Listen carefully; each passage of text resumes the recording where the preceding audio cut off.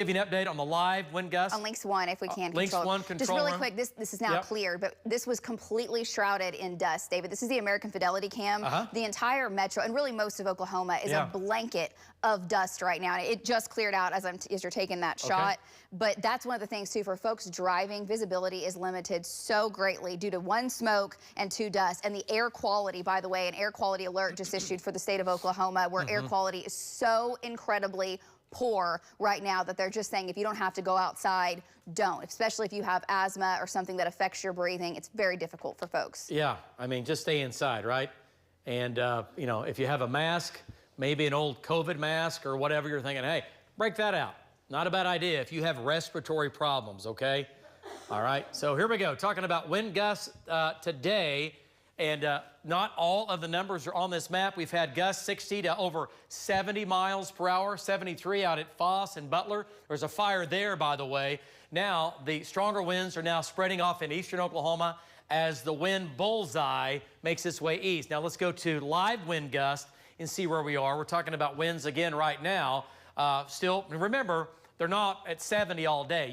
We just had a 63 at Will Rogers, 53 at Guthrie. Speaking of Will Rogers, David, they're just posting they have a grass fire by the west entrance now. To the airport? That's what it appears. They just posted, Will Rogers World Airport just posted the entrance to Mike Maroney is what it is. Okay, so yeah, so we have a fire nearly at the airport with winds to 63 miles per hour. These are basically wind gusts here in the last 5 to 10 minutes. So, and at times you'll get gusts in here to, you know, roughly 70 miles per hour. So dangerous winds underway right now. All right, let's go back to our power outages. 67, goodness gracious. I know it. Wow. So 67, almost, yeah.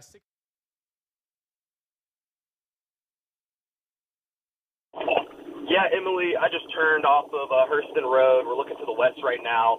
I lost view of the fire just a little bit ago, so I was trying to reposition to get another shot, but I just got a report of some building damage out towards the west of me, so I'm going to head out there and get a shot of that. The winds are blowing dust all through the road. Visibility's down to about a quarter of a mile where I'm at, so if you're on the roads, take it easy. Don't go too fast. You're not going to have a lot of time to react to things coming up in front of you because the visibility's getting worse and worse by the minute. So we're going to be out here tracking this, and I'm going to get out to the west and be out here tracking it. Back to you. Okay, thanks for that report. Let's go back to the maps real quick, and then we're going to get you an update on traffic as you need to know what's going on across the state. In addition to this, we have blowing dust surging in from the west. So this storm system has been picking up dust along the way from New Mexico to the Texas Panhandle, and that's now moving like that. These are just smoke plumes, and so again, working 2 fires in eastern Cleveland County, at least 2 fires, I should say. And now it appears that fire is starting to take off here very close, just northwest of Edmond, right along Waterloo. As you go up towards Guthrie, these are 2 fires, by the way, one in northeastern Oklahoma County, one in southeastern Lincoln County, another fire here in between Perry and Stillwater, and then what Amanda and Dave are on right now, pretty big fire there in between Cheyenne and Visay, and that was the first one that took off earlier today. This has just been an absolute horrible afternoon. Let me go back out to Michael, and then we'll get some of our reporters here lined up.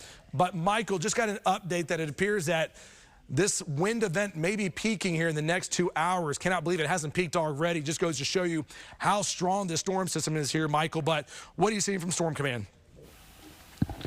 Honestly, that's a terrifying prospect, the fact that it hasn't peaked yet, if it hasn't, because when you look at the amount of smoke here, and you've got homes right here in the path of this fire near 220th and Coffee Creek. I'm going to turn my camera around. There are people that are carrying their dogs out and putting them in the car. I mean, look at that right there. They are trying to get out of Dodge. They do not want any part of this. And the thing is there's animals here as well. I mean, you have livestock that are in these areas. So I guess at some point they're just going to have to leave. They're trying to turn their sprinkler systems on and try to get, just as much as they can watered down. But Damon, with the amount of smoke here and the flames that are just on in the hills just to the west of these homes here along Northeast 220th, just to the west of Triple X, I'm telling you, this is a bad situation right now here in northeastern Oklahoma County, getting ready to move into Lincoln County as well. There's 2 huge fires up in this area. It absolutely is a bad situation. The amount of moisture that is in the atmosphere right now is so incredibly low. It is at 10%. That is really, really low. Now, once the winds begin to change out of the north, that will increase the low-level moisture here and the humidity, but that's not going to happen until after sunset tonight. So these firefighters, this is going to be a really, really long afternoon and a really long night, because even when the winds come down, you know they're going to be going after these fires as quickly as they can. So all of these fires are just lining up central, western Oklahoma, and the zone for these really strong winds up around 75 miles per hour.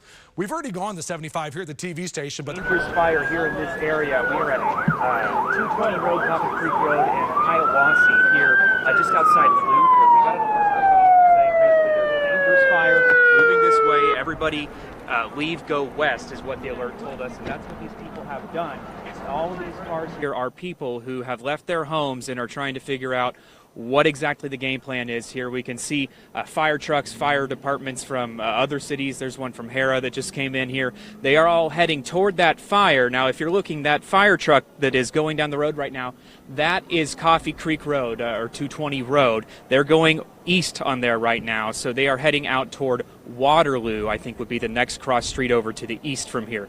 So that fire, the smoke that we are seeing is blowing, it looks like from the south to the north. It looks like possibly it's originating from south of 220 Road. I am not exactly sure, but obviously this is a very fluid situation out here. You can see we've got cars lining up and down the street, people over here who have come out here. The families are all out here. They've got their pets with them. Everybody is kind of just waiting to figure out what exactly the next step is here. So we're going to try and check in with some of the officials out here, figure out where exactly this fire is and where they think it's going to be moving next, and then we'll be back to you with more here soon. In Luther, Spencer Humphrey, Oklahoma's News 4. Spencer, a quick question. The sirens were a bit loud, so we really couldn't hear much of what you were saying at the beginning of your live shot. Exactly where are you? What are the cross streets of where you are located? Yeah, so we are at 220 Road, which is also called Coffee Creek Road, and Hiawassee Road. So Hiawassee is going to be the north-south road. 220 or Coffee Creek is going to be running east-west. The next north-south over, I believe, or excuse me, the next east-west over from us would be Waterloo. So this fire, again, appears to be originating from south of Coffee Creek or south of 220 Road and blowing to the north. They've asked everybody to go west. So that is what these people have done. We are west of that fire right now. Of course, we'll keep you updated. Yeah, that Coffee Creek and Hiawassee is what we were telling you about earlier. They're requesting evacuations there. Also, a lot of hot spots in Norman right now. That's where News 4's Sydney Batzloff is located at 108th and Indian Hills Road. Sydney. Yeah, there's a lot of fires right now popping up in southeast Norman. These are all kind of around Lake Thunder. We're at 108th and Indian Hills Road right now. I'm going to step out so you kind of can see what we're seeing right now. If you look over here, there's a snap power line. Power line fell into the road, so cars here are having to either carefully go through, which again, that's kind of dangerous. So cars are having to turn around. Over on to the left, you can see there's still a fence, there's flames, there's burned grass. It seems like they have this under control right now, but again, the winds here, anything can pop back up. There are multiple evacuations right now in Norman. Anywhere in 108th and Post Oak, you're asked to evacuate. Also with 108th and Tecumseh, that's also an evacuation. And anyone that is needing to evacuate, you're asked to go to the Little Axe Recreation Center, and that's on 168th Avenue Northeast. Again, stay safe out there and evacuate if you're being told to. We'll keep you updated here at KFOR. Reporting live in Norman, Sydney Batzloff, Oklahoma's News 4. All right, Sydney, we appreciate that. And Jolene, as we said earlier, these fires don't start themselves. From Big Heart, if you would. Hey, Travis, we had one wildfire on 99 just south of the Oklahoma-Kansas border. It's moved into a wooded area. It's been slowed down. There's fire units out there. It's not anywhere near any houses right now, and it's going to take a while to get out of there. But just driving, we're getting winds. We've stopped. We had a 68-mile-an-hour gust. We had several 64, 65. It's like driving through a severe thunderstorm. The only thing we're lacking here is the rain. Back to you, Travis. All right. Thank you, Bob. Greatly appreciate it. So once again, with these fires, they're just continuing across. In case it just sweeps over our land, our house. How close do you think it is to your house at this point, from this vantage point? I'm guessing half a mile, maybe a little less. It's hard to say just because the smoke's making it real blurry. How many neighbors do you have in that area? Would you say how many homes? On our street, on my side of the street, are maybe 5 or 6 homes. Yeah, maybe with our huge block, we might have, I'd say 7 or 8 homes. Yeah, but I've been watching some of our neighbors evacuate one hill over, 1 mile away, and I think their house may have already gone.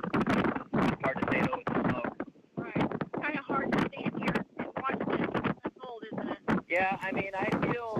And we apologize for the microphone issues there. It is obviously very windy, hard to hear. Deanne, if you can hear us, go ahead and interview that person. Maybe get in a car. We'd love to be able to hear that. And as soon as you guys can get back in a vehicle, we'll come back out to you because I think they were talking about maybe a home that might have been right there in the middle of the fire. So we'll wait to get some more details right from now.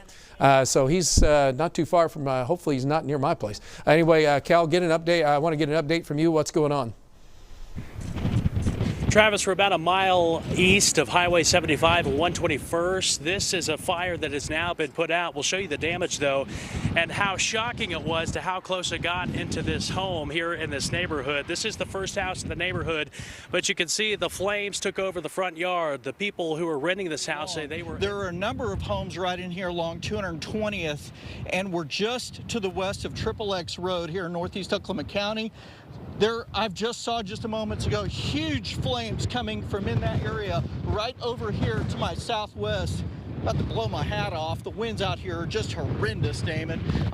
We have another home that's right over here, and you can see he has cattle out. They're still walking around. I've been seeing them do preps, and they're getting ready to leave. But I don't see any of their vehicles hooked up to trailers or anything. So I don't know if they would be able to evacuate their livestock.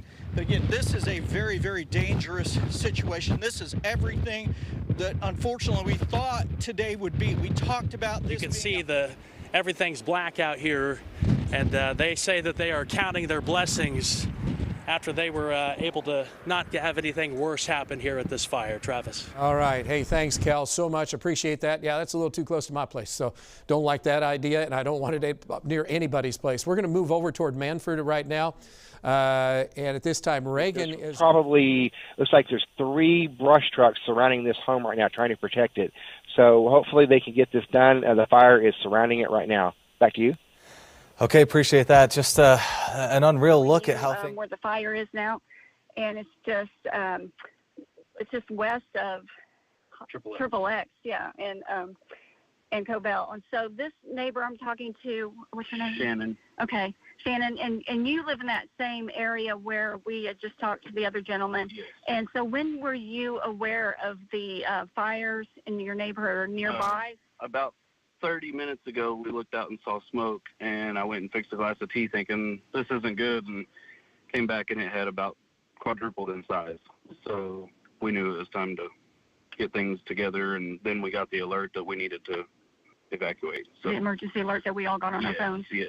And you saw fire or just smoke? Just smoke at first, but just recently we've been able to see the flames on top of the hill coming out of the trees. So you have your family, your wife? Wife and 3 kids, and my mom. She's in town. So you guys packed up?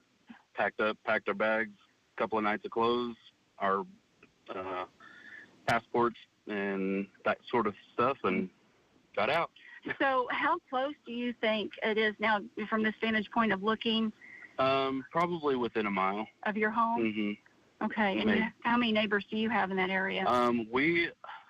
Within about a quarter of a mile all the way around us, there's probably 10 to 12 neighbors. Okay. Do you know if they were getting out too, or have you been? The ones that I know are all out. Okay.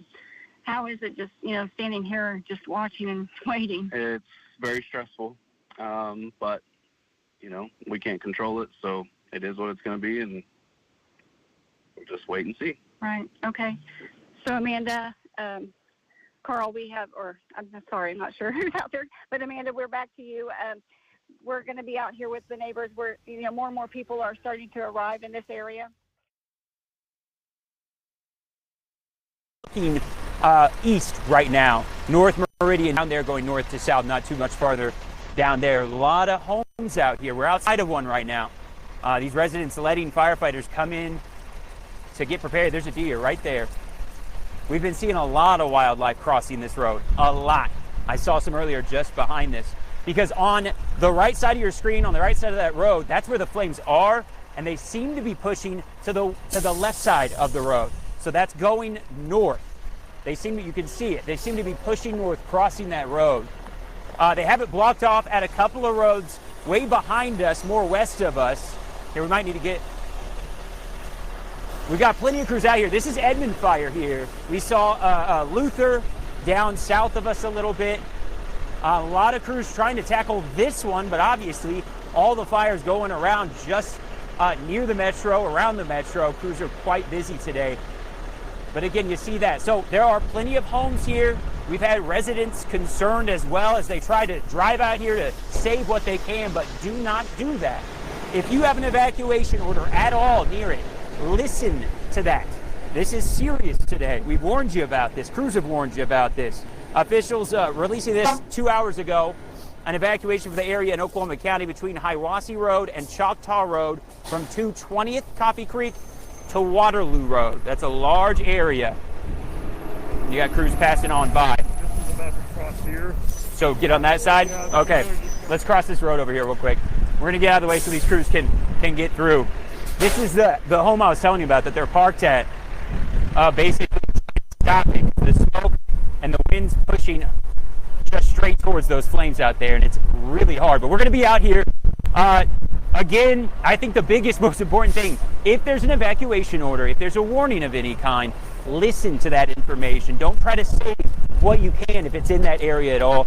Listen to fire crews, help them, help you, and stay safe. I'm gonna give it back to y'all and try to get away around this fire as well. Live out near Luther and Arcadia, Dylan Brown, Oklahoma's News 4.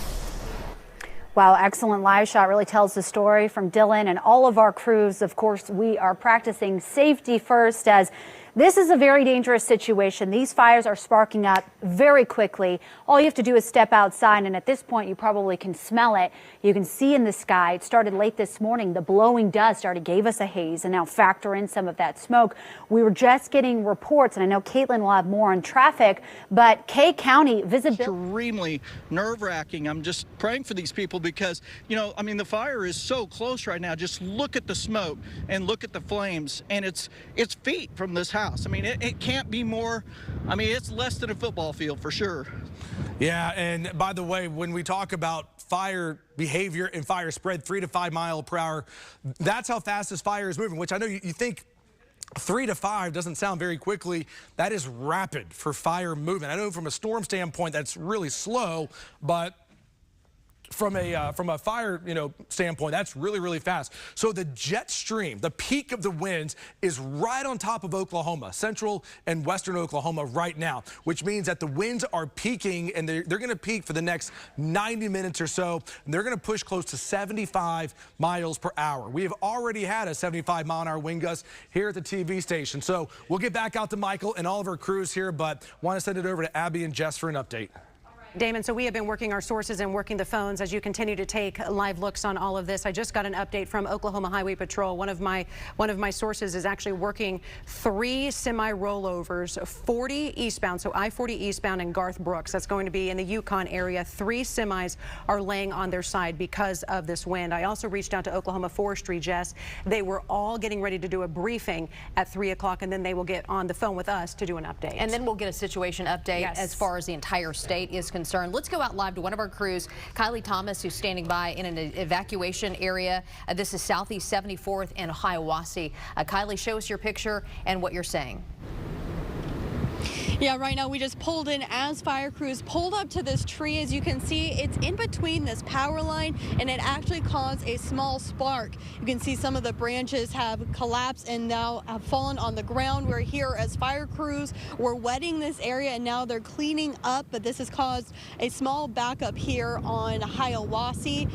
We have continued to see backups, and we will continue to be here here as crews clean up this area. Back to you.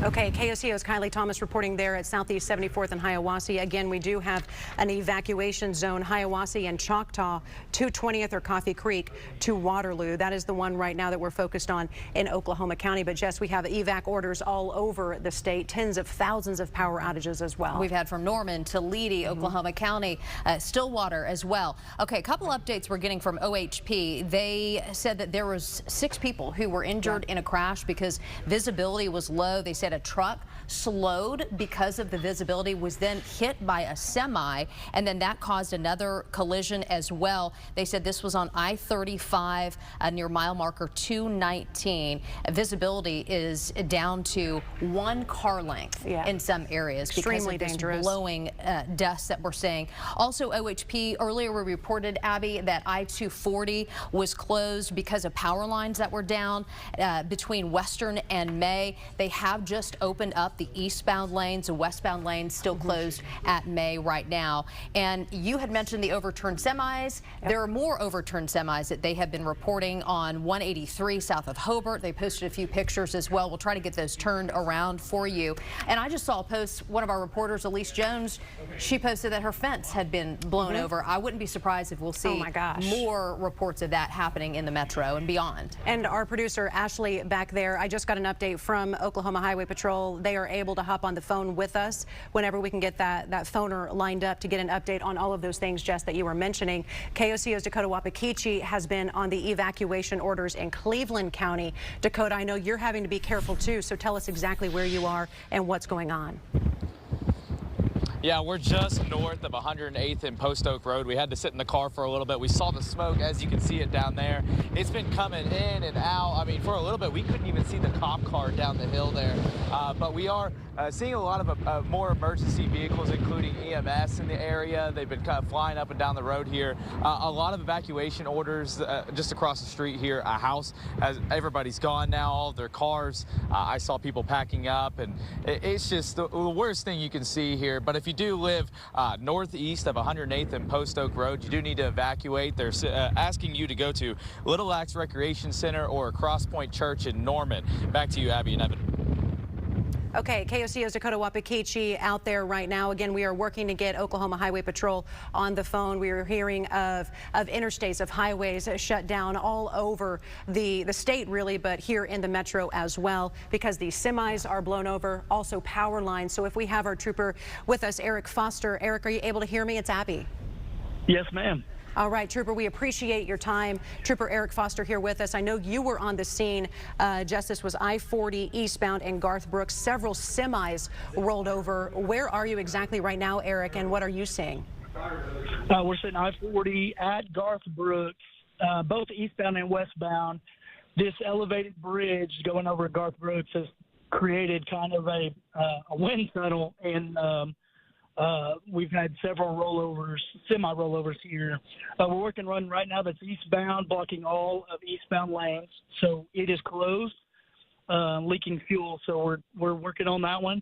And then we have one on the westbound, actually 2 on the westbound sides, and it's blocking 2 lanes.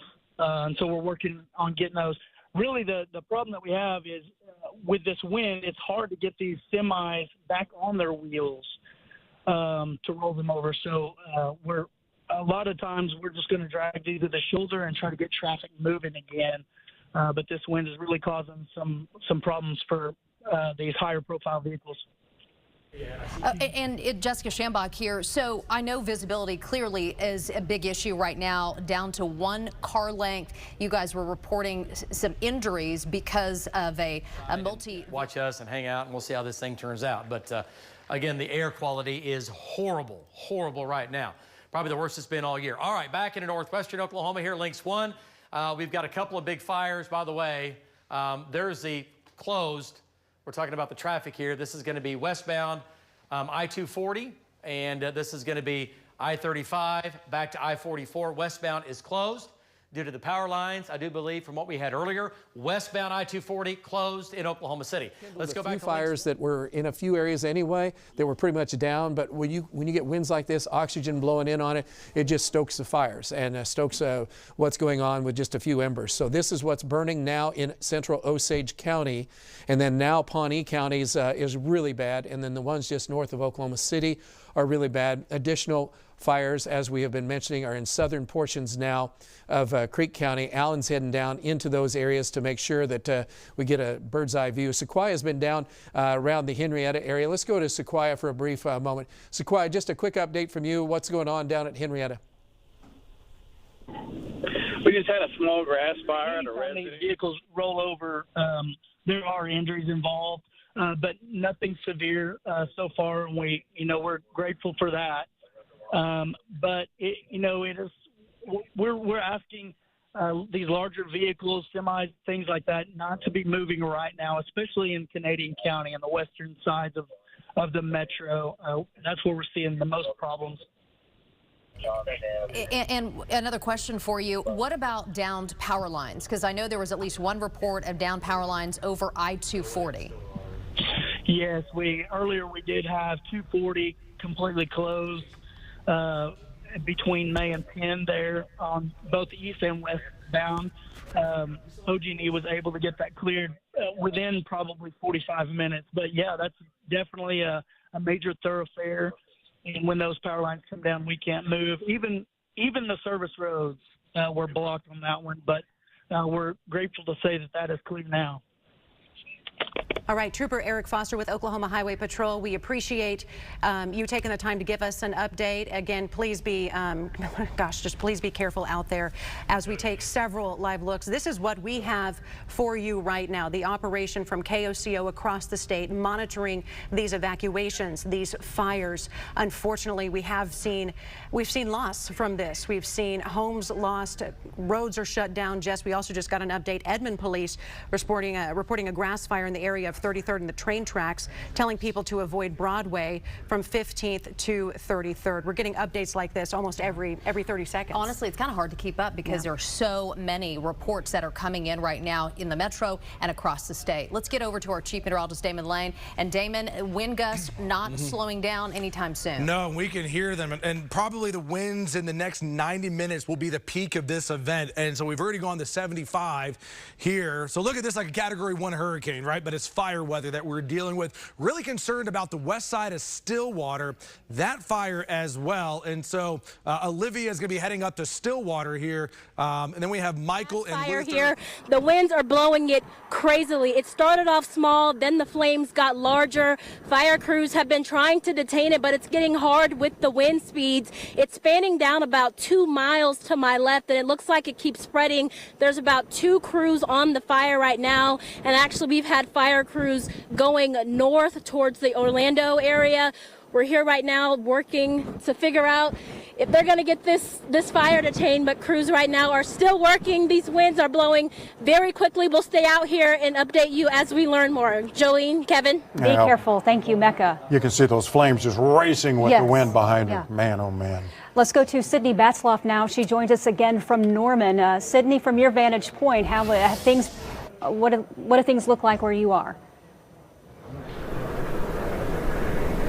Yeah, well, we just got a new evacuation order. I am going to read it off my phone just to make sure I get it right for you guys. This is the latest evacuation coming in, 192nd Northeast and Robinson. You're asked to evacuate immediately. Some of those other evacuation orders we told you about earlier, 108th and Post Oak, and then 108th and Tecumseh. Again, you're asked to evacuate immediately. If you need a place to go, the Little Axe Recreation Center on 168th Avenue Northeast is open for anyone needing to evacuate.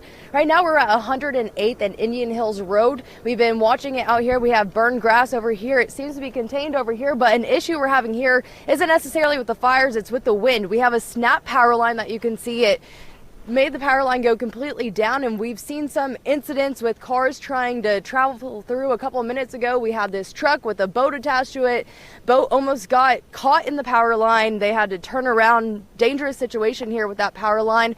So again, if you're traveling, you see a down power line, be extremely careful and make sure you're giving fire crews enough room for them to do your job. And again, if you're asked to evacuate, you need to leave immediately and stay safe. We have team coverage for you, and make sure to keep it on Channel 4 to stay informed. For now, reporting live in Norman, Sydney Batzloff, Oklahoma's News 4. Again, lots of evacuations going on in Norman, where Sydney is. We've got a News 4 Spencer Humphrey near Luther.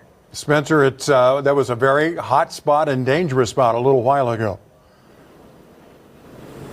Yes, there was, Kevin, and we've actually noticed in the last little while here the smoke plumes. Actually, it's kind of turned white now, but we saw a lot of dark smoke coming up just a few minutes ago. It really got thick, and of course, we are out here near Coffee Creek Road, 220 Road, and Hiawassee. This is near Luther, and this is where a lot of people, after those evacuation alerts have gone out, that they have come. The evacuation alerts told everybody to go west and come out here, and that's what they have done. We've actually spoken to some families out here. I want to come introduce you to one of them out here. This is Linda and her sons. Would we be able to talk to you here for just a minute? Linda, you were telling me about just kind of how you learned this was all going on. Walk me through what your day has been like.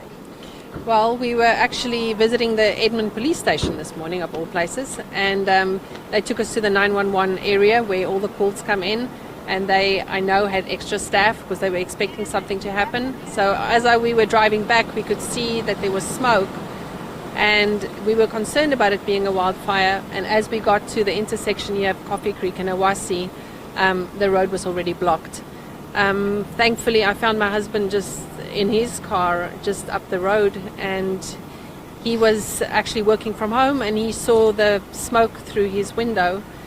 He immediately called 911, alerted our neighbors, and everyone managed to get out and take their animals with them. So yeah, you've been able to get your family and your pets and some important items. Yes, and some important documents. Yeah. And I mean, just how does this feel right now? I just can't imagine going through this moment right now.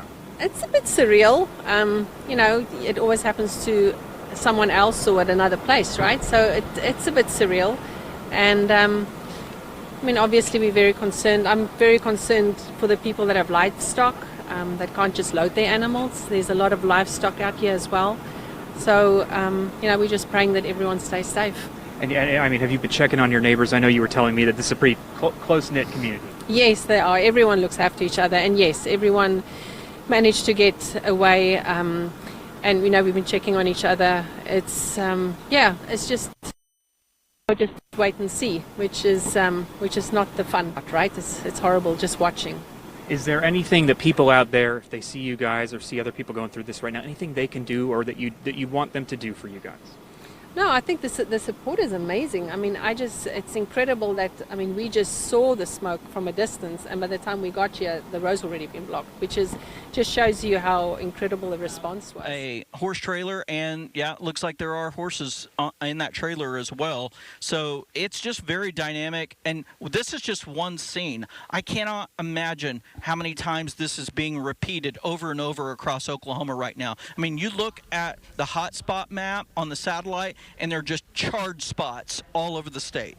There really are, and there are so many fires that are just out there. I mean, between the small ones and the big ones, I would say we have at least 100 fires out there right now. Some of these ones are much bigger, and so this is the first one that we had today. Again, Amanda and David on that one by Cheyenne and Viceside. That one has pushed out a pretty intense smoke plume, but there are so many fires, and also, by the way, severe weather up there in Joplin, but we're on the windy and the dry side of this. And so definitely a lot of hot spots. There will be many, many more. And I would just say, again, about 100. I would say there's probably about 100 fires based off of all the reports that are coming in. Now, some of them are going to be small enough that those flames are 100 foot tall, probably. They are huge. So, again, the evacuation has taken place, should be taking place in Camargo right now. Representative Dobrinsky texted me earlier and said, the community center in Viceside is open. Do not go south out of Camargo. You must go to the north. You have to go north because Val and I have both been covering that Leedy fire, and it is still well out of control. When I came out of that fire area, it was 3 miles wide from 3 to 6 miles west of Leedy. That was about 30 minutes ago. So, I mean, 2 huge fires going on up here right now, and there's a lot of other smaller ones going on. Well, it's everywhere right now. So back to you, David. All right, nice job, Marty Logan. So the bottom line is, Camargo, you got to get out. You could lose your life if you do not leave Camargo. We hope that it does not burn into Camargo, but right now it's west through southwest of Camargo, a mile away. That's what the fire is. There's where it is. You see the flames. Marty just showed you the flames at 100 feet tall coming into Camargo. Okay, let's go back to Lynx 1. Let me show you the fire again. Here's the let's go back out to tower cam here. By the way, we're looking towards downtown Oklahoma City right now. Hard to see. I mean, this, you got to look real closely. You can see the ground there in the bottom. Actually, go over to WSI 1 if you can, because right now, winds have been gusting. I'm sorry, this is WSI 1, all the fire warnings. We see more of them now popping up in Osage County. Let's go to WSI 2. And so right now, 61 mile-per-hour wind, and all the dust and dirt that is blown in here. This is bad. Right now, McLeod, 51 miles per hour. This is down at the airport. Yikes, I would not want to be flying today. That would be probably, you know, one of the most frightening takeoffs and landings, right, with these winds right now gusting to 54. But right now, what I want you to take away from this map right here is not so much these numbers. Yeah, I mean, they're absolutely up there. This is just a small, 5-minute snapshot, but it's where the strongest winds are. It's over central and it's over western Oklahoma. This is just a really, really windy day. This is new, by the way, the blowing dust advisory that is now up to I-35. So again, thanks, John. Appreciate it. So again, Reagan is close to that where it's already come through, so it's jumped across 48. He was looking south on 48. Manford's back up here in the upper right. So again, that's the smoke that's going to come up over with the fire. On the northern edge of Leedy, or maybe just barely north of Leedy a little bit. However, forecast, I mean, we look at the forecast and we know the winds are supposed to shift more to the west and even the west-northwest. If that happens, it would be big, big trouble because it would cover all of the town of Leedy. This fire is huge, and it's gotten bigger, in the past hour. It's completely out of control. It's burning in rough terrain with lots of growth. This is a hilly, canyony area up here, cedars all over the place, dry brush everywhere. So we're going to go, what I'm going to do right now, David, is we're going to go into the town of Leedy, and I'm going to go just northwest of town, and we're going to watch and see if it does, in fact, head towards Leedy, and we will let you know. Back to you.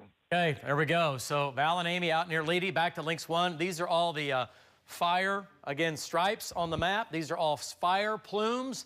Look how many we have down into Stevens County, Oklahoma County, Lincoln, talking about Payne, Noble, back into Dewey County, Roger Mills County, down into Custer County, also now moving into Blaine County. Lots of smoke on the map, too much smoke. Fires are underway. It's a wildfire outbreak. These are potentially deadly fires. And again, if you do not heed the warning and get out of the way of these fires, you could lose your life, simply put. Live up in Norman that we can get out to. They mentioned some other places, Lexington, there's an evacuation center there, and I believe somewhere in Noble. All right, Derek, there is some areas where they're saying that people can evacuate too. There in Norman, the Little Axe Recreation Center and the Cross Point Church at Northeast 12th and Highway 9. And we're going to go to one of our crews here. Derek, you guys be safe. We appreciate you calling in. It looked like, do we have Kylie who's ready to go? So that was a live picture. If we can take that back, that was Southeast 74th and Hiawassee. And you could really just see what those firefighters are doing on the ground. I mean, they are right there trying to tackle these fires. And Jess, earlier when we were talking to one of our fire experts, longtime fire chief Eric Harlow, he talked about how these fires are moving 3 to 5 miles an hour. He called that, quote, unreal. They had never seen this before.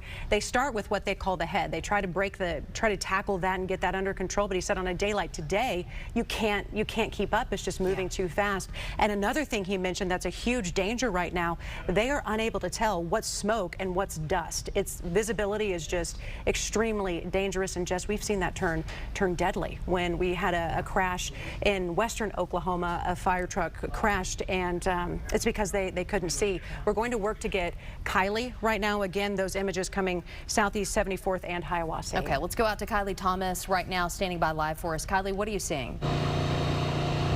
Yeah, right now we're actually on a Black Ridge Road just off Westminster Road, and fire crews are here right now trying to save these homes. As you can see, we have smoke and we have some black scorched lawn already. We're seeing neighbors, they're grabbing buckets of water and pouring them outside of their homes, on their lawns, trying to wet stuff down to try and prevent the fire from spreading to their homes. Fire crews are here wetting everything down. You can tell people are very nervous.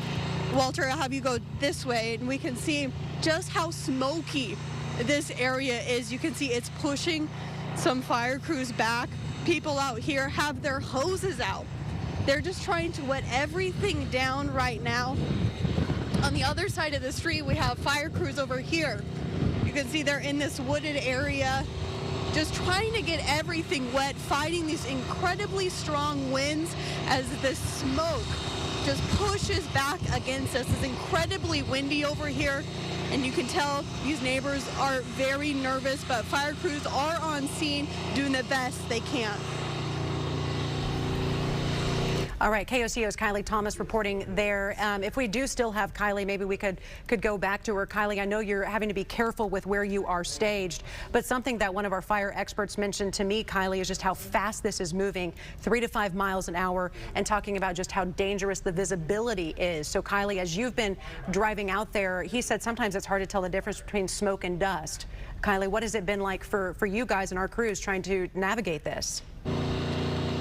Yeah, that's exactly right. As we've driven just down the roads, it's hard to tell the difference, but here in the neighborhood, you can kind of tell that gray tone with this smoke, especially as the wind just starts to pummel your face. I mean, as you can see, nightmare today. It looks like it's blown over into another home. You can see off in the distance, as well as those flames flare up, a fence burning off in the distance as well. We've seen several folks just standing around in awe watching this play out. We've tried to get closer to this. We're actually in Mecklenburg Park. That's really as close as we can get to this scene because emergency engines, fire department crews here, they blocked out this entire street working to contain that fire, trying to stop it from spreading to a multitude of homes in this neighborhood. It's really just tragic, heartbreaking watching this play out in the middle of these winds that are definitely not doing anything to really lessen this issue, lessen this problem for folks. And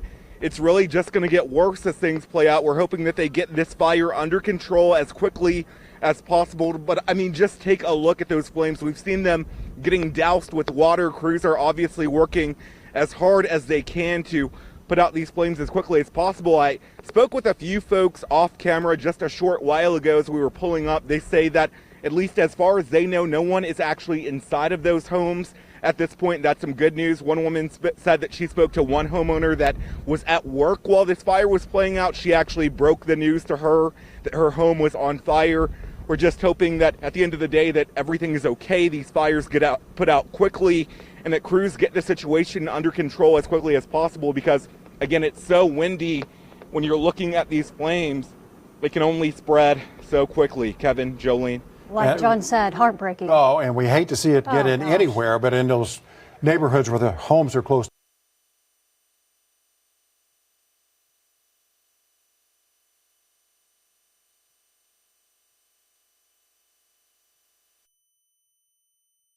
together, they jump from house to house. We hope fire department can get that stopped before it hits any more homes there. And then having to call your neighbor Right. and let them know what's happening to their home. Yeah, exactly. Man. Good. All Give right, us now an update from Pawhuska and what's going on now there.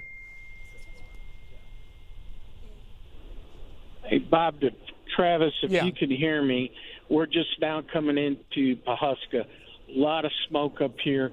Winds haven't let up one bit.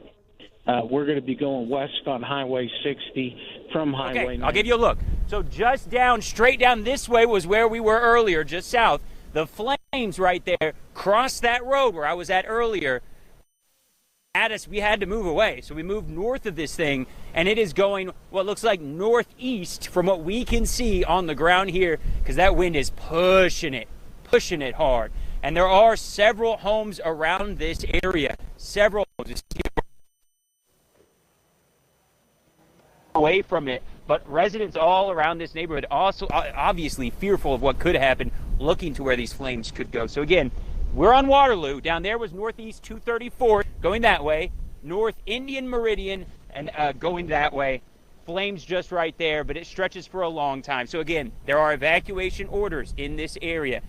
They've got evacuation centers set up as well. If it's near your area at all, listen to them, heed them, follow that advice, and get to safety. We'll try to come back later on and see where it's at.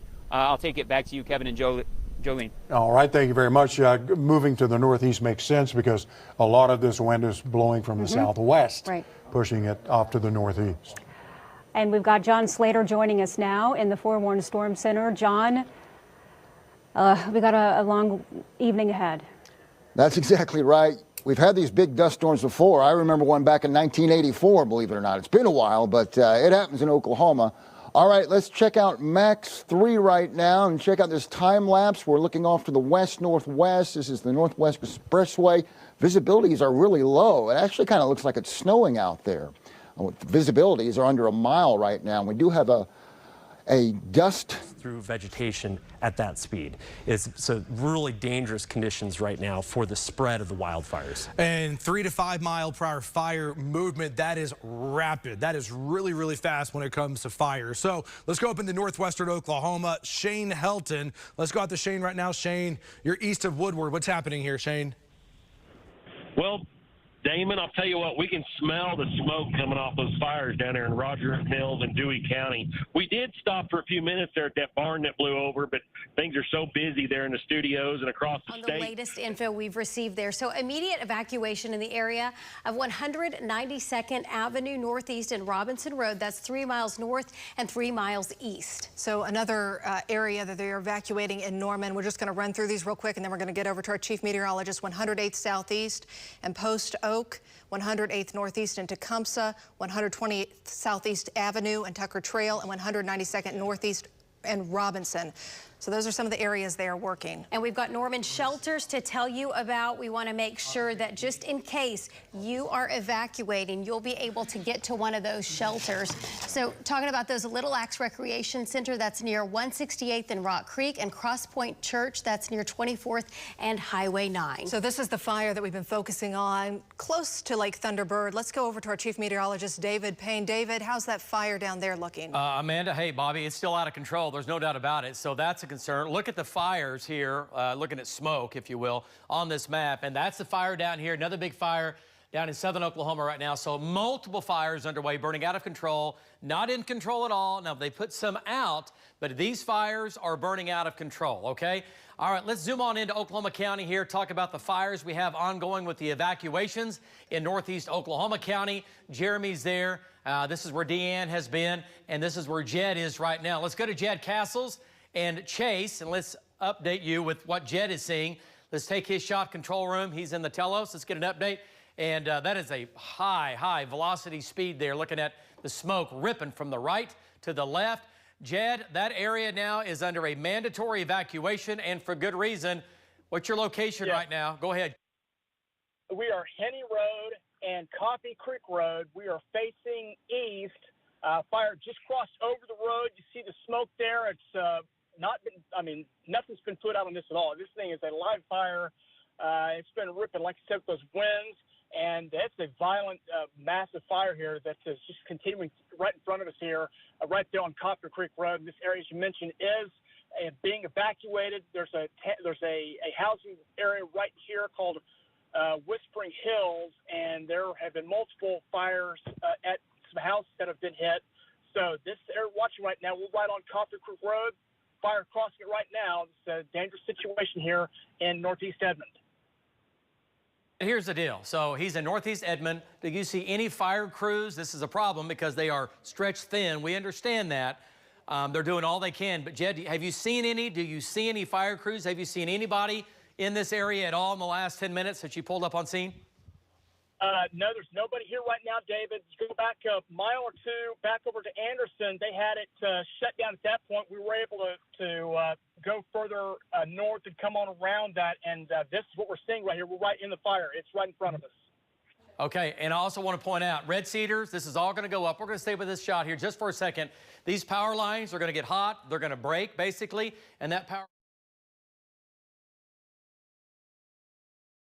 Second story really looks like it's on the verge of collapsing at any minute. We've been watching this for quite a bit, and it really hasn't looked any more optimistic. We've seen crews obviously working to try and get it under control. We've seen flames spreading to that second home that you're seeing off to the side. I just got a chance to talk to that homeowner as well. He said that he was at work at the time, no one there, no animals inside as well. He's been on the phone with his family, trying to reassure them, trying to let them know that he's okay before they saw this on the news. But obviously really upsetting for him, a really upsetting day for a lot of folks in this neighborhood near Northwest 122nd and Penn, and these winds not letting up. That's really the scary part about today. We're seeing flames lick the ground, spreading along fence lines here, but so far it really just appears to be this first, second, oh, and it looks like crews are spraying water onto a third home here. It looks like flames may be spreading to a third home here. George, I don't know if we can see that there. I'm sure you guys are seeing that hose there. We aren't seeing any visible flames coming from this third house, but it looks like crews are spraying it as well as flames lick up that second home, obviously tear through that first home. Certainly not looking like a great picture here. You're seeing that black smoke fill the air as well as these flames are fueled by these winds that are just really fanning these flames. And it really just takes a second to really think about how heartbreaking this is for this community, for this neighborhood. Obviously, a lot of fear. We've seen a lot of folks just standing around watching this play out. We've obviously talked to one of these homeowners. I'm working to figure out in regards to that main home that you're seeing right there, if anyone was inside of there, if they're okay, if they had any pets as well. Truly just a devastating day for Oklahoma City Metro here, as these flames do not appear to be letting up. Truly one of the most devastating and heartbreaking fires I've seen. Kevin and Jolene, I don't know about you, but especially just fueled by these winds and how damaging they appear to be.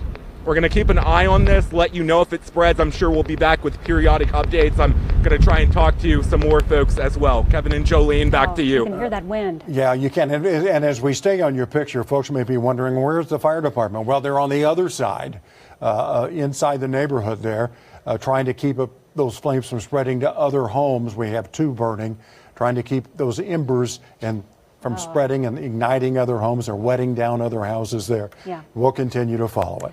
News 4's Sydney Batzloff is near Norman right now. Sydney, the wind is so powerful, it looked like it broke a power pole as well as hot spots in that area where you are.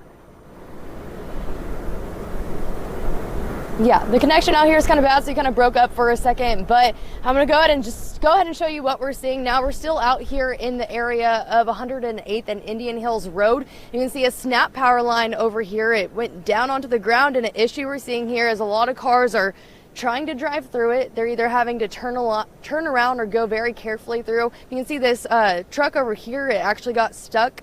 Tried to turn around to avoid going through the power line and ended up getting stuck in that grass. You can see the hot spots over there. Fire department station right here and at the building over there. You can see a ton of flames, and we can confirm that there was a firefighter injured on the job here. We stopped by a local grocery store where Cleveland County deputies told us, yes, that firefighter was being transported, and the local fire department here is saying yes, and they believe he's okay. They're still working on that, but they did say he was injured here working on this fire. Now, there are a lot of details with all of this that are unconfirmed. We're still working on that, but as we learn more, we'll bring you the latest. Back to you, Evan. Yeah, and I'll just mention, since we do know now and we can confirm that there was a firefighter injury, we did hear reports of an explosion or multiple explosions. So I think those are some of the details that we are still working to confirm. Damon, let's get it back over to you right now. Yeah, as we mentioned a couple moments ago, let's go over to WSI 2 if we can. So this wind and this jet stream right now is peaking over western and central Oklahoma. See this haze right here? This is all dust, all dirt. And down in Frederick, down in southwestern Oklahoma, they just had an 83-mile-per-hour wind gust. And there is a lot of dirt and a lot of dust that is currently blowing in here. This is our tower cam looking into downtown Oklahoma City. can't see a thing, right? So let's get down on the ground here. Right now, 72 in the Choctaw, clouds. and I believe Caitlin Ogle has some more information about some of the roadways in that area as people try to maneuver around during all of this. Caitlin. Absolutely. There's so much going on in traffic. I'm having a hard time keeping up with it, but let's go ahead and look at the map. A lot going on in the immediate metro area. But let's zoom in here. It says 46 here. We just went 75 here at the TV station, but these are snapshots of the winds. And what this map tells us right here is that the strongest winds are in central and in western Oklahoma. They're not going to come down for a couple hours. Blowing dust advisory. Easy to see, right? I mean, you look outside your window. You can't see anything right now because the haze is so intense. This high wind warning goes until 10 o'clock tonight. Right now, it's only 3:41, so we still have another 6 hours of this. So let's walk you through the rest of the evening. It's Friday. I know you got things you want to do tonight, but if you're going out, just a heads up, the winds are going to be strong until about 8:30. And it's right here. It's southwest of Maud. It's northeast of St. Louis. That's a pretty big fire. Big smoke plume from there going all the way, crossing Highway 9. That is a big fire, once again, burning out of control. Let's back out of this. Give you the big view. Big fire coming out of Velma and Alma with a smoke plume all through Garvin County. Another fire took off near Fort Cobb or southwest of Fort Cobb Lake. It looks like they might have got that out. Smoke is diminishing just a bit. And then the other big fires back out to the west. So we will check back in with Marty and Val. But before we do that, we're going to take a break. Now we're seeing the reason why there's a home on fire just behind us right now. There's several crews that are rolling in, bringing water right now. You can see the truck that's right in the front. Creek County Sheriff's Office is there right now. They got a water hose trying to put those flames out. There's a water truck that just passed right there. It's hard to see with that black smoke, but there is a home on fire just beyond that smoke right now. Heartbreaking to see out here in this area. That fire has been working basically along Highway 48 all afternoon, and crews have done a good job of keeping it from hopping Highway 48. But you know, we've seen separate fires along this stretch right here, and crews have put stuff out, but those hot spots that keep flaring back up with these strong winds, you know, 50-mile-an-hour gusts that we're seeing out here, and then they spark up and they go again. So it's just hard to keep contained of all this fire that's out here right now. You can see just those strong flames. A lot of fire crews out here. Manford Fire just pulled up right next to us right now. But this is the area they've had blocked off for the last couple of hours, and we just got word from Manford Police. They've now shut down all southbound traffic along Highway 48, starting at Highway 51 near Manford and all the way south down here to 61st. All of that is shut down right now. You cannot get through. They're turning everybody around, so they're just asking people to stay out of this area. They understand people live in this area. They've got livestock in this area, but they don't want people coming in here and, you know, risking their life and first responders having to risk their lives to rescue people. So that's why they're blocking this area. And guys, we'll have more updates coming up in a little bit. Trav. All right, Reagan, boy, yeah, that is so depressing to see houses on fire. And John Durkee mentioned 2012. So again, it's very similar with the houses and what's going on there. Thank you, Reagan. Appreciate it. Again, that's a live look, unfortunately, of a home burning at this point. Southwest of Manford with one of those fires that have happened there. And it's fast moving, and there's so many parts happening that's where we're finding a lot of these issues associated with what's going on. That just popped up here just moments ago, and that's going to be pushing a bunch of smoke up into Pauls Valley and Wynnewood. So if you're in Pauls Valley and Wynnewood, Elmore City, Katy, and you're smelling smoke, it is coming from that fire there in eastern Stevens County here. So that's the latest with that. Let's go back up into the metro. Right now, we'll go up to Buck is going to be out by Oak Tree, I believe here. Buck, looks like a fire here popping up. What do you have right now, Buck? Damon, this fire's not popping up. It's been burning for quite some time, and it is getting huge. I've had to leave the scene where I am. I'm sorry we're having some technical difficulties with the video, but there are no less than 7 or 8 pumper trucks and fire engines trying to protect the house right now just east of Penn on Sorghum Mill Road. This fire is exploding. It's getting big fast. Back to you. Okay, and it looks like there's 2 fires that we're finding here by you, Buck. Again, one that's going to be by Oak Tree, another one that's going to be up by Waterloo, and then it looks like a new one that's popping up here on Portland, just east of Deer Creek. So, Buck, we're going to come back out to you in just a second, Buck. I want to send that over to the news anchors for an update. Go out live to one of our crews, Kylie Thomas, who is in Oklahoma County, I believe in southeast OKC right now. Kylie, give us your location at this point and the update from where you are. Yeah, we're here in a neighborhood off of Black Ridge and Westminster, and emotions are heightened here as neighbors and Oklahoma City fire crews work together to target these hot spots and prevent this wind from turning these hot spots into something more dangerous. We're in a very heavily wooded area where there are homes. And you can see the situation here with lots of police cars all over the road trying to block things off and maintain some sort of control, but there's a lot of firefighters. There's a guy on a roof right here, which with these winds is, quite risky. He's on the roof right now trying to hose down his house. And we're just watching this fire continuing to affect multiple houses in the area. So I've switched back to the roof cam. You should see that here in a second, where you'll be able to see the top story of this house. I can't tell if it's a 2-story or 1-story. It's just completely engulfed. This is about 1 block north of where I am. So to give you a look here on the map, we are basically right in between Northwest 122nd and Hefner Road, just about 2 blocks west of Penn, and at least one structure on fire, and with the winds that we're seeing could easily spread to others that are nearby. All right, thanks for that report. Wow, I mean, his picture really telling the story. Oh, absolutely terrifying. And you know what? I want to jump ahead and show you our visible satellite really quick, guys.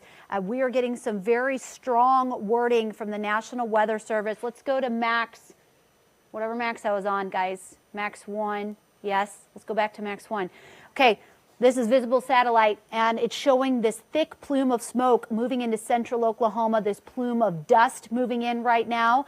The combo of the smoke from the fires, but mainly this plume of blowing dust moving into central Oklahoma. Travel is not advised over the next couple of hours. Stern wording from the National Weather Service. So if you can avoid travel over the next few hours, here's why. Our visibility maps are underestimating the true visibility at the ground, and there have been numerous accidents because of zero visibility from the combination of blowing dust as well as the thick plume of smoke. So serious situation, guys.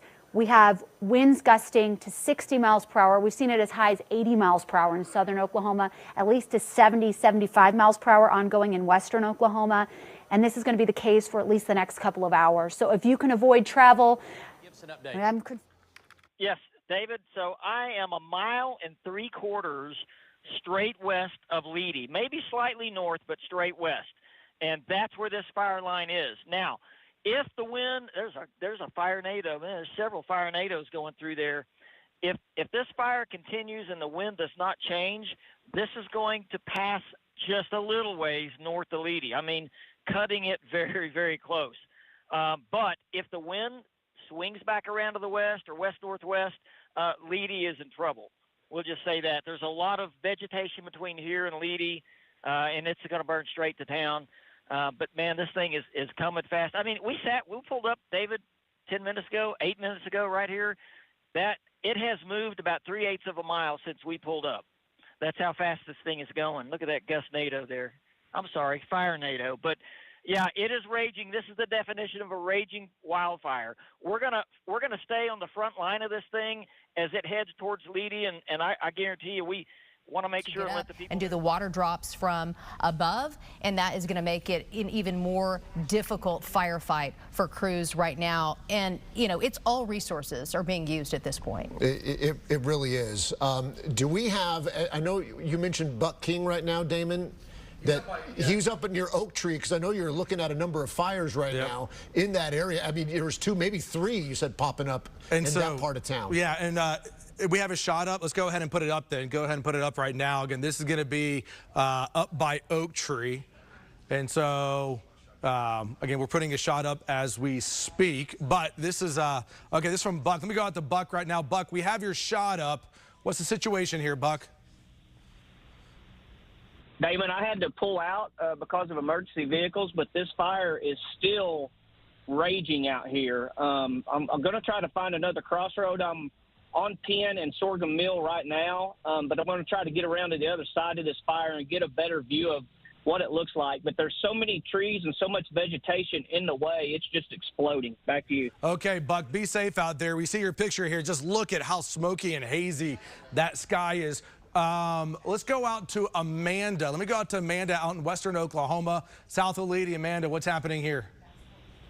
Hey, Damon, if you can see our shot, you can see the smoke just billowing across. We're about 2 miles south of Leedy. I want to point out this fire here for you before we let you all go. But yes, this is in southwest Tulsa. Back to you all. All right. Hey, thanks, Michaela. I appreciate it. So again, here in Tulsa, we still have to be very careful. Let's take a look at where Vaughn is located right now, just west of Cushing. Get a quick update from you, Vaughn. What do you have for us? Right there. And that is a big fire. Wow. Lots of heat with that. Marty, what do you think? Camargo's been evacuated, at least mandatory. What do you think now? Look at the smoke coming up on you there. That fire is racing on to the northeast. Go ahead. I cannot back up any further. I'm in Camargo. This fire, it just overran me. The fire is about 1/8 of a mile. Golly, I'm sitting in dirt, so nothing's going to happen to me, but about 1/8 of a mile. The Tri-City exit, if you're on 44, where the Walmart is, people down there know, this is actually the Italian restaurant, Luigi's, lost its roof, and it's actually slowed down traffic on I-44, mostly going south, going to the west, but it's actually south. But man, this roof peeled back. I mean, it's just like a tin can. It just peeled it back. It just really shows you. And I mean, there's still insulation blowing everywhere. There's insulation blowing, like you can see it just blowing right there, Damon. But there's insulation going across the interstate. I mean, we're gonna try to go over there in a second. We wanted to show you the shot first, but then we're gonna go over and we're gonna ask a couple people if they were in there when this happened. Okay, go ahead, Aaron Brackett in Interceptor 4.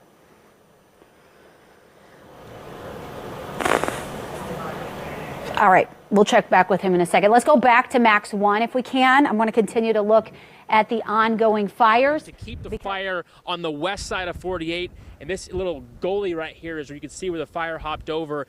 A lot of pasture land out here. Which is, in a sense, it's good that there's not a lot of structures in some of these areas, but it's just open terrain that just burns so easily out here, and it's allowing those fires to spread so quickly. And we've seen it firsthand. We've been hearing all the meteorologists like you guys been saying all week how fast these fires will move with these strong winds, and we've seen it out here firsthand today of how quickly the fires will spread across the pasture. Closed because of a fire. Gosh, this smoke is coming right over me. I mean, I don't know if that house is going to survive. That is zero visibility at Camargo right now. I'm getting a red glow right there in the center is a red glow.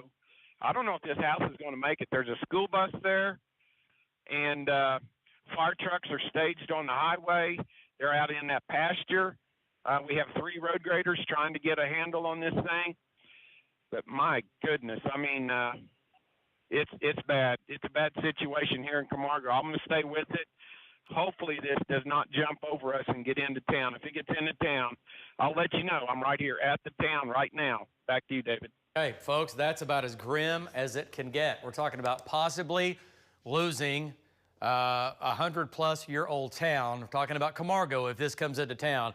It's a small town, but it's still a thriving community as far as farming, and people live there, and they go to school there, and all that. It's a small place, no doubt about it.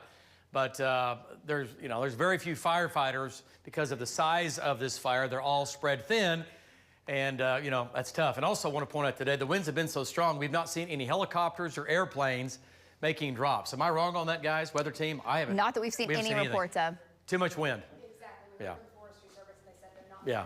And here's the deal, which is crazy, I get it, but anything above 40, 45 miles per hour, they don't get up, which, okay, and I understand, but so that's not helping anything. We don't have any water in the air. No water. I didn't see that. Yeah, Emily was talking about wishing that she had better news, and I wish that I had better news to deliver out here. We've been hoping and praying that the situation gets a little bit better. Unfortunately, the only good news that I have is we continue to watch these flames lick across multiple homes here, is that as far as we know, only 2 of these homes are currently on fire. We can see off in the distance, it looks like that second story of this 2-story home that we've been watching pretty closely here has pretty much all but collapsed. You're seeing some internal parts of the home there, that far white wall off in the distance. Everything else is pretty much unrecognizable, looking almost like a bonfire rather than a home, really. And that second home that's also burning, that this wind is contributing to, we've been watching that as well. And as you can see from compared to what we showed you earlier, it looks like part of the roof, I'm not sure if you can see it because of all of that smoke that's blowing, has actually caved in on itself.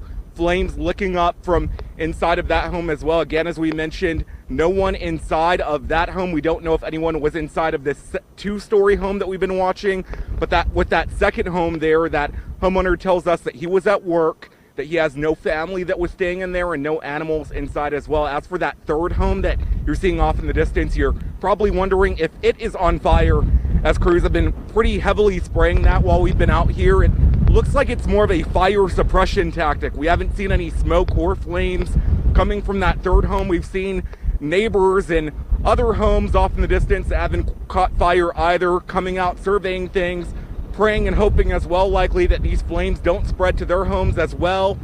We're also, if you can pan over to the right there, George, we're finally seeing some firefighters on this side of things. The bulk of those firefighters obviously in this cul-de-sac that we can't quite get to because they blocked it off so heavily. They're really concentrating on that work, and we don't want to bother them while they're doing that. But at one point while we were out here, we noticed flames licking along the side of that fence. You can see them spraying that fence with a hose. We're still seeing a little bit of smoke, but we don't see any more visible flames coming from that fence, so that's some good news. And then again, if we want to pan back to these two fires that seem to be spreading here, I mean, it really just paints the picture of a terrible day for a lot of folks, a lot of fears realized today. And oh, George, I don't know if you can see with that second home right there, it looks like the roof has collapsed into the first floor of this one-story home, and you can see, I don't know if you guys can see, it looks like the flames are licking inside of that entire first story of this single-story home. So obviously a devastating day for at least two homeowners in this case.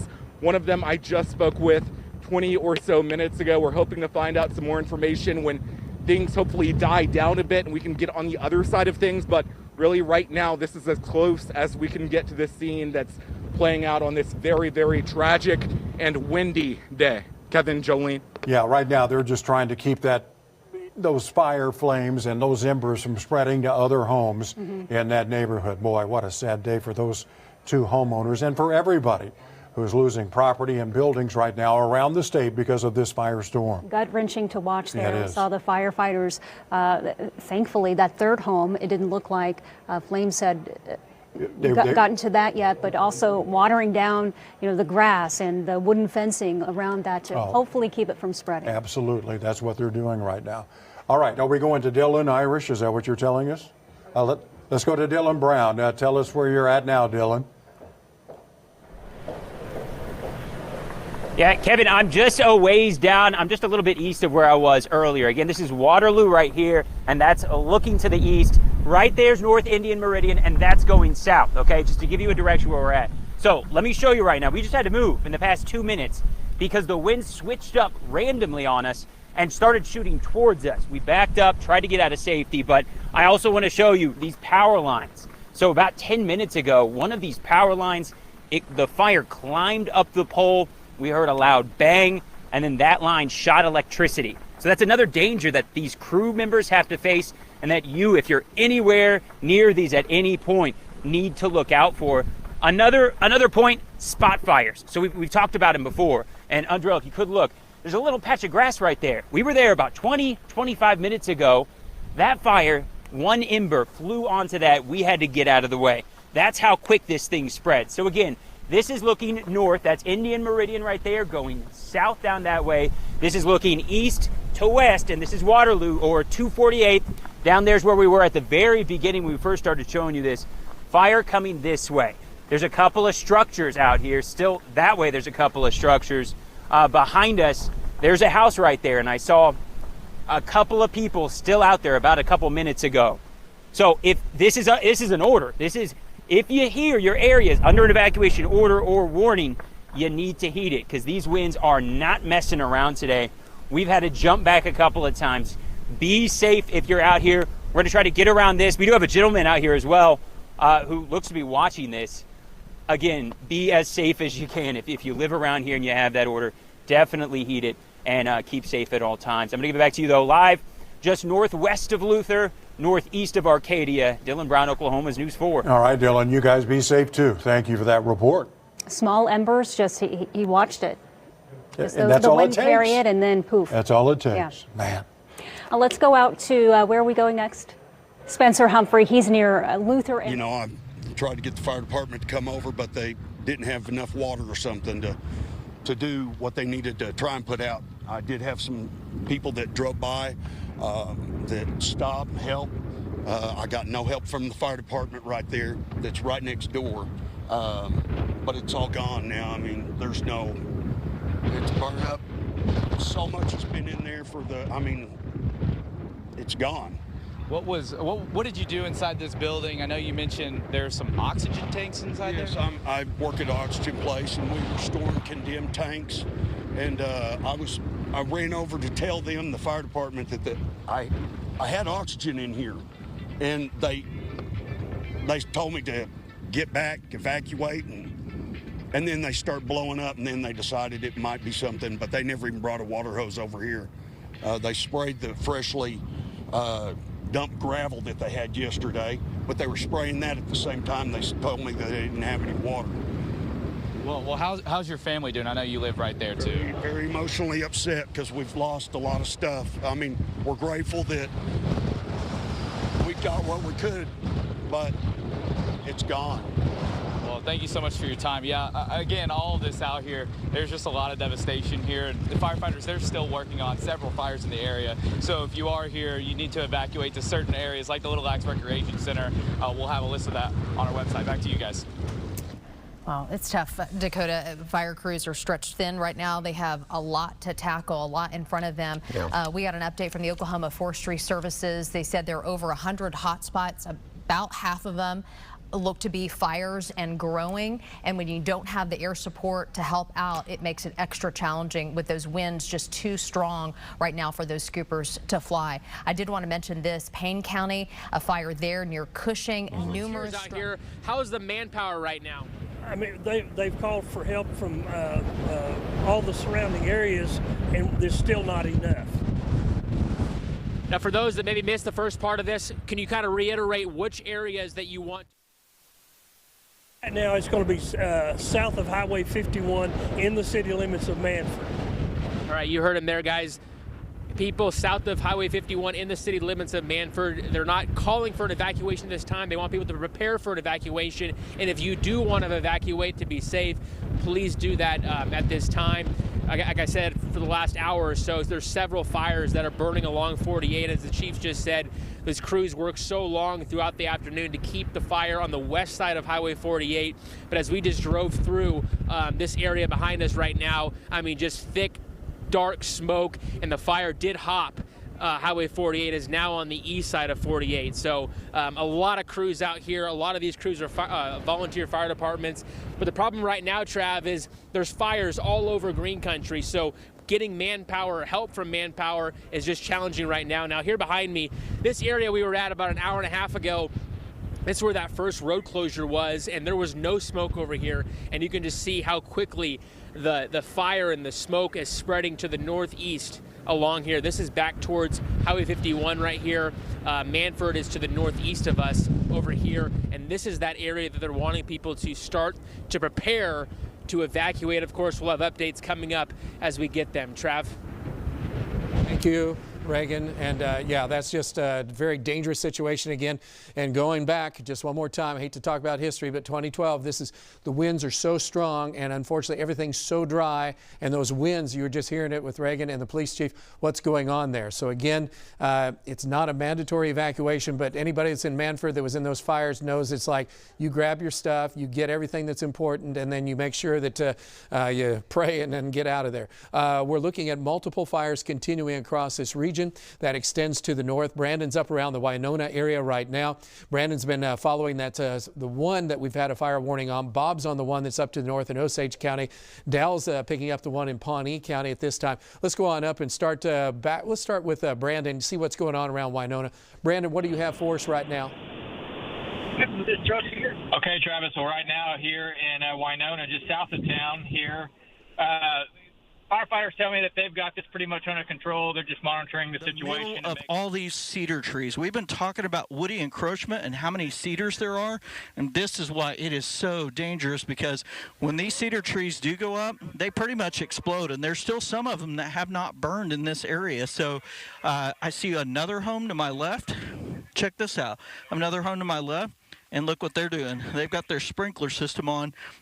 That's what I see so many residents doing. They're trying to do everything they can to get their grass watered around their homes so that their homes don't burn to the ground. It is just, you just feel for people, because they're trying to do everything they can to protect their property, and you just feel for them.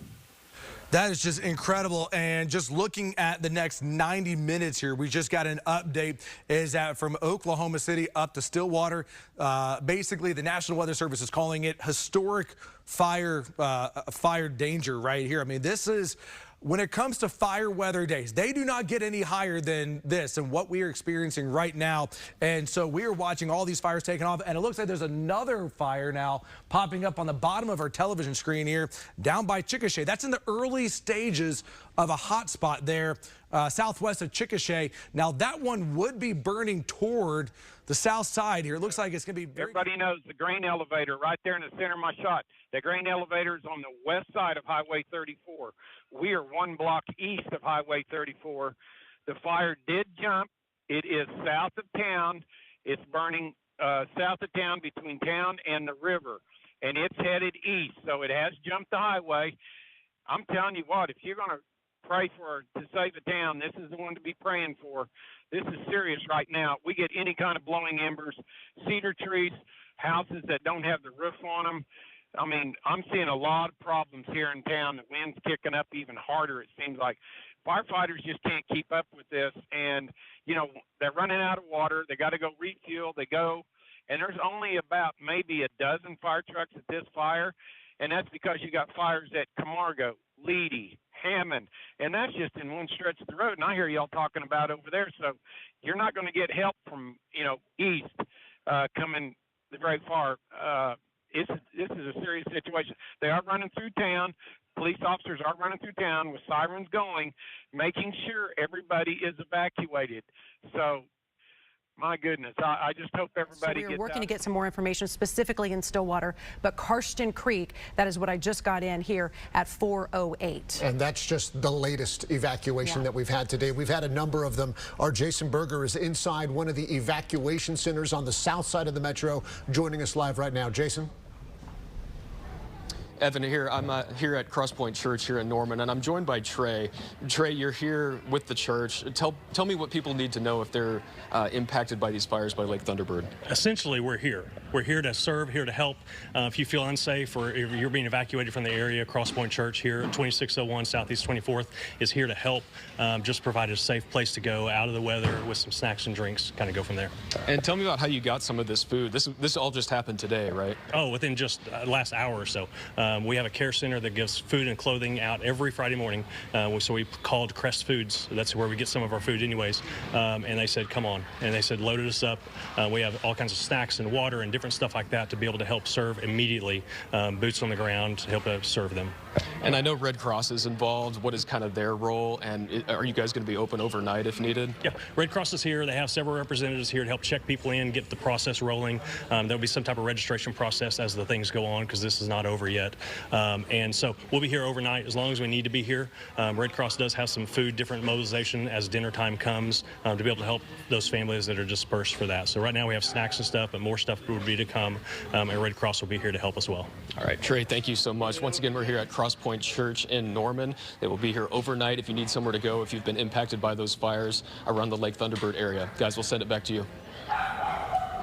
Burger, and you could also hear the dogs barking Yeah. there. And we've seen people load up their pets as they rush to evacuate. Unfortunately, we know homes have been lost today. We have at least one confirmed injury in Little Axe, and it is just continuing. Roads shut down, people evacuating all over the state. If you're just now joining us and you're wondering how that injury happened, it was a firefighter down in Little Axe.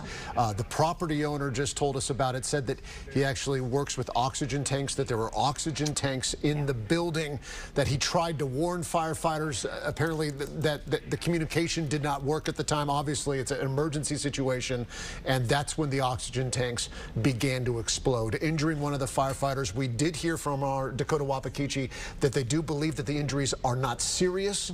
Of course, we're going to continue to follow that closely, but he was rushed to a local hospital. Damon, let's get back over to you, sir. Yeah, and there's just so much that's happening right now and so much that's unfolding here with all of these fires, and we're covering it from Stillwater down into Oklahoma City, down into Stevens County, out into western Oklahoma. And so all of these blue streaks that you see right now on the radar, these are going to be smoke plumes. Let's check in with Michael Armstrong right now, and then I'll go out to Shane here in a second. Michael, what do you have?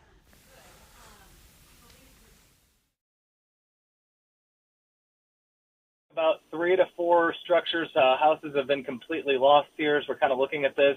The winds are absolutely incredible. Firefighters have been spraying down the houses, and you can see still some roof fire happening right here, and they've been trying to evacuate the houses that are off to the north and east of these ones that are on fire, and they're actively spraying them down right now. So they're putting lots of water on the houses that are down the road. But you know, this is a neighborhood with you know, nicer, a little bit older homes, very nice, and they're really close together. So you know, we're talking just a couple, you know, 10, 15 feet in between houses, and the fire is gonna spread real quickly here.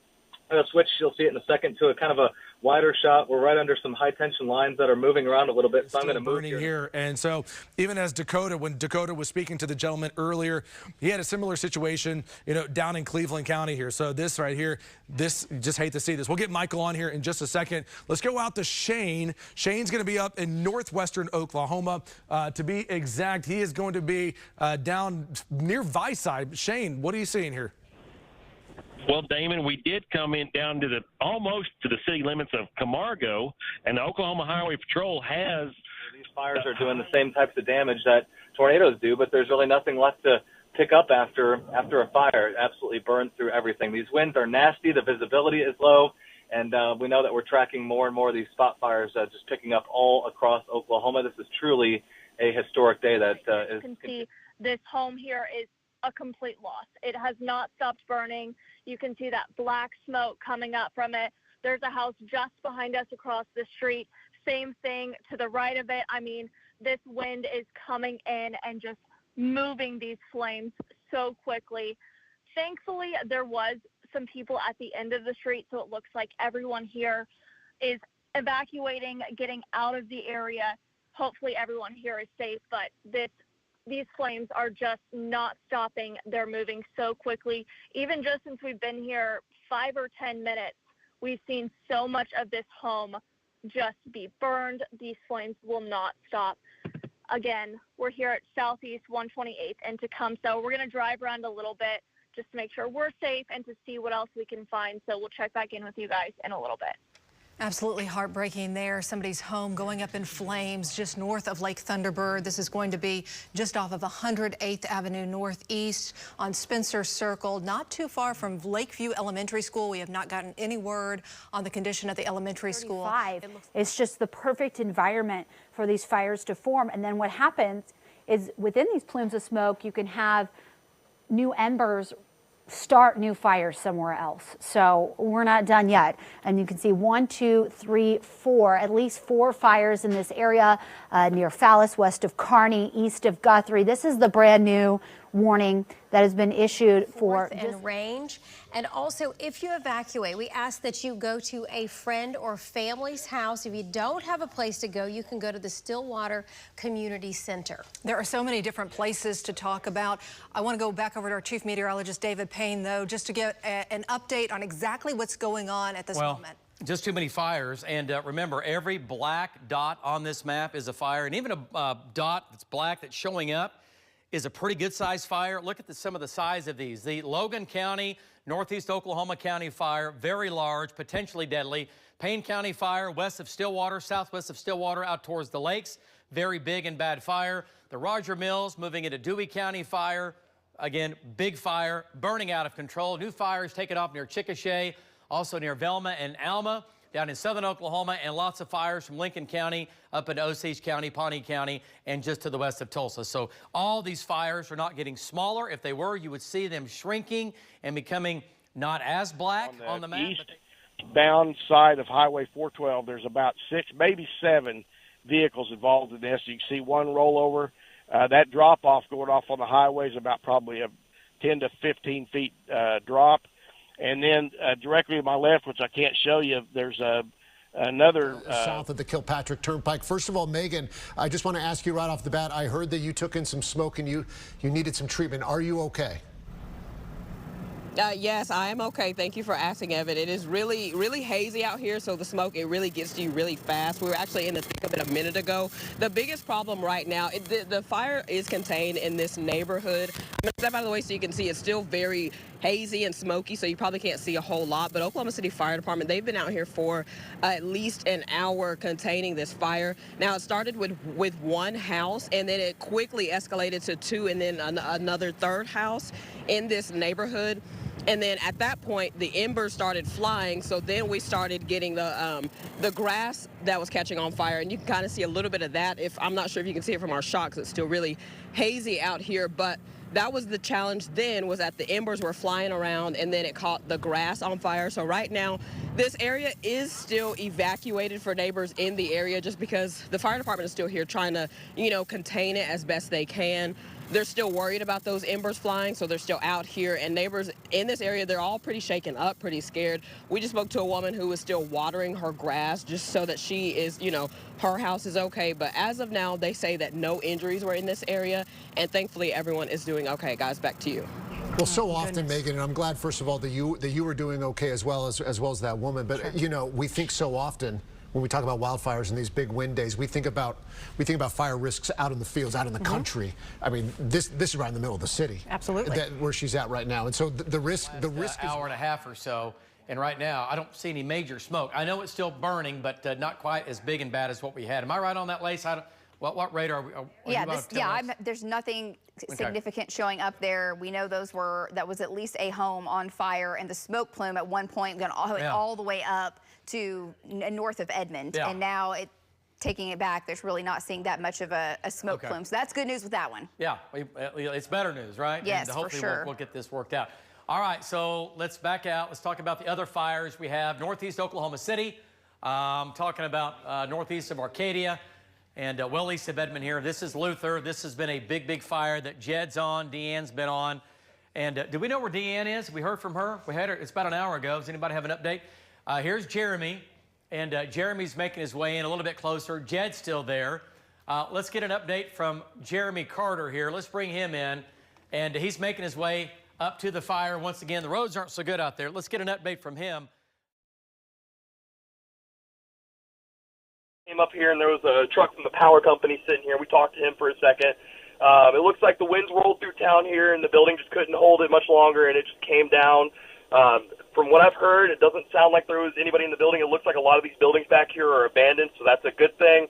So hopefully crews can get here and get this cleaned up. But yeah, we're looking at this building that's taking some damage from the winds. Back to you. All right, thanks for that report. And I just was alerted by John Slater that an air quality alert health advisory has been issued, and it's for the unhealthy category. That's a step above what we typically see for an air quality alert. I also want to point out that there's going to be a fire warning issued for this area we were pointing out south of Chickasha. A fire warning is about to be issued. So within the warning, you need to get out of there. Now, the fire's located just south of Chickasha proper. I think actual Chickasha, the town, should be okay. But just south, near the interstate, is where the fire is originating. And this area is where you need to get out. Get out of that area, drop south away from it, or move to the west away from it, as it's going to be racing off to the northeast. So for the health alert, that just means don't go outside. It's a combination of blowing dust, of course, the smoke plumes as well. Very dangerous for anyone with respiratory or heart conditions. You probably don't want to go outside in this. We are tracking the very latest. Our crews have been working hard. Serious situation with the ongoing fires. We're very concerned about this fire ongoing right by the OSU campus. We're going to be checking in with Mecca later for that one. Right now, let's take it out to the news desk, guys. We're still in for a long road. Exactly, Em, and we are going to be going to our reporter on the scene who almost got blown over by the wind when she was out there earlier, but tracking that dangerous fire there. Yeah, Mecca Thompson is live near Stillwater, and Mecca, goodness, it looks like the wind may have died down a bit. I think you probably shifted position somewhat. Jolene, Kevin, that's right. The wind has died down just a little bit, but I can tell you crews have been out here at least for the last hour and a half trying to work through these hot spots. They contain one fire, another one starts, they contain that fire, another one starts. It's back off in this land here. So we're actually on the street along Highway 51, just on the edge of the shoulder here. Crews are all back in that land. I can tell you there's at least half of an acre of grass that is burned. So again, all of these fires have been grass fires. It's been spreading the smell out here. It's intensifying, guys, as these fires keep spreading. Crews have been coming on and off, on and off. And because of this railing here, they've been having to go into different directions to get to these fires that are back here. You see all of that grass, just a very dark color, primarily just burned.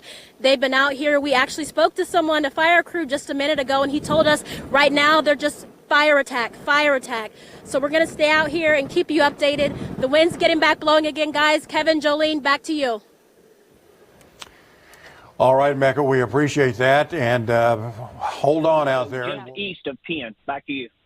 We see your shot there, and we can see that flame there. Let's go back to the radar. By the way, there's a fire that just popped up just east of Moore, east of Sooner Road. We're going to jump down to this one real quick. This is going to be at just east of Belmar, east of Turtle Lake. So there's Heritage Trails Elementary, and then this is going to be Sooner Road. On-go right here, Belmar, Royal Bavaria, and this is going to be Southeast 34th Street, and so that will be technically Moore, and then jumps back over to OKC. This is going to be Stanley Draper. That's a fire that just took off. Now let's go down into Chickasha.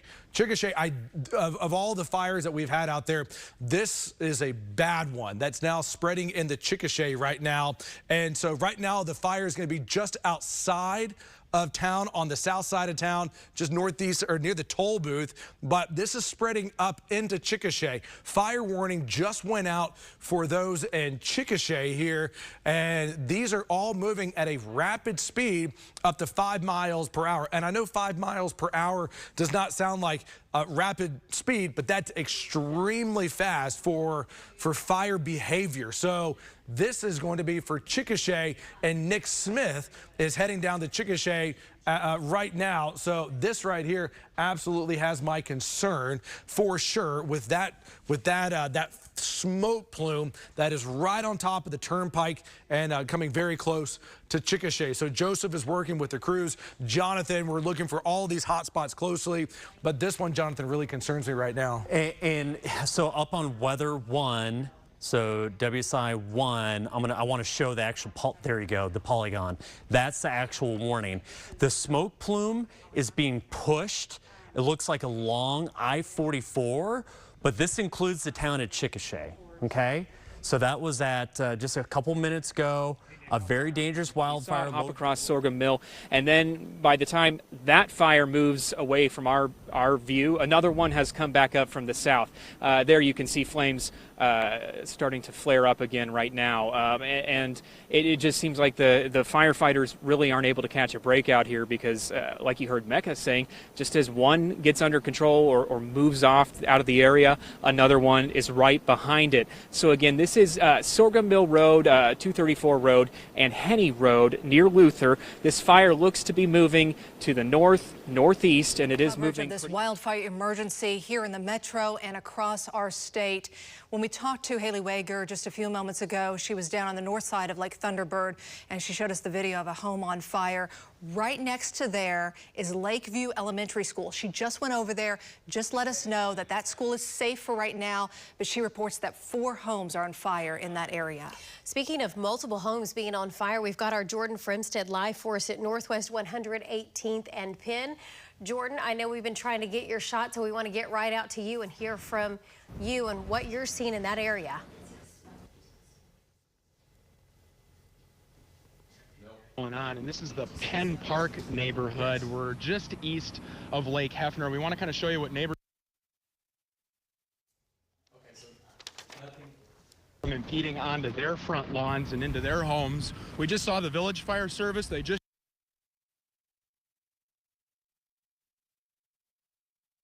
attacked one of those homes behind us here. We can't really tell which house it is. There's 3 homes back.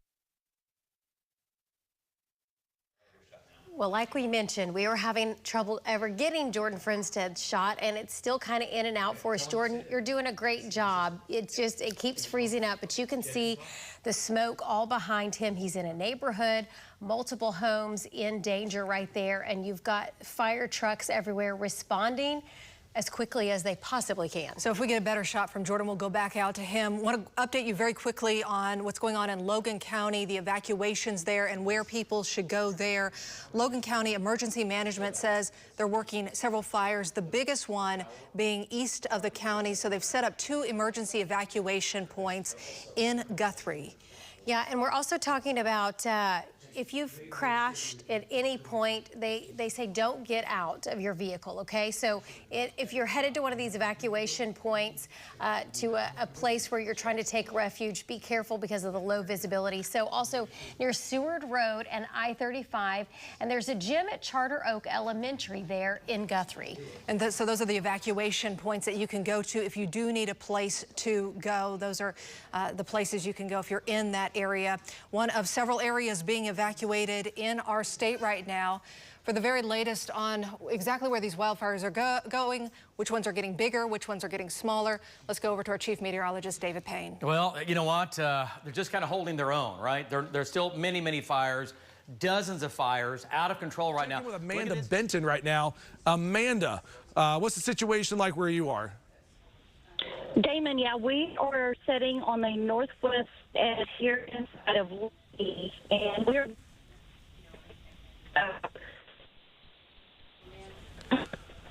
okay.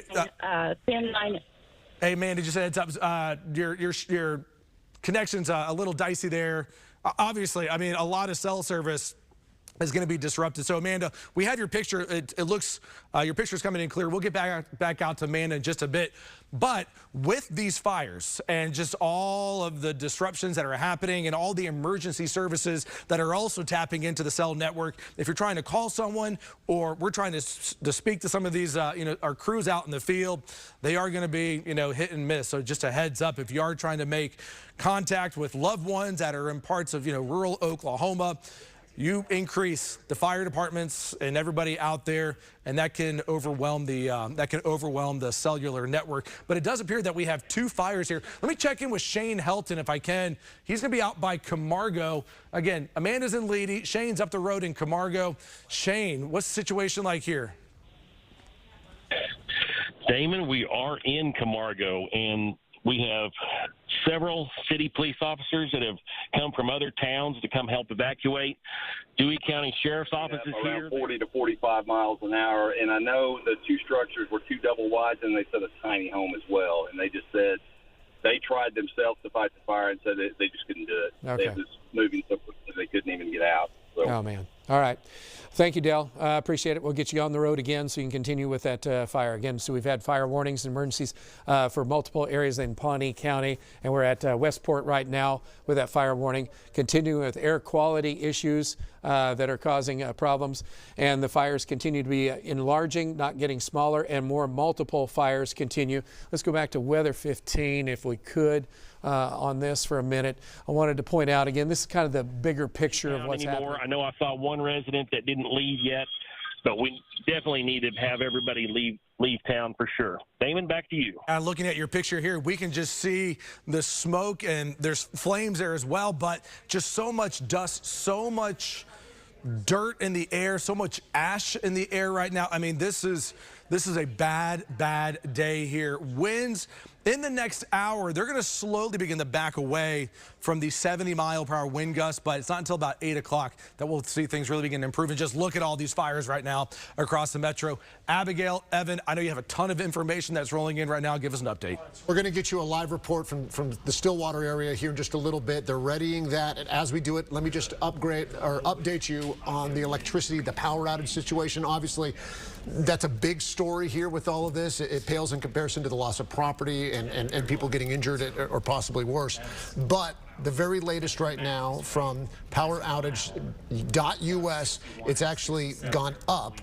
In fact, it was above 80,000 customers out of power. Now it's just dropped below. It's now about 77,000 customers. One thing that we have noticed is there's a lot more people being affected to the east as this wind, the strong winds, have continued to blow, across the state and reach farther east. We are seeing more power outages. So, I mean, it started off with just the western part of the state lit up in colors, and now that has started to creep across Oklahoma. Just got an update for you from Stillwater, and this is unfortunate to report. The mobile home park on West 6th, it's behind Smoke and Joe's restaurant. They are reporting multiple structures lost.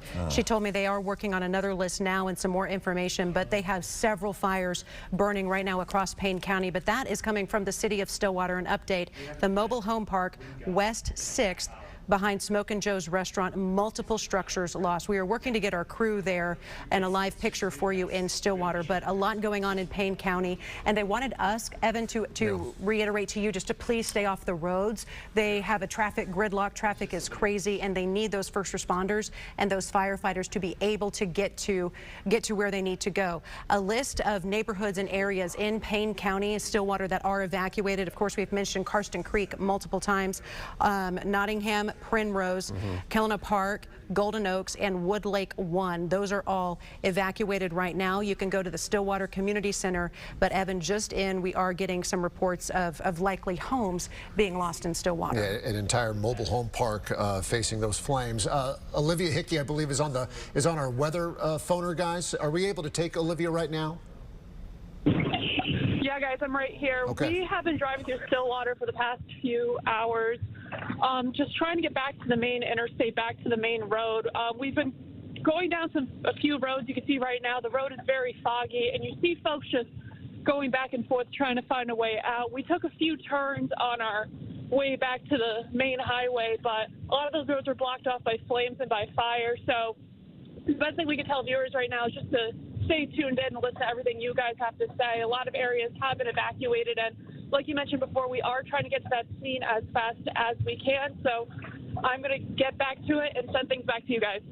Well, Olivia, really quick, since we got you right now, obviously a number of fires in that area. We've heard about a number of them. Are you seeing any difference in the air quality, any difference in the visibility there, or is it basically the exact same from everything that you've seen today?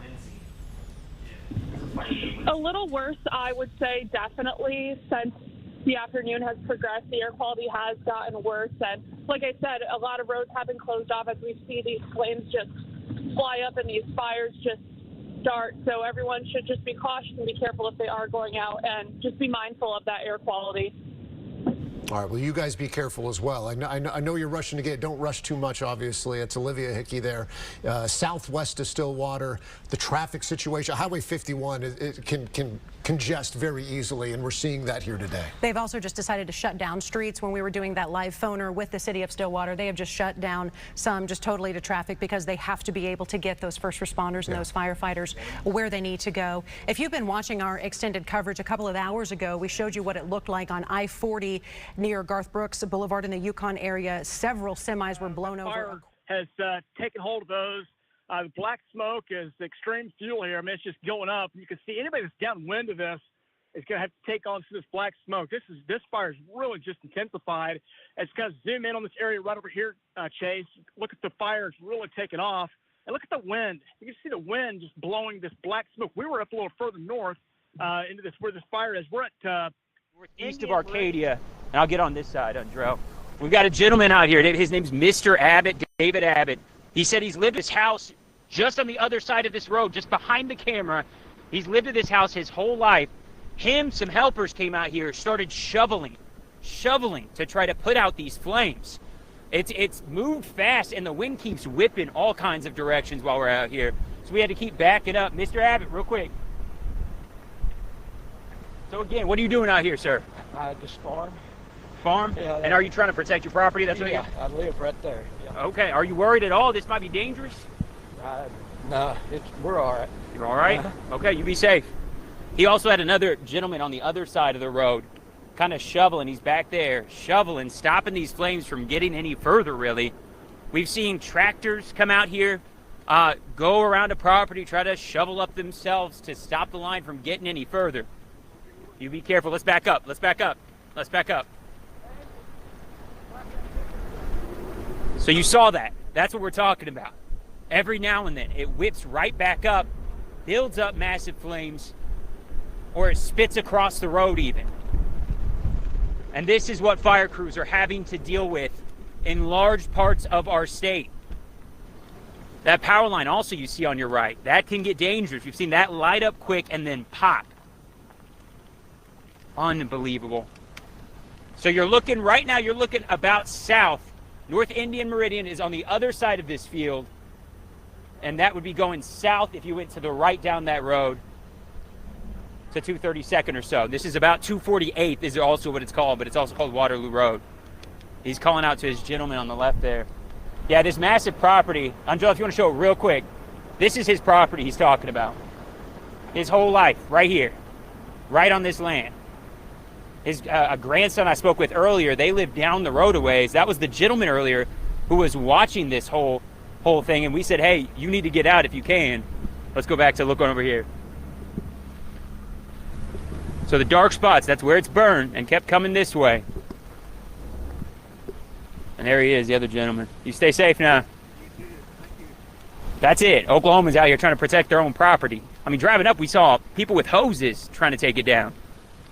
But be safe if you're out here. If you have an order, try to listen to it. Try to heed these, because it's also the crews when they're coming through here. Won't have to. That way they won't have to worry about saving your life, and they can focus on putting this thing out. You see that black smoke. So when we've been seeing this black plume pop up, we've been hearing pops, cracks, loud bangs. There were some structures back that way. Let's look in south down Indian Meridian. We saw some structures down that way. So when we hear these loud bangs and pops, that can get kind of worrisome. And these power lines, I've mentioned that as well. And these deputies have been out here for about 45 minutes. They were south, closer to where we were at earlier, 232nd. And then they moved back up here, basically following these flames. I would imagine they'd probably take it north eventually. Here, watch out. We got another truck coming this way. Watch out for these power lines. It looks like that gentleman has some water. Got a tank of water. That's not a, doesn't look like a fire truck, fire crew. Another Oklahoman out here with a water tank. These are farmers living out here dealing with this. And like Emily, like everybody said, it's not over yet. And he's over there to the right, just shoveling away. I asked him, I said, are you worried about the flames? He said, I'll be all right. Because they know it's getting serious. All right, so again, this is out just northwest of Luther, northeast of Arcadia. We're going to keep coming out here, and these folks... Sir, are you with a fire crew at all? No, I'm just a neighbor. You're just a neighbor helping out. Is that water? Yeah. All right, here we go. This is just a neighbor. Mr. Abbott yelling to him. Again, folks, we're near Waterloo and North Indian Meridian. So they're going to try to take this out. We'll come back to you, let you know how it goes. Stay safe out there and stay aware. Live out near Luther, Dylan Brown, Oklahoma's News 4. All right, great field reporting there, Dylan. Thank you. And Oklahoma farmers are tough. And Very when they have a so. job to do, they're going to do I it. hope that water works. You could also see the flames climbing up the power poles as well. Yeah. We'll check back in with Dylan. Now, let's go back out to the neighborhood in Northwest 122nd and Penn, because we had two large homes burning earlier. They were trying to keep it from spreading to other homes. John Hayes is on the scene. John. Yeah, Kevin and Jolene, we've been keeping an eye on this situation. Those big flames that we saw finally dying down, but Now we're getting a look at the scale of the damage here. We talked to the homeowner of that once 2-story home, now looking more like a 1-story after that second story has pretty much collapsed. She is a mother of 6 kids. Her name is Morgan Mayhew. She's a foster parent as well. She said she was actually at a funeral while she got the notification that her home was burning from her husband. She said he frantically tried to get a hold of her and finally was able to get through. It really came down to a tough spot for them. They say that they've been in this home since the start of the coronavirus pandemic. They thought it was a great deal, a great opportunity, a great chance to raise their kids, raise these foster kids. They said they've really been through dozens of foster kids, helping them, giving them another chance at having a stable home life environment. And now all of this hard work, this home that they've built their family in, appears to be gone. They said they had just renovated their kids' rooms. That's what makes it so hard here. They said that they had an indoor, basically jungle gym area upstairs for the kids to play in. As you can see there, that's gone. And they say that it was also one of those kids' first birthday today. They planned on having a birthday party for that 1-year-old inside of what used to be a house there tomorrow. That birthday party obviously not happening here, but Morgan tells me she's trying to keep in good spirits. She's really standing by her faith, trusting her community, her support system. Her and her family already have a place to stay tonight with their church. Their church has been a big help in this. They've already gotten a hold of their insurance company, and really all they can do is watch when it comes to that home. Now, taking a look at that second home, to really the left side of your screen here, you're going to see that we've been watching it quite a while. We know that that roof collapsed, and I don't know if you can see from some of that smoke still peeking over where that home is. It looks like part of that roof entirely, the front part of that roof has completely caved in. That home looks to be a total loss as well, and we do know that they've been keeping a close eye on these other homes to the left of both of these homes. So far, we haven't seen any smoke or flames coming from them.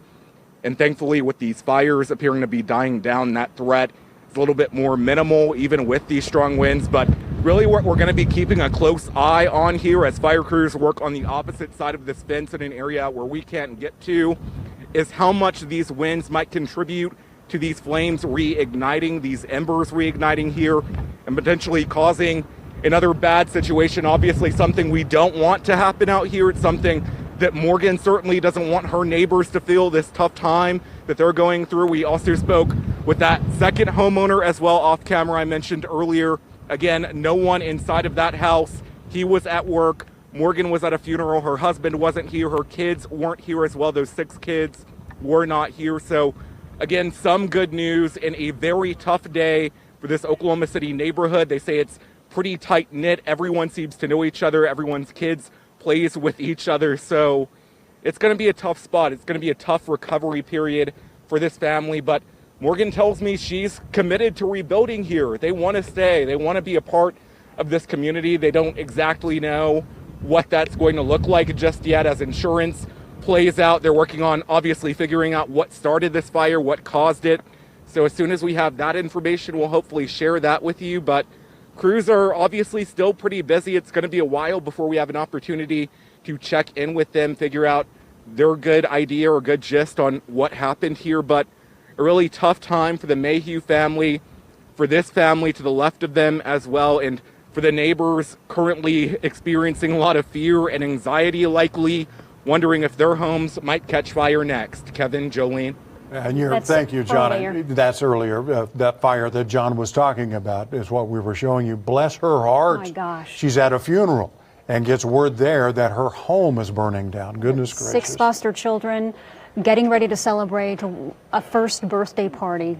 Man. And fortunately, that is not going to happen at that home. But they've already got a place to stay tonight. Her church is there for support system, yes. But we just, gosh, had to watch that home from the beginning and then watch the flames jump to a second home. Sure did. And you've got to give it to the firefighters for keeping it contained to those homes. Absolutely. You saw how large those flames were. Could have easily jumped several feet, homes. several homes throughout the neighborhood, but they kept it contained. Especially with the wind.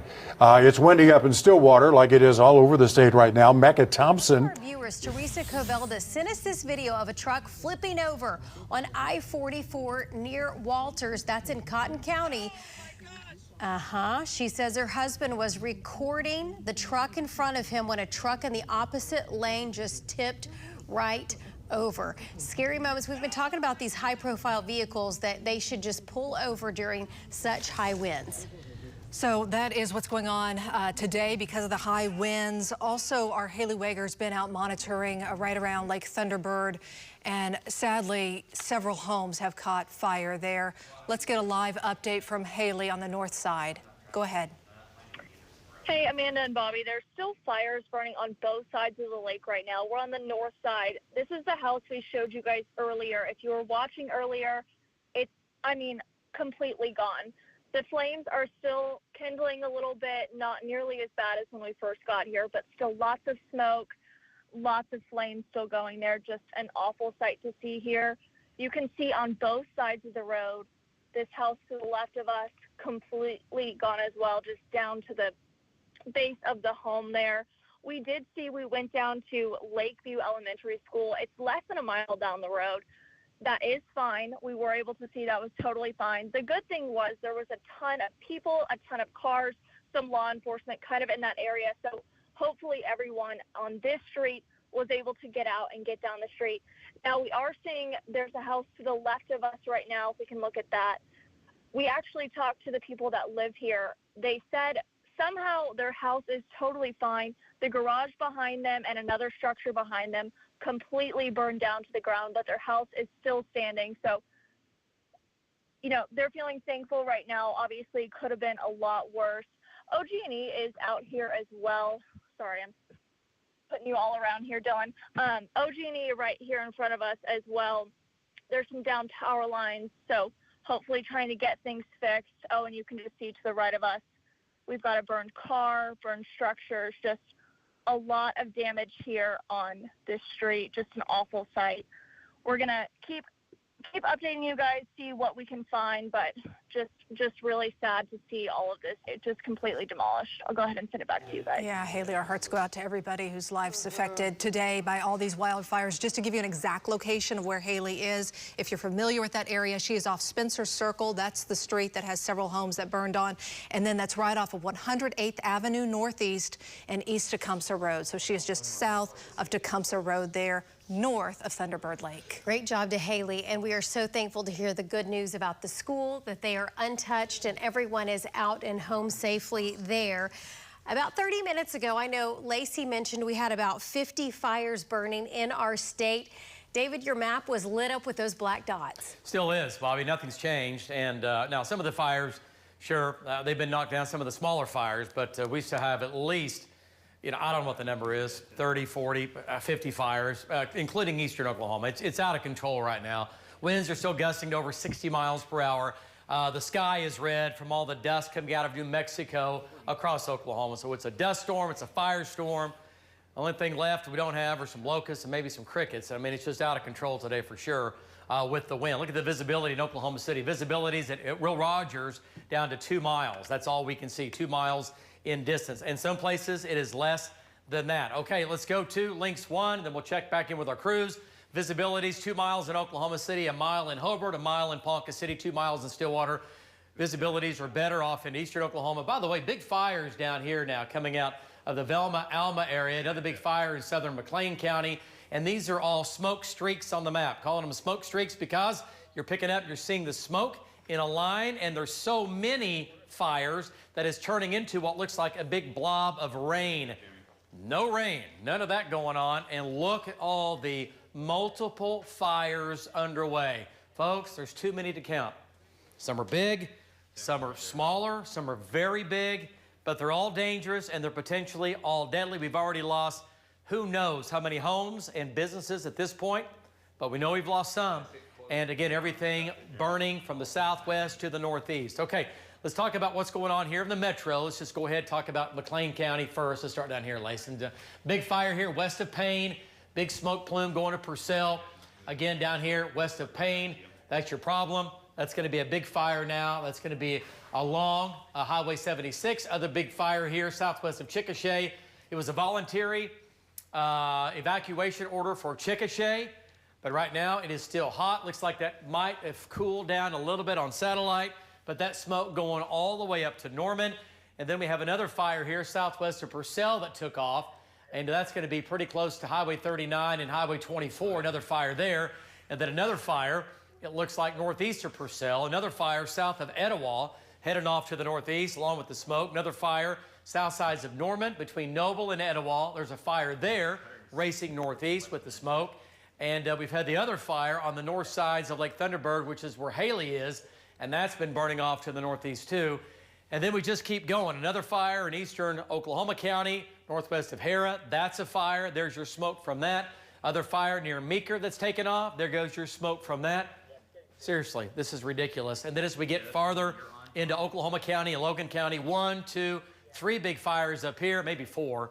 And look, yeah, there's 4 fires. I think it's 4, yeah. Yep, 1, 2, 3, 4. So big fire here, southeast of Guthrie.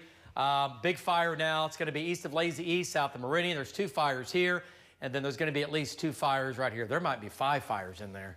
Might be one there, for Easily. sure one there. And anywhere under that smoke plume, there could be additional small little fires that you can't even see on radar. Yeah, and so what happens is, remember, hot air rises, you get embers to go up in the fire, in the smoke, they get deposited downstream, they're still burning, they land underneath this smoke plume, and they start what we call seeding fires or fire seeding downstream, right? It happens all the time. It's just how Mother Nature works, right? Okay, so this is why we're going to have a number of fires here. Another fire now. This is going to be a new fire. You guys see this on the south side now of Lake Carl Blackwell. Earlier, it was back here. So this is a new fire on the southeast sides of Lake Carl Blackwell. There's your smoke plume from that. Another fire. Big fire. It's been burning for a number of hours now southwest of Stillwater.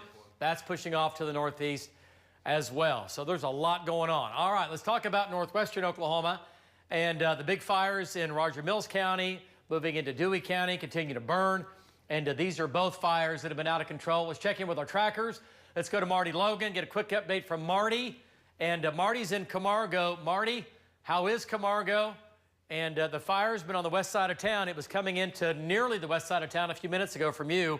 What do you think? What do you know? What's the latest?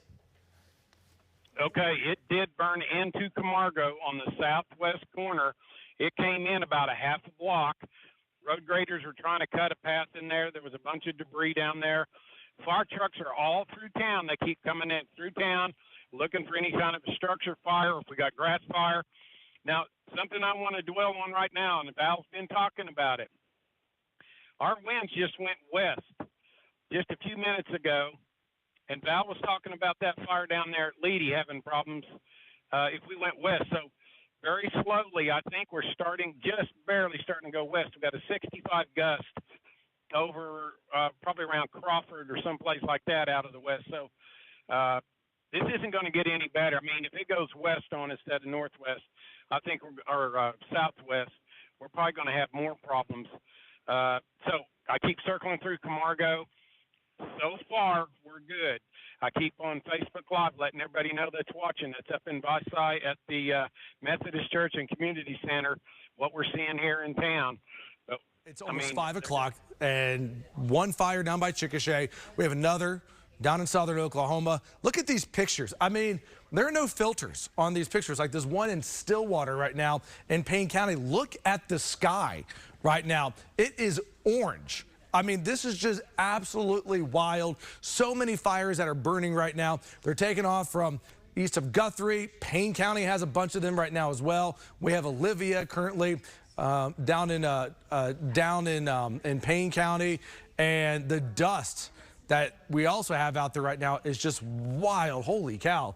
This is in downtown, and just look at the dust right now. This is going to be right there on the Broadway extension and I-235. As you go downtown, you're going home from work, getting ready to leave, and you're in Oklahoma City. This is what you're driving in right now. This dust, this orange sky. It is absolutely horrible out there. I know Jess and Abby, you have a lot of information coming in. What's the update? Right, Damon. So first we want to get to this from the McLeod Fire Department. They are working to contain a fire that is burning near McLeod Road and Forest Street. Firefighters have told the McLeod Nursing Center to go ahead and begin evacuations there. They say areas to the north and the west should be prepared to leave the area as well. Again, a nursing center that they're working to evacuate. They say the best place to go at this point is the Fire Lake Grand Casino. That's at I-40 and Highway 102. Also happening now, all westbound lanes of I-240 in Oklahoma City between Western and May were currently closed down due to a power line across the highway. We show you a picture here.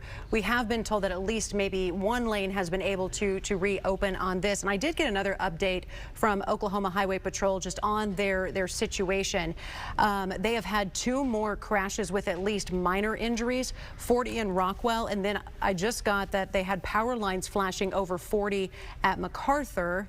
But he says OG&E is already on that. That's another added danger, Jess, that these first responders are having to deal with, these power lines, you know, of course, flashing. And it's not just the semis toppling over, it's the power lines flashing or falling across the street. It's unreal the amount of things that we're coming across today when it comes to these strong winds. And look at this here. I mean, this caused a building in Cordell to collapse. This is damaging Cordell from those just intense winds we've seen today. A building, it just collapsed. Multiple buildings actually have some roof damage. That's not the only spot that we're seeing some roof damage, by the way. The city of Cordell turning off power across town, with the exception being for emergency services. And the mayor says that there have been multiple reports of transformers arcing electricity as well. It has really been a nightmare situation for first responders today. As Chief Meteorologist Damon Lane gets his microphone, I think you're changing your batteries just real quick, Damon. To reiterate, in Stillwater, there have been homes lost. The West 6th, the mobile home park there on West 6th behind Smoke and Joe's restaurant, multiple structures lost. I asked for an update, Jess, from the city, and I said, do you have any other additional? And she said, we are unsure of just how many structures we have lost right now. And real quick, and then I'll get over to Damon. I just got a message from Oklahoma Emergency Management, the state. They say they're working on getting a situation update, but they say they have at least 13 locations where evacuation orders are in place across our state. Leedy, Arcadia Lake, Lake Thunderbird, Canadian County, Kearney and Lincoln County, Payne County, East Southeast Guthrie, Logan County area, west of Blackburn, in Pawnee County, Chickasha, Grady County, Stillwater, Payne, Logan County, Pawnee, and Creek counties as well. It's just unreal. They say they've submitted 8 fire management assistant grant requests to FEMA for wildfires that are threatening homes and infrastructure right now. And we do know homes have burned. Do you want to did you do your update from Cleveland County as well? Because that's where we had 2 evacuations in that area. Right. Well, and I just learned, Abby, there's a 3rd evacuation zone in Cleveland. Yeah. So not that long ago, I talked to the Cleveland County emergency manager, and he said they have at least 6 fires that are burning right now in Cleveland County. He said resources are thin. Yeah. They put in requests at this point to emergency management, asking for more help there because just they're coming towards us more and more. There are several places that people can evacuate to. There is a local church and also the high school gym. We're waiting for the emergency management manager to get back to us. But there have been several cars speeding through the road behind us. You know, they said that this fire is spreading more and more. And actually, there's a gentleman that lives in this house behind us. He is renting it. He came out, chatted with us. You can actually see him walking through now. He says he's not evacuating. He wants to try and stick it out as long as he can. However, the winds are picking up. They're blowing very, very hard. Ash is flying everywhere, as well as just the smell of the area. It just smells very, very smoky, and the wind is not helping with the ash. It's getting all over us and our eyes and everything. And so, yeah, you can see very low visibility out here in Leedy still. There are some flames back there, but they keep getting covered with all the smoke that's coming towards us right now. And so we are still waiting to get more information on, you know, how many acres have been burned so far in this fire. The emergency management team says they have all crews on deck right behind us, and they actually said that the fire started 9 miles south of Leedy before it came and got into town. So we're still going to be out here. We'll bring you updates as we can get them. But yeah, I'll let you take one more look at the visibility here. You can see the plumes of smoke moving towards us in the sky. Very, very windy, and just it's to the end. If the winds will come down, and they will some this evening, we possibly could get some water from the air, but right now, this is a ground fight, which makes it nearly impossible, all right? So multiple fires, dozens of fires right now across Oklahoma, burning out of control. Let's go to Links 1. Trackers are out, and look at the black spots. Look at this. I've not seen it look like this in a long time. Like, I don't know, 10, 15 years. I mean, I don't remember last time I saw this many scattered from Central, and the size of the fires. Logan County, southeast Logan County is burning up. I mean, we've got multiple fires, at least 4 to 5 fires over here. Your big fires we've had out west coming into Leedy and Camargo, southeast of Guthrie, up near Stillwater, a cluster of fires into Osage County, and another fire down here near Velma in Alma. But that map tells the whole story. On that map, everything that's black is a fire, and the bigger it is, the bigger the fire. And we've looped it here for you so you can see kind of a timeline. Nothing is getting smaller. It's all staying big. And I'll say this about it. We're not seeing too many new fires on this map. So the newest one is going to be up into Alfalfa County. Do you see that, David? Yeah, that would be the newest one. That's it, right? But, yes, that's a massive fire the way it looks. Right. But outside of that, yeah. Yeah, it's getting bigger too. It is. That one's getting bigger. That one's getting hotter. Right. For sure. But this is a 6-hour lapse. Taken care of. Have you guys been able to stay there, or are you looking to evacuate? Well, so far we have not been evacuated. The fire is about a mile north of us, but the thing is when you have 130 animals in the wind changes, you need a lot more time than a few minutes or an hour to get everybody out. So we're very lucky that we have such a huge, amazing team of volunteers that have been here with us all day, helping us get all of our smaller animals in crates and in bands. Have been here helping hose down our structures, and just been here helping me keep sane, if you will, to be perfectly honest. We have not been under an evacuation order, but again, when you can see the fire and you're responsible for so many lives, it's really important to prepare as best as possible, and that's what we've been doing. Kind of hear the emotion in your voice a bit, but being able to see that close, that has to be so nerve-wracking. Is there anything you feel you can do to even prepare for that? We've seen people out with water hoses or with shovels trying to, shovel it away. What are you doing? We're doing quite a bit of that. Water hoses. We had teams of volunteers getting all of the animals that were small enough to get the crates, to be quickly evacuated. We didn't want to be in the situation where we were in imminent danger and still trying to catch animals. So like I said, we've just been getting everybody into smaller pens, getting everybody close, getting them in crates or, small cages to be quickly evacuated. And basically the same thing that anybody else can do. I mean, when the fire started, we didn't know, how close it was going to get. Like I said, it's about a mile away. But with a fire, you just don't have a whole lot of time to prepare. I'm sorry. Yes, it's been very emotional. We've also been out in the 70-mile-an-hour winds, getting sandblasted. But yeah, we've just been doing what we can do. Nothing else you can do. The smoke is just getting thicker and thicker and thicker. Again, this is going to be down in Chickasha with a fire that is burning on the south side of town. Let me check in with Storm Command, field meteorologist Michael Armstrong. Before I go to him, a new hot spot here now popping up in between Lahoma and Enid. It's that right there, north of Drummond. So that is new. I'll have to watch that one. And we'll see if that's anything there as well, but there's a new hot spot popping up. Okay, let me check in with Storm Command right now. Michael, you've been on this fire for a while. What's the update here? Okay, Damon, this is along Westminster, and this is the fire that's west of Meridian and southeast of Guthrie. This is a different fire than the other one that we were on near Luther, and you can see the flames are burning through this field. We have seen some other trees that have been burning to our west as well, but there are multiple areas that are burning here. I do see a barn, and there are a couple of people here that are along this road along Westminster, and they're just sitting here kind of watching the flames, trying to stay out of the path. I saw somebody out of their vehicle up there just a moment. Yeah, probably about a half mile, quarter mile. It's coming this way very quickly. Okay. Still want people to evacuate. Though north of here, you do want them to come in and get their things if they can. If they can. Be very cautious. Okay. Thank you, Captain. Appreciate it. You can see these guys are doing a lot of hard work here. Not much time to talk to reporters, but they're wanting people now just to stay out of Manford. If you're not here, unless you need to evacuate urgently, stay away because it's just such a volatile, dangerous situation. The fire now is just about a half mile to the west of where we are. We're south of Manford, south of the Baptist Church, down by the water plant, and that road there, 41st. You see we're at 41st and 41st. That road is the one that goes out over the lake. So Travis, that's the situation now in Manford. They're still trying to get people out of here and make sure they're out of harm's way. Travis? All right, man. Thanks, Emery, and get that mask on as fast as you can because I need you still talking later. Yeah, this is a mess for folks. And again, Stacia's mentioned this multiple times.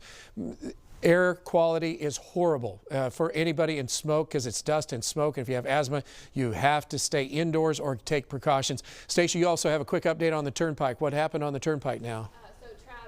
They've shut down the turnpike. It's over at mile marker 54. So Cimarron Turnpike is now shut down at mile marker 54. We believe that's going to be just north of Terrellton, like where we talked about earlier with that potential fire in the median. So that would be west of your breakoff to head up to Cleveland on State Highway 99. Again, it's the Cimarron. They've closed it down at mile marker 54, just east of Hallett, north of Terrellton there. So they're going to close it down. Of course, we have State Highway 48 just west of Manford. Reagan has been there all afternoon for us. They've closed that down and several other areas with all the fires ongoing just to the west of Tulsa. Going over McLeod, also Twin Lakes, Pink, Tecumseh, south side of Shawnee. Fires could be underneath that smoke plume seeding down the line. It's happening just with every one of these big fires. Yeah, it's been all day. So you can see all the smoke, but what we're saying is that this is the fire now coming into McLeod. There is the smoke from this, but there's also smoke from the fire near McLeod. Very low visibility at this time. What can you tell us about this fire?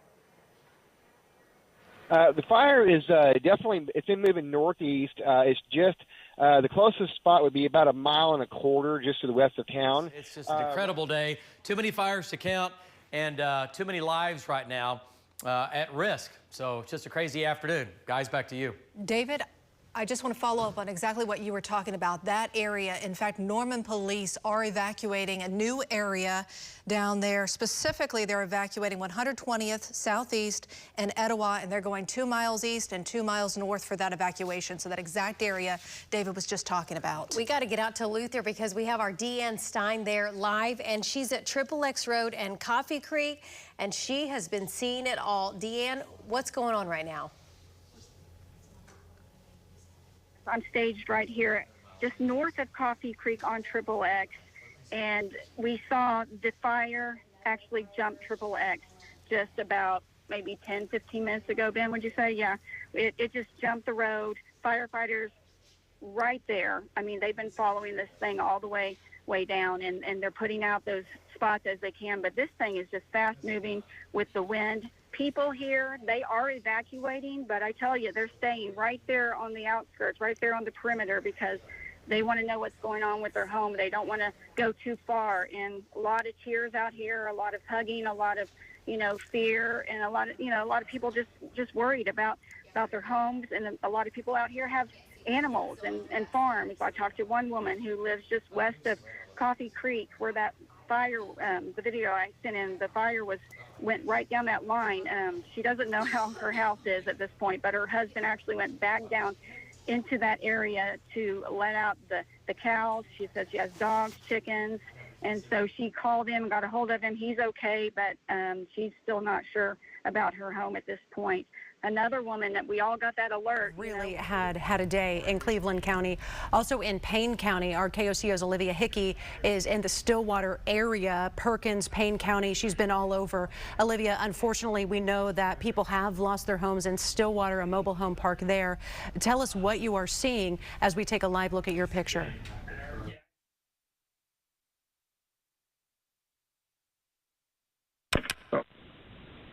Olivia, yes. Olivia, go.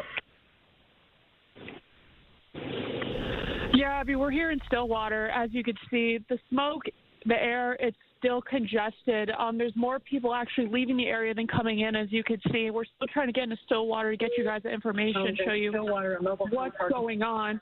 But we are, again, still having some trouble getting in there. We're currently pulled over at a gas station where I did speak with a few folks who tell me that they are trying to get out as well, but like us, they were encountering issues with the side roads with all these flames and these fires just sporadically starting. But we're going to keep trying to get into Stillwater and get you guys that information as we get it. And Olivia, I know you're going to have to be strategic and obviously respectful, because we've been talking with folks in Stillwater number 1 who said traffic was a gridlock. It was a nightmare. He said he was trying to get his mother-in-law some oxygen because she had run out and he couldn't get through town. Also, they are shutting down streets so their first responders are able to get to where they need to go. How has traffic been as you have been driving around Payne County? Absolutely, Abby. Like I said before, more people right now are heading out of Stillwater than coming in due to that traffic, like you mentioned. And we've got quite a few that are moving to the north into Stillwater, and right here at Coyle Road and 51, we've shut traffic down. We don't want anything moving east, simply because it's going to cross the road here very quickly, and visibility will be zero. So if anyone is in the area, they need to turn around. Do not drive into smoke. We've got emergency vehicles inside the perimeter there that are trying to evacuate folks. So we want to keep everyone as safe as possible and out of the area of danger. And are there any dangers to people in this area here? Are they having to evacuate? Yes, we've notified as many as we can along this path of this storm, of this firestorm, and we are trying to get a little bit further north to notify them as well. Okay, thank you so much, Captain. You're welcome. Thank you. You could see a trooper in the background there directing traffic. Yeah, no kidding. And for people who are being evacuated in the Stillwater area, they can go to the Colvin Center Annex. That's going to be open as a weather refuge location. A lot of people, again, evacuating, and a lot of traffic. People trying to get out, obviously people trying to get in to see what's going on with their homes, but also getting out because they are evacuated. And we are right in the wheelhouse of a commute time right now, 2:10 after 5. Caitlin Ogle has more information on that for us. Katie? And ODOT sent out an email saying that they would like everyone to stay off the roads if they don't have to go anywhere. I know my plans have been canceled tonight because we don't want to get out on the road, so that is some good news. Now let's look at the map really quick. I think some people are heeding this advice as well, because it looks like in the traffic department, not a lot of accidents are coming up. But I do want to tell you about this. There are fires on OHP, and ODOT is saying that fire on both sides of the Kickapoo Turnpike, so all lanes are closed between Northeast 23rd and Britain. You can see where that area is closed. It's in there in the purple. So heads up if you're going to be over there. Here is a look at your metro map again. Now let's go over to John Slater with the latest. John. All right, thank you very much, Caitlin. Let's go over to Max 3. We still have, obviously, the red flag fire warning going, high wind warnings, all that. And look at this thick plume of smoke. The thickest smoke right now over central Oklahoma.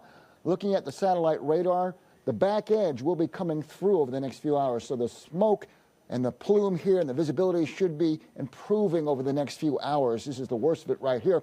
I do want to go over right now to Aaron Brackett. I believe he's in the McLeod area, and we've got some evacuations going on. Aaron, are you there?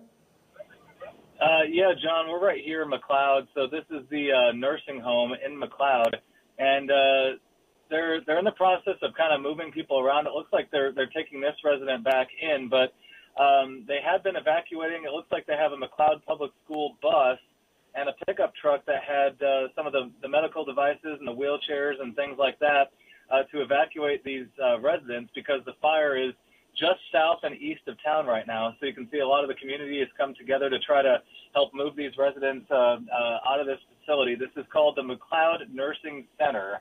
So it's basically right in McLeod. A bunch of the roads are blocked off. The wildfire, I'm not seeing too much smoke anymore. I did see some scorched ground a little bit earlier on, but you can see, again, there's more pickup trucks. I don't know if these are personal vehicles or city vehicles that have belongings from the residents inside of them so that they could get moved somewhere out of town or somewhere out of the fire's path here in McLeod. But the winds are absolutely whipping here.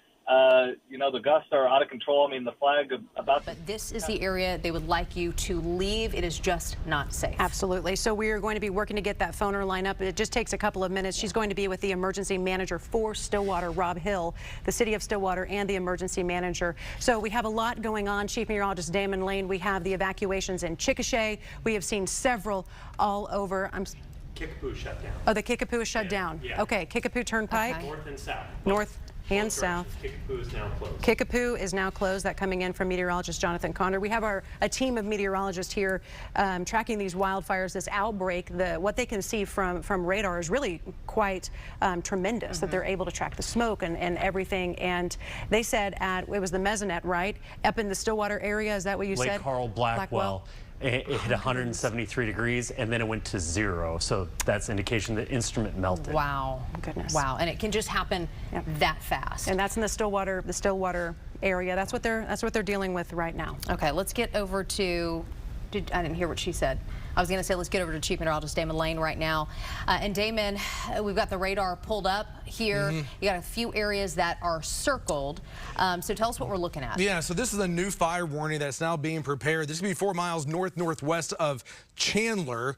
And so that hasn't come out yet, but that's the newest fire that just popped up on the radar. And there's a lot going on right now. And there's going to be a lot going on over the next couple of hours here. But Jonathan is highlighting all the hot spots. 1, 2, 3, 4 right now. That's just in that shot right now. And then we have a new hot spot here that's popping up by Hera. And you can see here, Jonathan just mentioned the Kickapoo, but there's a plume of smoke right now that's on the southern end of the Kickapoo here.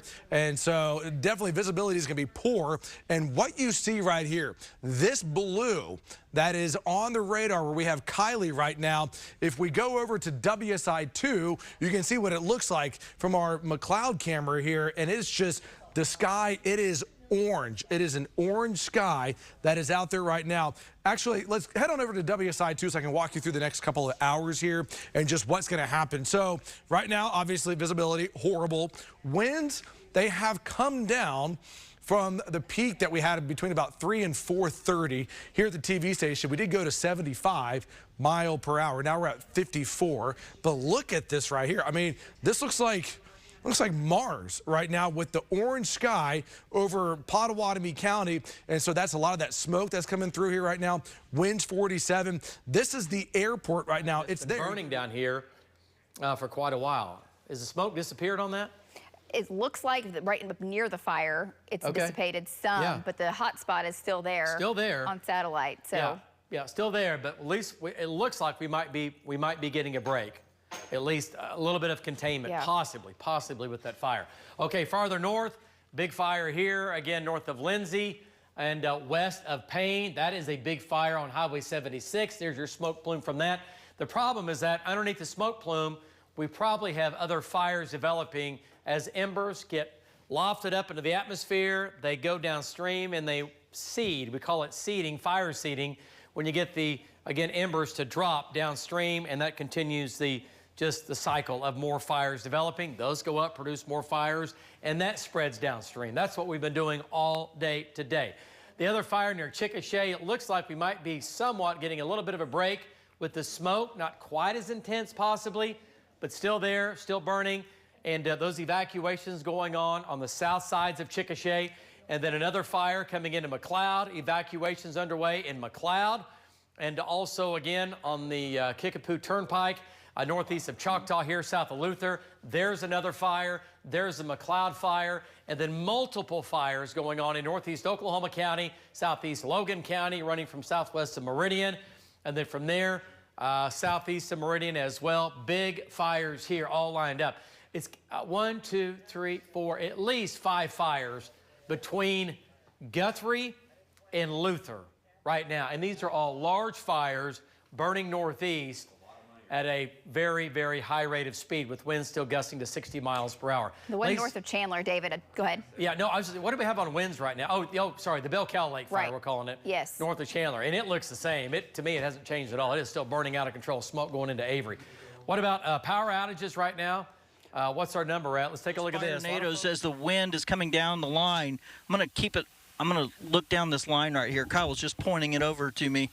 It's like, Damon, this is so intense out here with these winds, and we talked about it.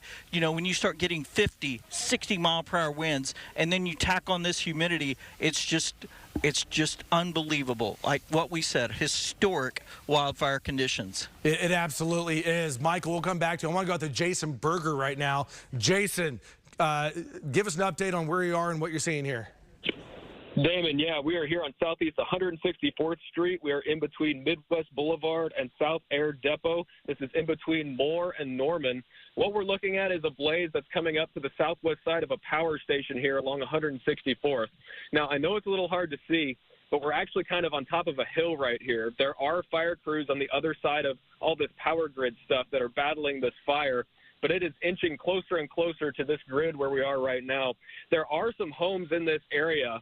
We've seen smoke coming through the woods, over people's driveways. These flames are getting extremely close to people's homes here along 164th.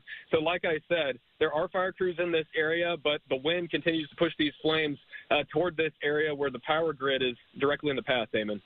Yeah, and obviously, I mean, that's that power right there, that substation delivers power to southeast Oklahoma City, east side of Moore, far eastern side of Moore here. So power outages have been hitting. I've been looking at my house, and I know that I've been dealing with some power outages as well, coming from this right here. So this is certainly a bad situation here. Okay, let me send it over to Abigail and Jess for an update here. All right, Damon, thank you. Want to go out to Stillwater now, where we know evacuations have been underway. There, our Olivia Hickey is standing by live for us. Olivia?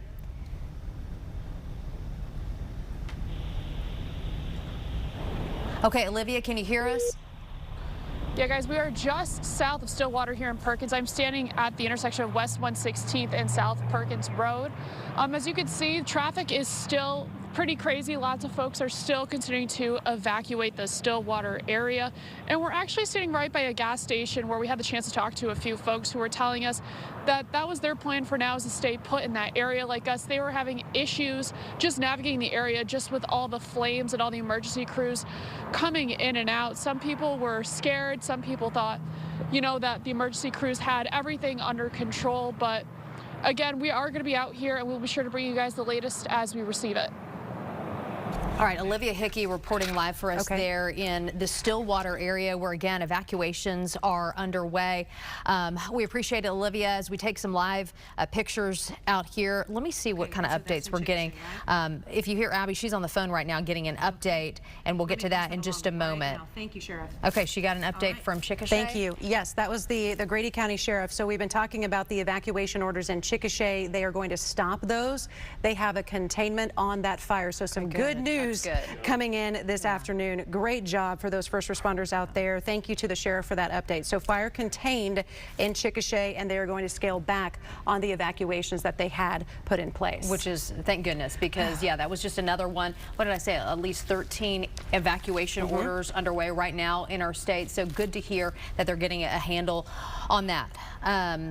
Let's see, we're going to head next. Let me get this info to you real quick on the Metro fire at Northwest 122nd and Penn. I just saw this come down from Oklahoma City Fire Department. They said that flames spread to 2 homes there, so there's 2 total losses from that. No injuries reported, but crews were able to go ahead and contain that. Some nearby homes and fences and yards had some damage there, but thank goodness they were able to contain it. You just hate it for these families who lost their homes. And we know several of them have in the Stillwater area. We want to take you live now. We are talking to Don Dotson with the city of Stillwater, and I also believe the Stillwater Emergency Manager, Rob Hill.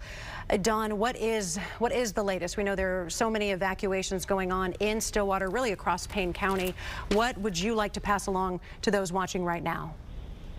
Well, first of all, I'm sorry, it's not Don, it's Rob Hill, the Emergency Management Director.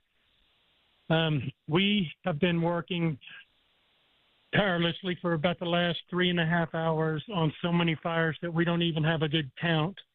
However, we've been very successful in getting a lot of evacuations done where the fire and the population density were the thickest. We have fires that are ranging all the way from Highway 33 and Carston Road all the way through Western and 33 all the way up to Highway 51. The fire has jumped the road on Highway 51 and burned north, but we got lucky and we got a stop on a field that was previously burned a few weeks ago. Right now, we estimate that we've got probably somewhere around 750 to 1,000 people evacuated. We've evacuated 3 assisted living facilities. And those people are in town and being taken care of and being assisted by city staff and the Red Cross. All right, Rob Hill, you know it's always a pleasure to talk with you. I've interviewed you many times, and now I see why you weren't answering my phone calls earlier today. You have just certainly... I wasn't ghosting you on purpose. You weren't ghosting me on purpose. Rob, do you know of any injuries at this time? I haven't heard of any injuries that have been reported, but we know we've lost several structures, and we don't know what the outcome is of each one of those structures. So then will you need to, once things are safe, you'll go in to the structures and investigate, obviously? Of course, yeah. Our primary concern right now is stopping the fire and making sure that it doesn't... Manford, quite a few homes in there to work on that mandatory evacuation. And we are currently using every resource that we have in Stillwater, and we've been in contact with the state, and everybody else is in the same situation that we are, and they're competing for the same resources, and right now we're going it alone. And that's why I wanted to ask you, Rob, do you have the resources you need? We do not. We do not. We could probably easily use another 250 to 350 brush trucks. Wow. 250 to 350? Massive. Where exactly is, it's hard to pinpoint where a fire is. I know that they move and they change. Where exactly is it? So for us, it's going to be west and south of Stillwater. So everybody from Country Club Road and west has been severely impacted. From Country Club to Western Road is being impacted a little, but very minor at the moment. Everybody from Range Road west has been severely impacted. And when you mean severely impacted, do you mean structures there have been lost? Structures lost, vehicles lost.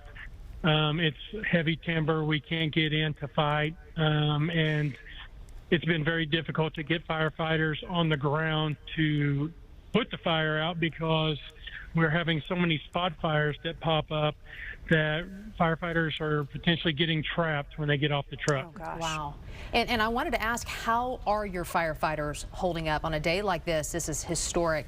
They do a great job, but this is something that doesn't happen very often, and it's a long fight ahead. Winds aren't going to be dying down for a while, and as they work to get a handle on things, how are they holding up there? So right now, you know the profession. They're tough. They're hanging tough. But there will become a time in the future where they're going to need a break, and I quite honestly don't know that we're going to be able to give it to them. Yeah, they have to rotate in, and where do those resources come from? They're fighting fires. They're fighting fires elsewhere. And Rob, we have a list of areas that have been evacuated: Karsten, Nottingham, Penrose, Kellenwa Park, Golden Oaks, Wood Lake. Do you know if any of those areas, I mean, have they been destroyed? I haven't put eyes on them, so I don't know. We can add Tantera to that. We can add Lake Carl Blackwell. We've had some structures lost at Lake Carl Blackwell. We actually had some first responders get trapped and have to move farther inside to the park area until the fire could burn across the road. And are all of your first responders okay physically? Have there been any injuries? Not reported so far. Okay, that's and good to Lake hear. Carl Blackwell, that's what we've been talking about, Rob. I don't know if you probably have been very busy, but we have, you know, a weather station there, the Mesonet. It tracked 173 degrees, and then meteorologist Jonathan Conder said it went straight to 0, which leads us to believe it obviously was. And again, this is, what is that, Northwood? Which one? Where are you pointing? Just this street Oh, right yeah, here, he's on Northwood. Triple X. Coffee Creek. Oh, yeah, he's on Triple X. There's Coffee Creek. So, yeah, big acreages, big homes, and fires. So if this is coming at you, you got to get out, right? And don't be a hero. Get on out, grab the family, grab the dog and Granny, and get out, okay? All right, so let's talk about, again, here's the smoke coming off Jed's fire right there. You can see all that smoke coming off. Another fire, looks like back to his west might have developed now. And I'm not convinced we wouldn't have an arson out there today. There's just too many random. So many fires. Again, power lines can do that too, but yeah, I know. It's just kind of weird how, and again, that can also be done from seeding, and we get all that, but still, just kind of makes me wonder. Okay, all right, so 1, 2, 3, 4, 5 big fires now running southeast of Guthrie, southwest of Meridian, and then from there, southwest of Fallis up to east of Lazy E Arena. 1, 2, 3, 4 big fires. Look like it's just a big line of fingers there lined up. You can see those fingers of smoke running off to the northeast with each one of these. Now, starting back here, the fire you can count on originating at the southwest or the left side of this smoke, right? But also other fires are developing that are being started by the main fires that are right here. So you get that seeding downstream. Fire goes up, embers are released, they go downstream, half mile, mile, 2, 3, 4 miles. They drop back down to the ground, and as they do, they start new fires downstream underneath that smoke plume. That has happened today. All right, we'll back out of this, talk about what's going on down to our south. Do you want to show the Stillwater stuff? Yeah, let's do. That's what I have zoomed in here. So Payne County, just showing the 4 different smoke plumes coming across Payne County, and likely multiple fires underneath that. And then we've been told of some evacuations happening here southwest of town. Yep, here's downtown Stillwater. So I'll kind of zoom in, take radar off. It's almost like its own little city, right? Because you have some fields in here, you know, kind of, and you get back west and southwest of Stillwater. It's still in Stillwater proper, but look at all the homes and neighborhoods in here. We're getting reports. Was it Lacey Lowry that said she has a friend, and that neighborhood right here, was it right? It's right here where I'm pointing, where I've got the 5.6 miles right from here? downtown. Yes. Okay. Said this neighborhood was going up in flames. Or at least parts of it, yes. Yeah, parts of it. A couple of homes. I mean, so, and notice to the west of that neighborhood, what is there? Nothing except trees and grass. So the fire started back in here somewhere, and it's been making its way northeast, and there are hundreds of homes in here. This may be one of the most highly populated areas being threatened right now, because this is coming into southwest sides of Stillwater right now. This is 2 miles south of Highway 51. Yeah. Highway 51's right here. Downtown Stillwater's right here. OSU campus is right here. This is, again, about 5.5 miles southwest of downtown Stillwater, right? And this is where this fire is now burning into neighborhoods. It's happening right now. Right now. So you are being told to evacuate. If you live 51 over to basically 177 and pretty close to North 330 Road, north-south, I'm out of there. I'm packing it up, I'm loading it up, and I'm no way am I going to hang out and let this thing just come burning through. Okay, so you got to get out. Evacuations underway with this fire. Again, this is going to be Cottonwood Road. It's just east of Cottonwood Road. Yeah, look at how thick it is with trees. Yeah. You know, it's a beautiful part of the state. That's what's so sad. Kind of a little bit of rolling hills through there. It's pretty. Tons of trees. Yeah. And now, unfortunately, the folks that have moved out into that area, in kind of the wilderness, outskirts of Stillwater, this fire is burning right up to homes. Yeah, and living and again, working and going to school in Stillwater and work at the university, I'm sure. This whole big cluster of different sized homes and neighborhoods right here is now beginning to burn in the southwest side. That's what we're being told, okay? Not good. Not good at all. Okay, so you folks in Stillwater, west through southwest of Stillwater, do not go away. You got to keep watching this. You got to pay attention. The winds are still blowing at 50 to nearly 60 miles per hour at times. Another fire out here at Lake Carl Blackwell. Big fire there, big smoke plume. We could have multiple fires underneath that smoke plume, and that's not good. So, yeah, there's a lot happening. All right, let's go to Tom Pastrano. I want to come back south. Let's get Tom's location. And the fire's continuing to burn off to the east and north. Would that be okay? Sorry, is that a power, probably power line issue? Because I don't see any other fires right in that immediate area. Well, there's a power line down going into the structure. Whether it was because of the fire or it happened before it, I'm not sure. But you could see, I'll zoom in a little bit here on the power pole. You could see a power line that's dangling down towards the fire there, right between the two poles on the right side of your shot. You'll have a line coming down going towards where the fire is. Okay. Yep, that's still going strong. Again, that's just on the north side of Hominy right now. Okay, there it just zoomed in for us, even burning the trees even there. So again, so a lot going on right in that vicinity. So again, that's the north side of Hominy, and that could have been related to power lines, because with power lines, if they whipping in the wind, they can arc. Sparks cause fires. You know, one of the worst California fires was based on arcing power lines and power lines that went down. So it's just a product of strong winds and nature, so to speak, at this point. All right, that's Hominy area. Also, we're headed where to, Aaron? Did you have a? Sequoia came up on a fire. Okay, now we're going to go down. It's amazing how much heat they put out. Actually feel the heat here in Storm Command at times as we're driving by some of these. But yeah, thankfully their place is okay. It has not burned, and it's right kind of next to us right here, and you can see their home there. But right next to it, though, man, even the tree, like up in the middle of the tree, is on fire. I mean, look at that. So just some wild scenes continue out here across Logan County. Man, it's just so hard to put this in perspective when so many things are burning. So, yeah, you're right. So many things are burning right now, and it's likely going to continue to burn until the winds come down, which isn't until after sunset. Right now it's 5:30, so sunset is not until well after the 7:30 hour here. We also have to bring up the humidity for sure, and so that will not happen until later tonight. So we're still in this fire danger threat, but it does appear that we have reached the peak of this fire danger already, at least with the strong winds.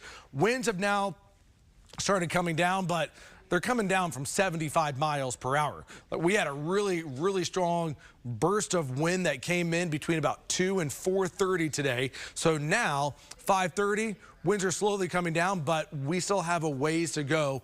Let's hope that we do not see any additional fires going up, because I know we have certainly had a couple. Jonathan, as you're looking at the radar here and just all these hot spots, we're liking what's now moving in, which is some lower winds, but we still have a ways to go.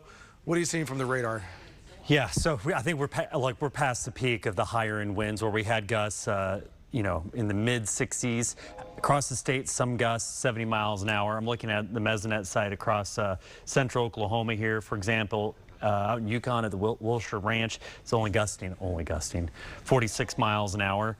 East OKC is at 42, Spencer is at 36, Guthrie is at 39, Kingfisher is at 45. The highest one is Minko coming in at 50 miles an hour. That is nothing like we've had today. The winds have been much, much higher. Some of those values, I mean, we had 70 out in Weatherford, 73 in Butler, higher values here at KOCO 5 News. Up in the Stillwater area, they had gusts 61, 62, 63 miles an hour. The Lake Carl Blackwell Mesonet site literally caught on fire, and the temperature sensor popped to 173, then went to 0. So the Mesonet saying, yep, it melted.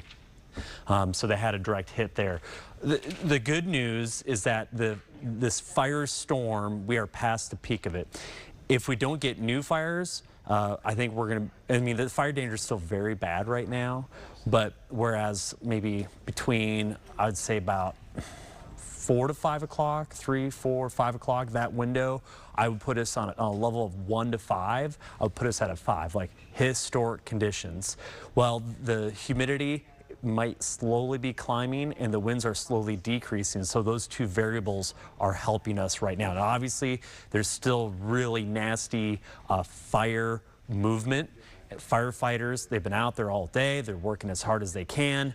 But at least the weather, we are past the peak of those fires. We'll have to watch for new hot spots. Occasionally here and there, there'll be like a little blip showing up on radar, and we'll have to watch for that. There could be, some of these fires could carry some sparks downwind and cause new fires.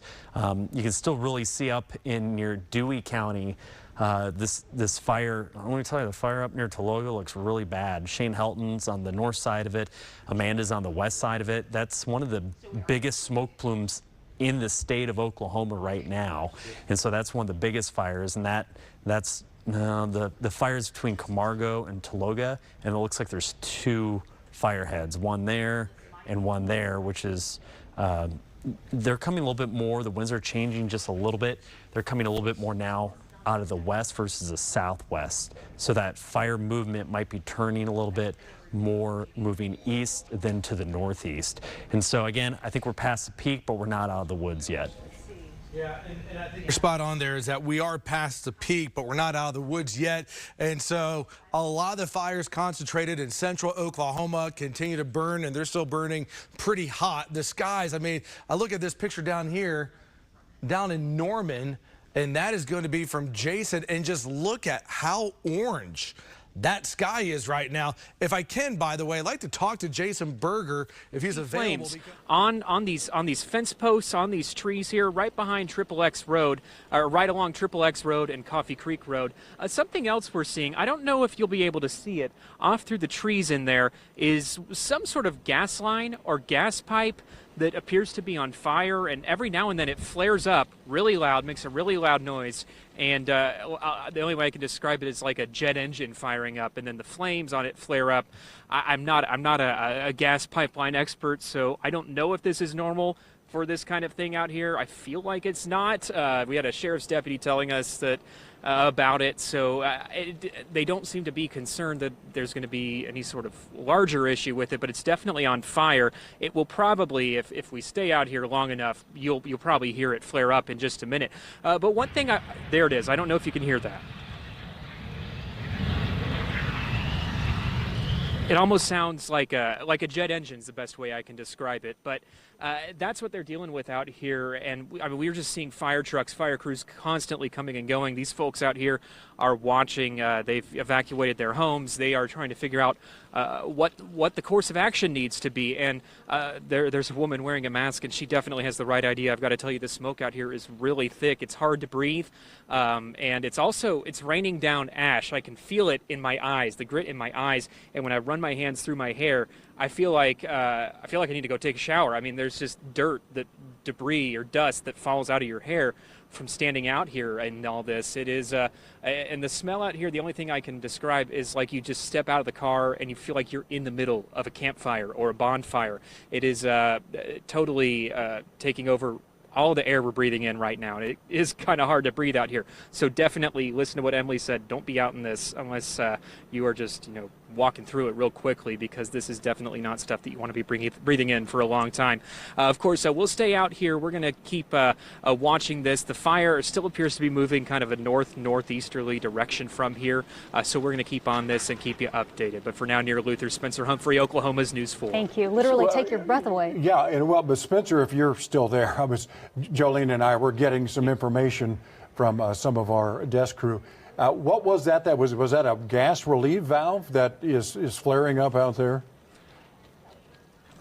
You probably know the term better than I would. That's probably what it is. I saw one of the officers out here was able actually to get a little closer than we can, and she filmed it on her phone and showed us it's a pipe that's kind of sticking up out of the ground, and then there's flames coming up out of it. So again, I know in Oklahoma we do see flames or flares all the time on gas and oil sites, so I don't want to say for certain that this is something that doesn't normally happen out here, but the officers seem to be concerned that it isn't a normal thing out here. It is very loud. I don't know if the camera picks up exactly just how loud that really was. You feel like you're standing in front of a jet engine making that noise. That's how loud it is. So again, not exactly sure. Gas relief valve, that sounds right to me, but I don't want to make a conclusion on that. Fire seeding, fires, again, embers are produced, they go up, they drop, and they start other fires, which turn into bigger fires. That's exactly what's happening right there. Let's go to this shot. That's going to be Jed Castles. Travis, now. this is really turned bad very quickly. I'm on the south side of Manford. Those neighborhoods that we were in earlier where people were clearing out, those neighborhoods, fire is now into those neighborhoods. I'm at Manford High School, and the fire is approaching here within a third of a mile of Manford High School to the southwest of the high school. So if you go south from Manford on Evans Avenue down to Dogwood Road, Birch Drive, Aspen Drive, all of those neighborhoods have fire approaching them right by the houses. Further south, Evans Avenue turns into 41st Street and then bears to the west. The fire is all over that area.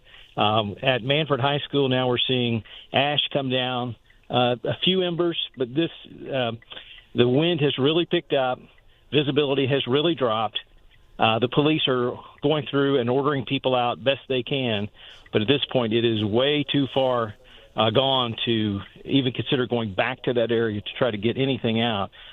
People are rushing out best they can, but the situation, and this is in the city of Manford. This is not on the outskirts of town. This is within city limits. Fire and heavy smoke, but fire is approaching this area on the south side. Travis, back to you. All right, praying for these folks. Just hoping that they've got everything can take care of it because that fire line is literally, as Emery was saying, again, just coming up here on the south and west sides of these are the housing additions that are right in here. That's what these lines are, the streets. So it gives you an idea. This is smoke, again, from the fire coming up over that. So again, it's hard to breathe. And for folks that were trying to get out of there, you couldn't even hardly breathe to begin with, trying to get out of here. So that's one of the big issues for Manford. Again, and it's no longer voluntary, it's mandatory, and then that's a similar Vehicles here on fire. Extremely intense wind gusts just blowing storm command right now, and everything is just incinerating right now around me. It is apocalyptic out here in some cases. I mean, when you're in the middle of this firestorm, it's crazy. It does. It looks crazy. Sometimes you just become lost for words and trying to describe it because you just can't believe what you're seeing. I mean, this is just absolutely horrible. Let me go out to Amanda Benton. And I just had it there for you with Val. So there's Jed's fire in northeast Oklahoma County. We have Val's fire, and again, that's going on there. Let's go back to the city here. By the way, this is Leedy. Still evacuations underway for good reason. Get out of town. Get out of Leedy. You can wait, but man, I'm telling you, if this thing comes into town, it's going to be a big bad deal for sure. And I tell you what, let me go back to Val one more time. Val, let me ask you a question here. Val, looking at the latest on the smoke plumes, it looks like the smoke might be a little bit less than what we've seen coming out of northwest Oklahoma, at least with your fire. Do you think that they're getting somewhat of a handle on the fire to your east? What do you think? Yeah, so I think you're right, especially on the fire that was threatening the north side of Leedy. I think they've got a big part of that knocked down, and so now we're concerned about what's straight west of Leedy and also what's southwest of Leedy, because the southern end of this fire looked like it was dead, and then it flared back up again and became a raging fire, and that's going to affect just south of Leedy. All of this stuff here is going to affect the town of Leedy. We're hoping that they get this put out before it gets in. But on the north end, I think you could breathe a little easier on the north side of Leedy at the moment. But from about midway through Leedy all the way south, I mean, it's still open right here. I mean, you still got to watch it. And I know most people have left Leedy. We came back in, and there was almost nobody except for emergency vehicles. It looked like a ghost town, really. There's still a few people that were driving around. I could tell that they were civilians there, but I guarantee you they're ready to get out at a moment's notice. But anyway, that's pretty much the way it is from here. We'll watch it close, and if something happens, we'll let you know first. Back to you. All right, nice job there. So hopefully the firefighters were there, then they left. I'm not sure what's going on, but they need to get this out. This is going to quickly take off, and then this is about 3/8 of a mile again west of Lady. Let's come back to the city here and look at all the smoke streamers running from Stillwater, obviously southwest of Stillwater in the city, but the southwest sides of Stillwater. Evacuations there with the fire moving through a neighborhood in the southwestern side of Stillwater. And then you can see all the other multiple fires we have. Those are the smoke streamers coming off those fires. And there's just too many to count because underneath those smoke streamers, we have additional fires. So this is 120th Avenue Southeast to Lake Thunderbird between Rock Creek and Franklin Road. That's one area. And then Etowah to South State Highway 9 between 84th Avenue Southeast and 144th Avenue Southeast. Again, Norman Police asking you to immediately evacuate these areas due to some fast-moving fires right now. It's part of the states where we've seen the most evacuations here, that's for sure. We do want to show you some video from earlier this afternoon. You know, we had Michael Armstrong on another house fire here as we speak, but this was earlier today. This was off of East Coffee Creek Road. This was in Luther. Just to the southwest of us, just past this intersection right here is where the fire is. Now, so if you go south of Manford on Evans Road, just a little bit south, people know where the high school is in Manford. The fire is in neighborhoods back there. You can see the police are going through, lights and siren, ordering people to leave. And people are clearing out as fast as they can. Earlier, an hour ago, we saw people gathering what they could, getting children, pets out. But this wind is incredible. Difficult to stand up. Gusts make it very, very difficult. My photographer, Michael Woods, now bracing himself against a car. But an urgent evacuation happening here. The Baptist church down there, several churches, lots of homes, and their police trying to sweep through and clear people out of this area. Now that is just south of the high school. Let's see, that's Manford Police. We've seen emergency management, OHP out here, but the wind is just pushing this so quickly. It's really picked up just in the last few minutes. We're seeing a lot of ash come down. We haven't seen embers at our location, but fire is about 500 yards maybe at the most down that road, and it is coming this way very quickly. Still see a few people, rancher types with trucks trying to go that way. Police are not letting anybody go back down that way, ordering everybody out as fast as they can. But a very dynamic, dangerous situation here in Manford. Travis, back to you. All right. Hey, Emery, real quick before we let you go. Have they said anything about houses? Have they said anything about houses on that south side that you were right where you were? We have not seen houses burn, but we have seen fire right up next to houses before we had to leave. I'm sorry, Michael. What? It was very, very close. Yeah, it was just right there. So we are certain that there are houses that must be burning because we were leaving to just get out of the way of the fire. It was within 100 yards of Evans Road to the south. It is far north of 41st, almost to 31st Street here in Manford. But that evacuation's going on. Cops are running everywhere through the neighborhood, lights and siren, ordering people to leave very, very urgently. So that's happening right as happening right now. And you can see how bad the visibility is. That's a big church, just 150 yards away from us. You can barely see it. But the south side of Manford here, now that wind seems to be a little more south, out of the south, and it is pushing it right into the city of Manford here on the south side. We're at the high school. That's a landmark up on its high hill.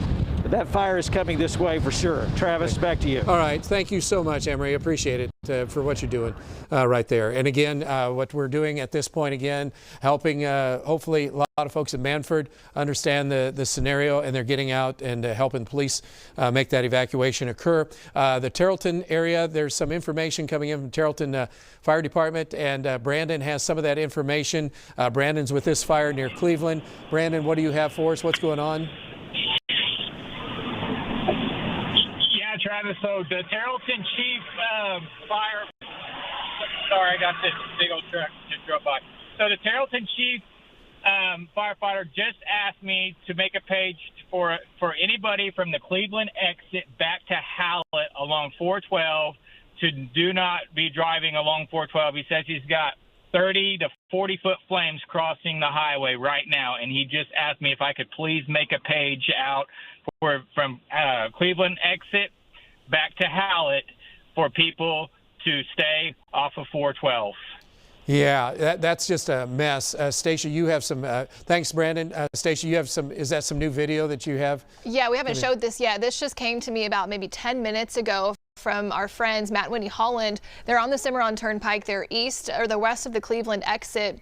And so you can see the flames just off in the distance, very tall flames. That's what Brandon was mentioning. Dangerous situation out there. So they have shut down. You can see police cars off in the distance. They're shutting down those lanes of traffic. So again, and that's the Cimarron Turnpike out by the Cleveland exit. So that fire, really tall flames coming across the highway. Now, highways and roads are not barriers for these storms or for this fire situation. So the embers are crossing over highways, crossing over roads very easily.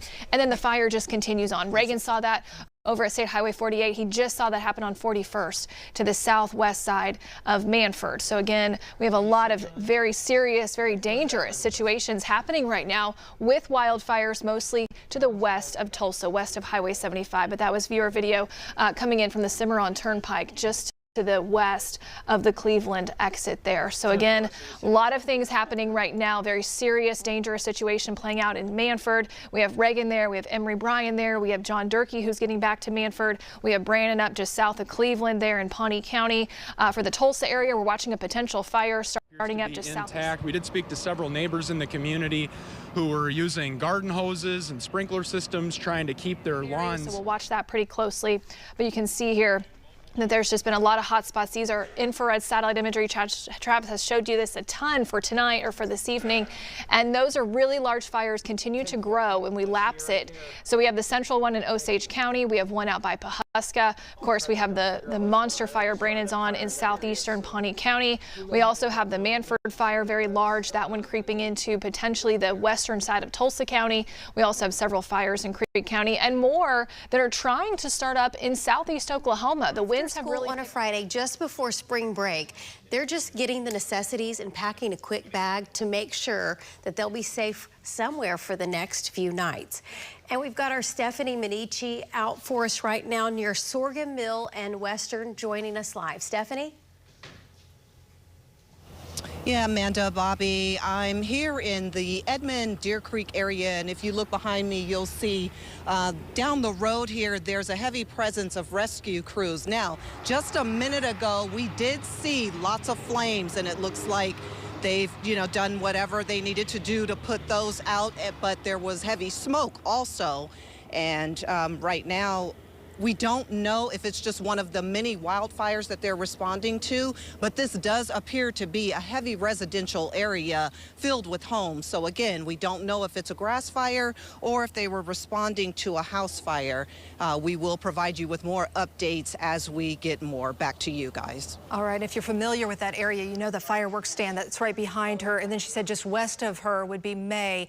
I heard from one of our viewers who lives just south of there, a little bit closer to Coffee Creek. And she was saying the Brookside Hills neighborhood addition was being evacuated. Now that was earlier on, so still a very active scene out there in the northern Edmond, Deer Creek area. We've got some road closures we want to fill you in on. Garvin, McLean County, Highway 76 from OK19 up to 130th Street is shut down due to fires. It's due to fires, but also heavy smoke in that area. Again, don't travel if you don't have to.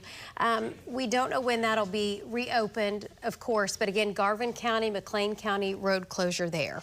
Another issue that's going on, if it's not the fires, it's the wind and the power poles that are down. Two particular problem areas right now at Southwest 4th and Telephone Road there in Moore. Southbound telephones closed because of a damaged power pole right in that area. Same scene right near North Park Mall in Oklahoma City. This is going to be on May, just south of North Park Mall. The power poles have blown almost all the way over, so that is causing a traffic delay in that area there on May in Oklahoma City. A quick update from Shawnee. Firefighters are actively fighting fires in the area of Highway 102 at Hardesty Road north to Pecan Grove Road. That's east to Drummond Road and west to Stevens Road. Residents are encouraged to evacuate for your safety. And if you do so, make sure you know that Life Church and St. Benedict's are offering a safe space for anyone who has evacuated. Again, volumes are still high for their calls, and they're just telling you to make sure, report a power outage if you need to, but just get to a safe spot. Get to a safe spot. We've mentioned so many of them. You can go to our website, news9.com. We have a running list of all the evacuation places you can go. Back with more in a moment. Style or substance. Somehow, it became one or the other. But there is another choice. I give it up to them because these conditions are unbelievable. They absolutely are. And Michael, you know, I think we have a lot more fires going on today than we typically have ever had on a day like today with strong winds. Last count, and this was probably from about 3 o'clock or so, but I believe we were up to about 140 fires.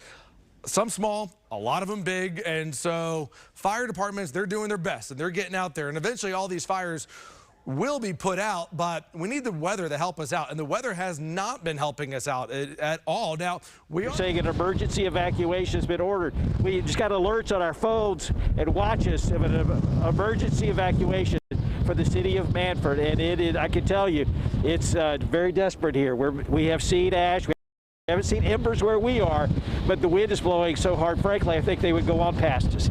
So, fire south of Greenwood Avenue, south of First Baptist Church. Several churches, several neighborhoods in that area, I would say, are definitely in danger right now. Travis?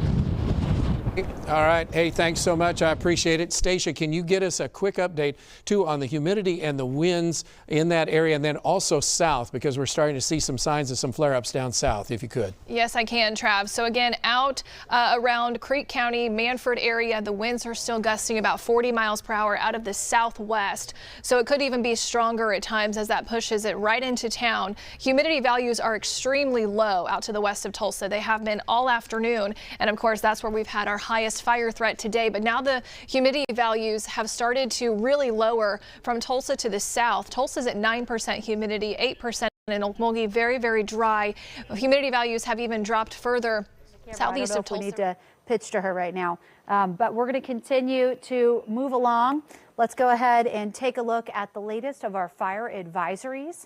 We still have ongoing fire warnings, all these shades of purple right now. That's what we're watching. Let's go ahead and take a look at the latest wind gusts. Still 55 miles per hour in northwestern Oklahoma, so they really haven't dropped back too much. Central Oklahoma, we're seeing gusts around 45 to 50 miles per hour, so that is a slight improvement. We're hoping for more of an improvement over the next hour, hour and a half. We still, though, have sustained winds out of the southwest at 30 miles per hour. And then look at this cold front.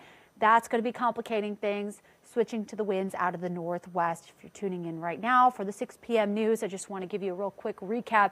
We have been covering this since before 2 p.m., continuous coverage of evacuations due to this historic fire day that we're experiencing in Oklahoma. Fires racing across the state, still raging right now in several locations. And in addition to that, look at all the reduced visibility. There's been a health advisory issued due to the plumes of smoke, the blowing dust. Not a good idea to be outside for that, just for breathing conditions. And the reduced visibilities at times down to zero, causing several accidents. We've had a maximum wind gust today of 83 miles per hour in Frederick, Oklahoma, and that caused some damage in southern Oklahoma. Granfield, power outages reported across the state, and we're still tracking some of those fires right now. So let's go ahead and zoom on in. Look at all the fire warnings that continue. A lot of them east of I-35. We have our longest and strongest fire in the Leedy area. Zooming in a little bit closer here, you can see the fires are still going, although I will say the last few radar scans are giving me a little bit of hope. It's looking slightly better. On here. Here's what we're seeing. So since Reagan has to move, this is the southwest flank pretty much of where the fire has been coming into town, which is the south and kind of continuing on the southeast side. So Emory has been here at the school. You can see the track right here. So Emory is situated here where it's basically kind of green and everything's cut. And then they said that they did have a burn back over here. Don't know if it's a controlled burn or what, that should control some of the fires, maybe to the south and east. But what's been hit the hardest is probably a Birch Drive and maybe some of those flames. Now, the problem is if a fire gets going on a house, then the embers from that can jump over to other houses. And so that's one of the biggest concerns that will happen for firefighters. They'll be fighting this fire. All of a sudden, a house on the next block over could start on fire. So this is a big problem for the folks there. Can't tell for sure, but that's usually the situation that occurs based on the history of how these storms work and how firestorms work. And that's what we're looking at. So we'll get some more information from Emory in just a moment. I see REM 37. Is that, so we're just... That's okay. So he's in the process of moving. Okay. So with what's going on in this situation right now, we're expecting this not to be any better situation going forward. Brandon's, I want to go to Brandon right now and go back to the north. So we have the Manford issue. We have the Cleveland issue, which is north and northwest. You see where Brandon is located. Brandon, you got fires. What do you have going on for us right now?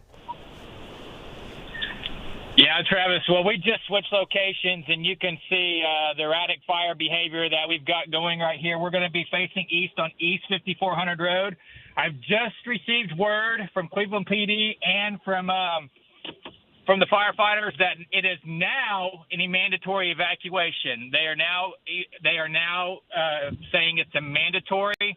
We've got fire all around us here on both sides. It's already done crossed East 5400 Road, and the evacuation is off to the northeast up towards 64, and I believe they said up to the town of Cleveland. So this fire is erratic and it's out of control, and still got some very gusty winds right now, Travis. Hey, speaking of which, what are you estimating, 30 to 40 miles an hour? What do you got?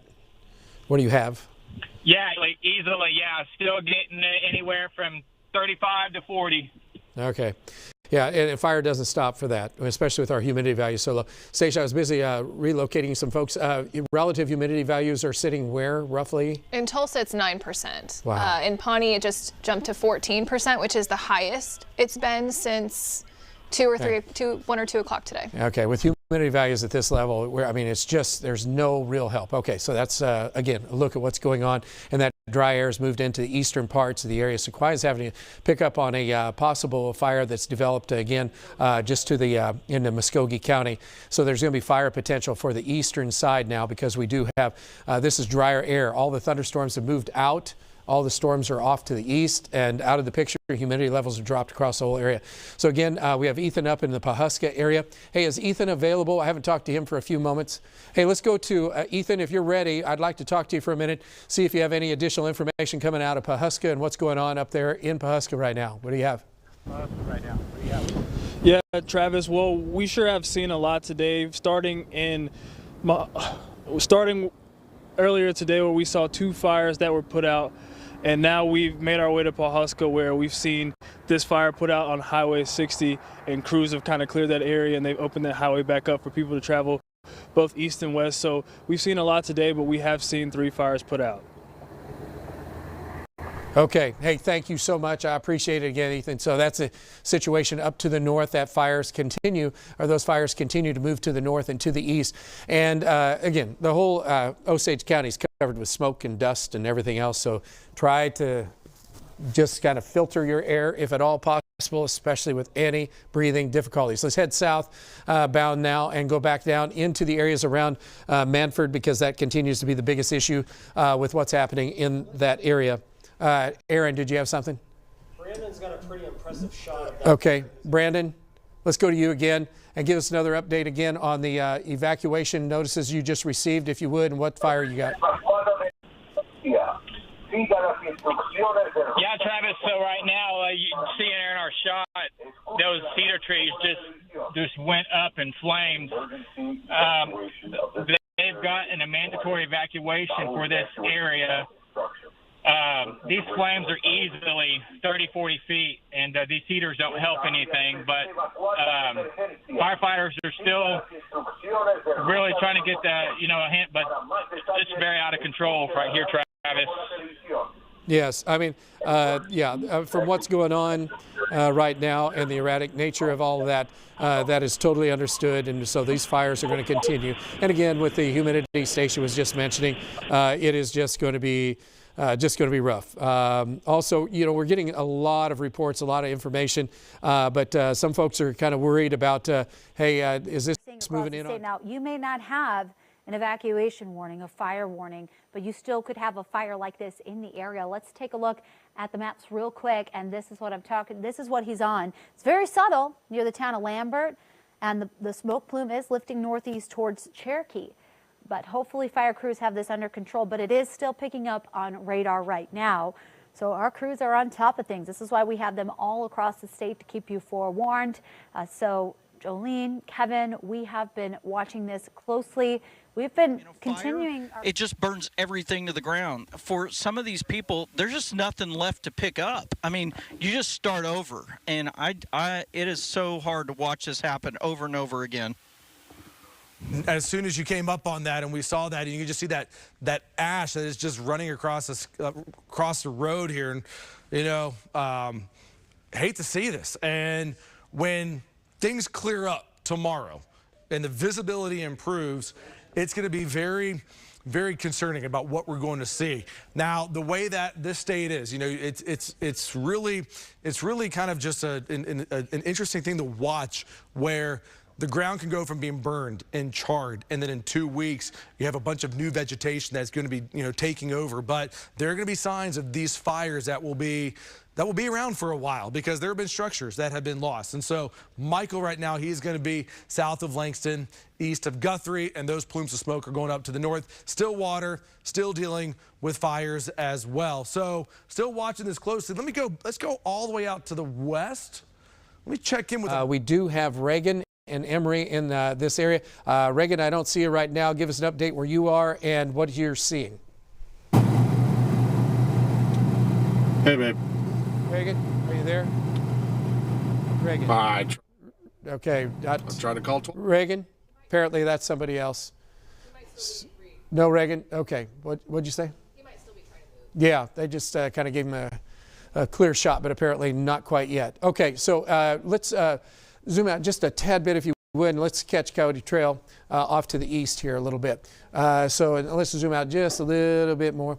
And what we're looking at doesn't really appear to have a lot of visible damage that we're able to see. We're told that the fire in this case started from another home in the back of the house and then spread over to this one. It's a similar case to what we showed you playing out near Northwest 122nd and Penn a few hours ago. But in this case, it seems like thankfully crews were able to show up, work a lot more quickly, and get that fire under control before these homeowners lost their homes, like those two unfortunate families in that area as well. We know no one hurt in all of this, thankfully, and crews are obviously just going to be babysitting this situation. They're going to be here for a little bit longer to wrap things up, make sure that everything's okay. But really just another reminder for folks to be cautious today. Make sure that you're continuing to watch our coverage as this wind continues to play out, because that is going to be what is the most dangerous factor in all of this. Any fire that starts, any house fire that starts, like we've been covering, it has the potential to get fanned by these winds and really create a dangerous situation, not only for that home, but for nearby homes as well, particularly in neighborhoods like this. So we're going to be out here for a little bit longer. Obviously, crews are wrapping things up, and we'll be kind of ping-ponging around the city, letting you guys know if anything else pops up tonight. Kevin, Jolene.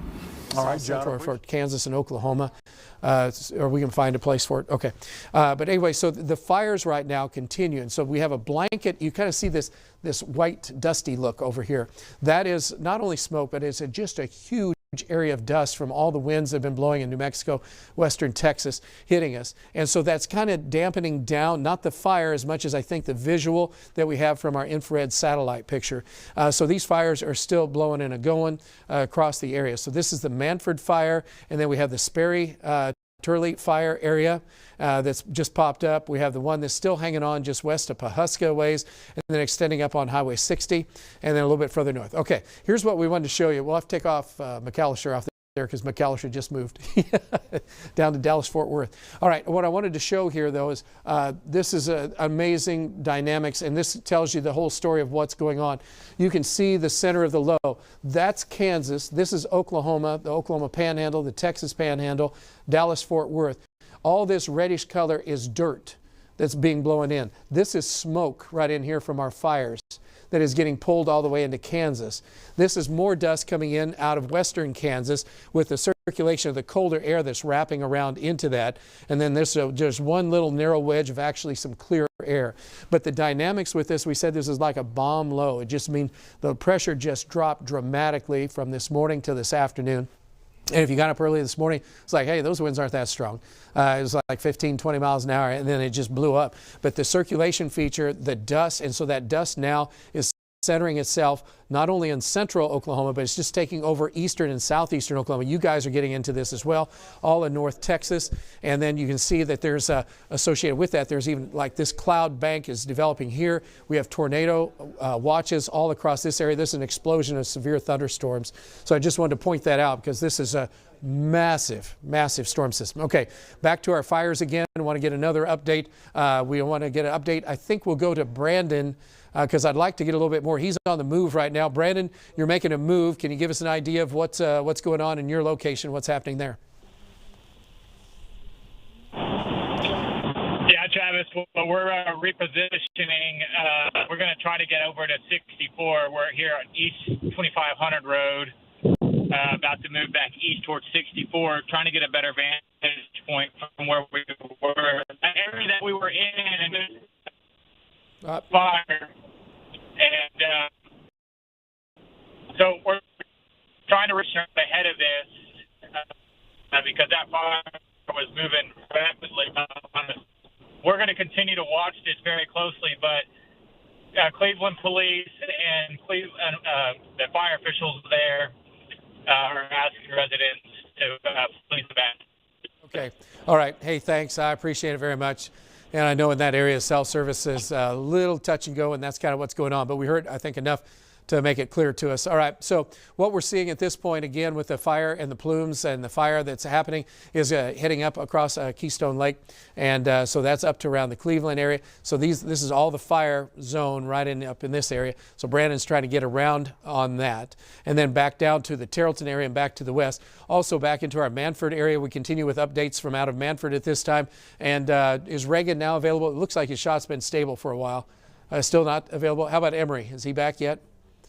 Okay, so both of the guys have had to move. Again, the fire. Just double our reinforcements. We bring down Tulsa. We combine forces together, so we go from 6 to 7 to 8 trackers to 10 to 12 to 15 trackers if we need to be. And doing that, that's exactly what we've done today. So great job there, Alan. Let's come back to the metro here, talking about Hank and Patty Brown.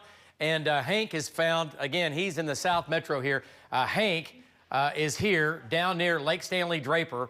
And this is where Hank's located tonight, Hannah. And what's the status right now? Oh. Well, Jess, it's been an unconventional day here at the Big House. In 60 years, I'm told, there has never been a day quite like this. Since noon, there's been 11 power outages here at the Big House, whether it be a surge or a complete blackout, something that's never happened before. Right behind me, it's Alva and Air Depot. And yes, there's 4 vehicles here that are a total loss, burned to the ground. And unfortunately, that big pile of rubble you see there burning and smoldering is what's left of somebody's home. So there's about 10 acres here that have burned. It kind of come up out of the creek bottom through the trees. Yeah. Burnt this home. There's 2 homes just to the north of it. It got all the way to their sheds or their outbuildings, and they were able to get it knocked down before they lost those homes. But Oklahoma City Fire pulled up here determined it was a total loss. They turned around and went to the next hot spot. So, yeah, unfortunately, a family has lost their home out here today, David. Back to you. Okay, nice job. So, again, this is sad. I mean, here's behind me here. Let's take that full screen. Let's go back to Links 1. So this house, this is what it looks like now. There are their vehicles. Let's take Links 1, and this is what the house looked like about an hour and a half ago. So there's Hank. Yeah, he's sitting on the street right here, and this is all gone. Kind of harm's way. I mean, obviously they had to get out of there because he couldn't even breathe, couldn't even talk at that point. So that's what's going on in Manford. Also, we have still fire going on out to the west. Aaron, did you have some? Nope. Okay. I thought you were getting ready to talk to me. Out to the west, Dow continues to cover what's going on with fires out to the west side. And then even further west, Allen has been out around Stillwater. Can I get a report from Allen, Aaron? He had to hop off the line for just a second, but he's going to call back. Okay. So I'll make sure that when he gets back online. Okay, because this is his shot right now. Yeah. And so this is he's going to get some information for us. But again, around Stillwater, those fires have been just as bad. And we're looking at I was trying to look at Oklahoma City's our sister station and their coverage. They've got similar situations going on, just smoke and fire showing up in their areas. Alan's back? Okay. Okay, let's go back to Alan for a quick update. Alan, can you give us an update? Looks like you're just west of Stillwater. Yes, sir. I'm at 6th and Sanger in the Stillwater area. They've got road closings everywhere and mandatory evacuations. They've got, I guess, back south and west of us, they have an entire area. They've evacuated multiple neighborhoods, multiple structures on fire, several that have been leveled. The police officers here at this intersection that have been trying to keep folks out, so they're being hit with debris and ash from these homes that are burning, like I said, miles away. These 30 sustained winds up to 40 and 50 mile an hour gusts are really doing some damage out here. Back to you. Yeah, and and I know there's several different housing locations. Well, there's a lot of housing additions. Of course, golf course in there as well. So again, you can see where Allen is located. The pictures, the smoke coming in. Structures, he's saying again from Stillwater, southwest side of Stillwater, not in Stillwater, but still, that's basically getting into Stillwater at this point when you're getting that close, because here's downtown and then also OSU's campus. So we have a very, very dangerous situation in multiple locations across areas from really Oklahoma City back through the north and west sides of Tulsa. And then the fires are trying to build further east. So that's one of the issues that we're seeing as well. Can we go back to weather 15 for a minute? And then Stacia, I'm going to have you do another update on power and also breathing. So we've changed a little bit. Well, this is back. I wanted to get to there we go. Thank you. So here's the latest on the fires. As I mentioned a little bit ago, that all that dust, I think, is affecting the impact of what we're seeing here with the fires. But we still have these fires ongoing. And then around Sedan, Kansas, and south of Sedan, Kansas, just north of it's really on the Osage County, or I should say Oklahoma, Kansas state line, just to the south and west of Sedan. Still massive grass fire there. And then the one that's north of Pawhuska that Bob was on for a while, that's been moving across probably the reserve up there, I would say. And then one west of Pawhuska still hanging in there. Here's our Cleveland one that's had mandatory evacuation, and the Manford one that's had mandatory evacuations. And so we do have, now we do have Michaela there. Okay, in Manford. Let's go to Michaela then, if she's available for us in Manford. So Michaela, let us know what you see at this point, would you? Yeah, Travis, it's really bad out here. I'm posted up outside of Manford Elementary School. I'm just going to show you what we have. It's very, very windy out here. It's super smoky. You can barely see the next 100 yards from us. We did speak to a park ranger, and they said that there's a few homes on fire coming back where the camera is pointed. We were able to speak to a family, and they said they were just sitting in their car, just waiting to evacuate. And it's been about 15 minutes now. That family did decide to take off. They said they had a friend or something in that neighborhood back that way where that smoke is coming from, and they haven't heard from them yet. They're just waiting to make sure they're okay. They described the situation as very scary. Like I said, the winds are super strong out here, and it's very, very smoky. You can barely see a couple 100 feet ahead of you. Okay. Hey, thank you so much. Appreciate it. And that's the latest happenings in Manford. We have fires ongoing in multiple locations. As we said, Manford is one of the worst hit ones. And then Cleveland also just to the north and to the west. So we continue to do these coverages, and we're not alone. As we said, Stillwater, and then we go back to the north and not too far west of Pawhuska, and then the fire that Brandon's on, you can see the smoke plume is extending from that. Bob's realigning again, trying to get over near the Sperry fire, as well as you can see around the Perkins area and extending around a coil. This was coming out of Logan County. This has been a terrible situation for the folks down there. Thousands of acres have burned. Jeremy's been on that fire as well. And then I was looking, it looks like we just got fires. Can you give me REM 24 for just a minute? And was that Marty or was that Val? REM 24 is Val, and so they are they've moved. We might have to look at our GPS here in a minute. But I'm sorry, I'm throwing you guys a little curveball, but if you can, I don't know if that, or is that video? Maybe, is that video or is that breaking up? I can't tell. I don't know. Okay. They have massive, okay. We'll skip them for now because I don't know what's going on with that. Telling residents that if you need somewhere to go, First Baptist Church in Elk City, they're setting up beds there. If you need somewhere to go spend the night, you can go to First Baptist Church in Elk City. But crews are still out here working to make sure that this fire is completely contained.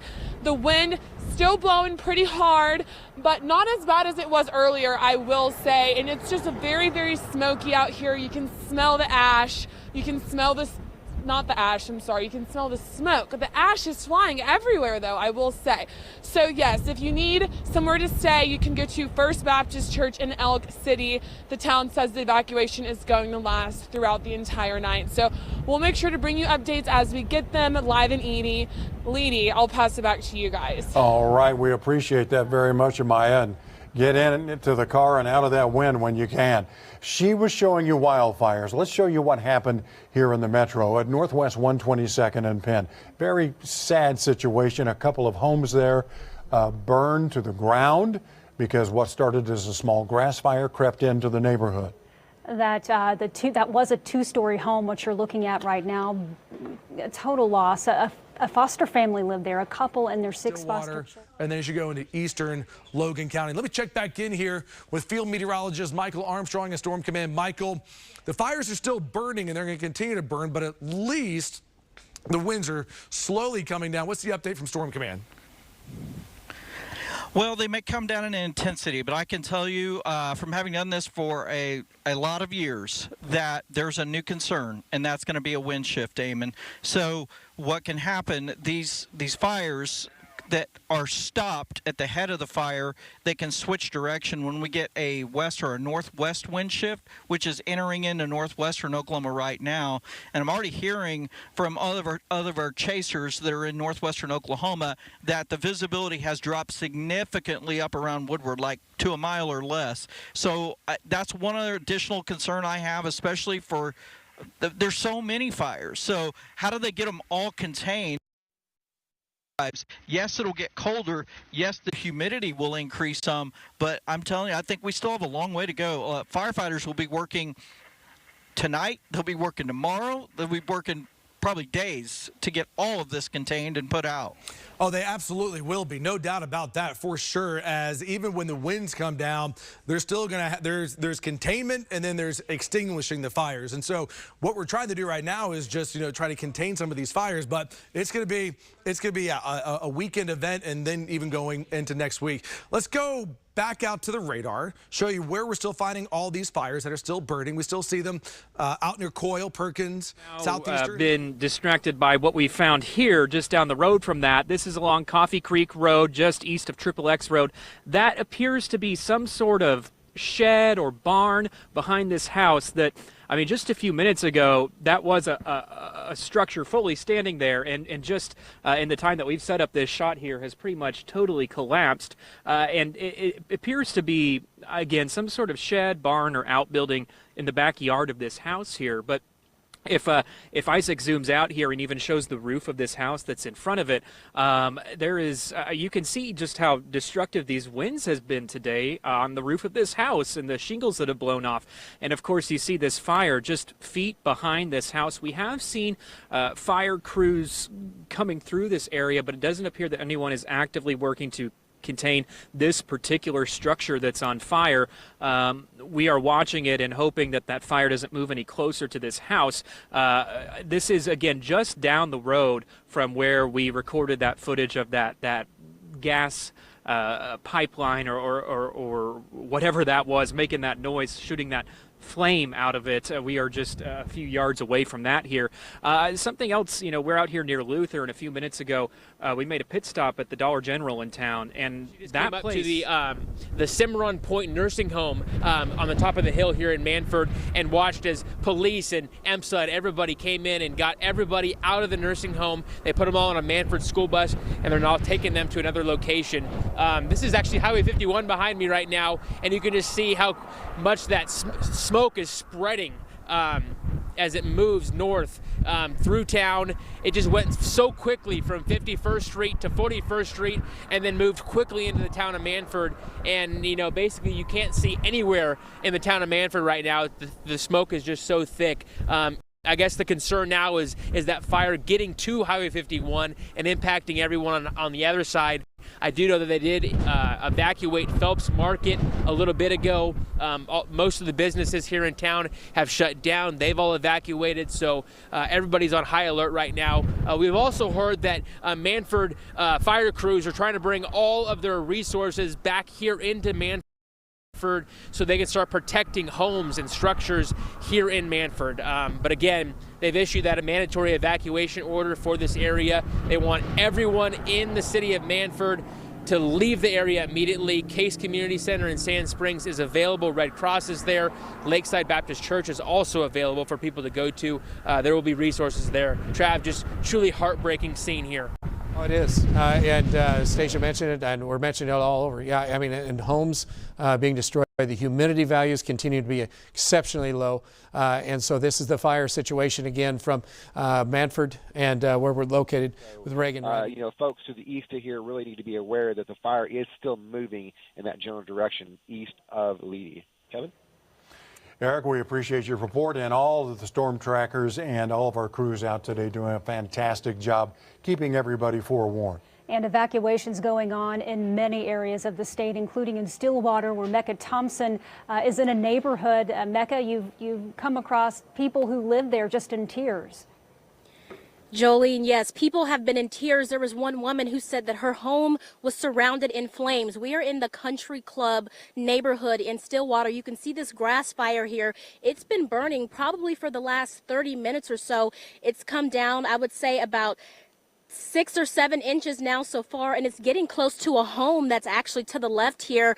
Crews have been coming this way trying to figure out if they're going to put the fire out. We were going to go farther down this way here, but you see that cloud of smoke. We couldn't even drive down there. It wasn't even safe. They told us, do not drive down there. The cars that have been driving down there have had their hazards on. They've been keeping straight. There's a line of cars actually behind where we are, people wanting to go further that direction and into town. They say they're stalling, they're waiting until things get better. And I'm even looking now as I'm reporting here, as this black truck passes by me, there's another fire that I can see off in the distance. And just about 20 or so minutes ago, the fire was back into the woods there as it's starting to spread. Lots of people here in the area say they've been concerned, wondering when the fire is going to stop. And as Emily Sutton was saying, it's very high danger out here. It's dusty, it's smoky, things are blowing in our eyes, and the smell has intensified. And even just looking at the sky, it's dark, it's cloudy. Driving over here, it was orange, and you can hear the wind starting to pick up again. Guys, again, just large flames in this grass fire here, and it keeps going towards this opposite direction. But we're going to stay out here. The communities of this town getting their cattle. I just try to help a gentleman get his cows from one pasture to another. It's just devastating for these people, Travis. All right. Thanks, Brandon. Appreciate you. I'm sure the guy appreciates help too with cattle. We have still getting a lot of reports of wind and wind damage around Tulsa, and a couple trees blowing down around Tulsa as well from some of the wind gusts during the afternoon hours. And these fires are continuing. Some folks are asking, what does green and blue on the radar mean? Is that smoke or fire? That is smoke. So again, what you're looking at is smoke. Good question. from one of our viewers. So again, we're looking at only smoke. The fires do not show up. We don't have, the infrared is what we use. That's the satellite picture. We can go to the satellite picture for a minute and just again show you, just so that you kind of understand what's going on. We're going to continue our coverage up through about 7 o'clock tonight, maybe longer depending upon the situations we have. These fire lines are all marching northeast. We still have that fire situation going on just near the Sperry area. We've had a few flare-ups in a couple of areas that's continuing in Creek County, but the Manford, Cleveland areas are the worst. Pawhuska area on the west side of Pawhuska not doing all that well. And let's go into Manford, where I do think Emery, did we say Emery is available now? Emery, let's get an update from you. What do you have for us? Yeah, Travis, we've moved back away from the high school because authorities thought it was too unsafe there by the high school, First Baptist Church. And park rangers have told us that there are homes that are burning to the west, southwest really, First Baptist Church along Greenwood Avenue. Now this road here goes down that way. There's a housing complex down there called Lakeview Village. It has been evacuated for the most part, but there are still some people down there. I just drove down this road about a half mile, turned around, came back. Visibility almost zero down there. Authorities are still running through there trying to get people out, but there are still some people back there. The fire line is just to the back of that, but we do understand now that some homes have burned on that south side of Manford. Hold on, and you can see the wind. The wind is just really incredible right now. It's stronger than it has been. It has to be. And so that fire is approaching. We've seen fire trucks running around, just a few of them. Mainly what we're seeing are police cars running around now, lights and sirens, trying to get people to move out of their home. And I don't know if you can see, but that visibility is just almost down to nothing here in Manford. So the fire department, everybody is pulled back. Now they're trying to defend the town of Manford. This has every similarity to 2012 when the fire was approaching more from the west than the south that time. And the fire department made a line there and successfully defended this town from burning. Now they're essentially doing the same thing, but conditions are worse today. The wind is so incredible, and the fire is that direction coming this way toward the city of Tulsa, the city of Manford. They're doing the best they can to stop. Stillwater emergency crews, 750 to 1,000 people have been evacuated. There's no reports of injuries yet. Multiple structures have been lost due to these flames.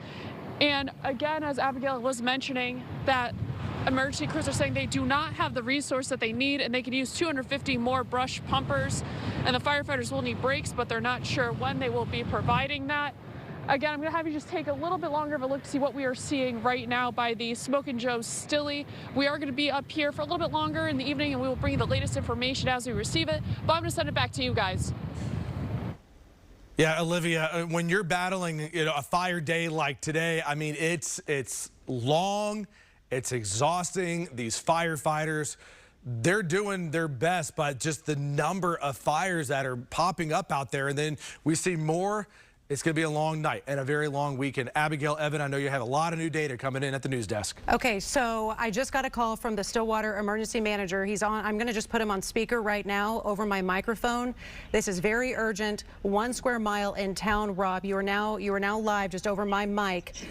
Tell us who now needs to evacuate. Okay, so for the people in Stillwater, we need to evacuate. We need from Highway 51 and Range Road, south to 19th and Range, east to 19th and Country Club, north to 6th or Highway 51 and Country Club. We need that square mile section.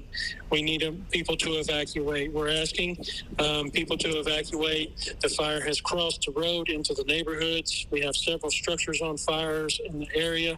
We're asking people to evacuate. Where you can go. You can go to the Stillwater Church of Christ, located at Duck and McElroy. You can go to the Stillwater High School. You can go to the Stillwater Community Center. We have evacuation sites opened up in those locations. We are also, in addition, we are evacuating the Holiday Inn Express. We are evacuating the Hampton, the La Quinta, and we are asking Walmart on West Walmart, 4545 West 6th Avenue, to evacuate as well as a precaution. And we're just asking everybody to please be respectful of one another, grab a handful of things, but we are asking that this be a mandatory evacuation and that people leave to go to those areas. Okay, Rob, I am trying to find, because I know you said, all right, so we have the square mile right here. I'm going to send this to my producers. I'm sorry, I'm getting a phone call from another emergency manager. Give me one second. All right, so from Range Road to Country Club and 19th to 6th. Oh my goodness, this is right in town, Rob. Yes, it is. And you're losing structures there? We are. Okay, what about injuries? We don't know. Okay. We don't know. Okay, Rob, we're going to stay in contact with you. I'm going to get this picture, this map to my producers, and just continue to keep me updated. Thank you so much for reaching out, and we will do our best to get this message out to the public for you. You bet. Thank you. You guys stay safe, Rob. It is a terrible situation in Stillwater today, as it is in many places, but Stillwater right now is in trouble. Let's check in right now on the phone. We have Kelly Kane with Oklahoma Emergency Management. Kelly, I mean, looking from a wider view here at the state that is burning, and what can you tell us about what we are experiencing today, and what is the current status? Well, we have evacuations pretty much all over the state. We have at least 13 different locations with evacuations. We've been watching our hotspot map, and we're up to about 150 hotspots across the state. So it's been just a very widespread, significant wildfire event today.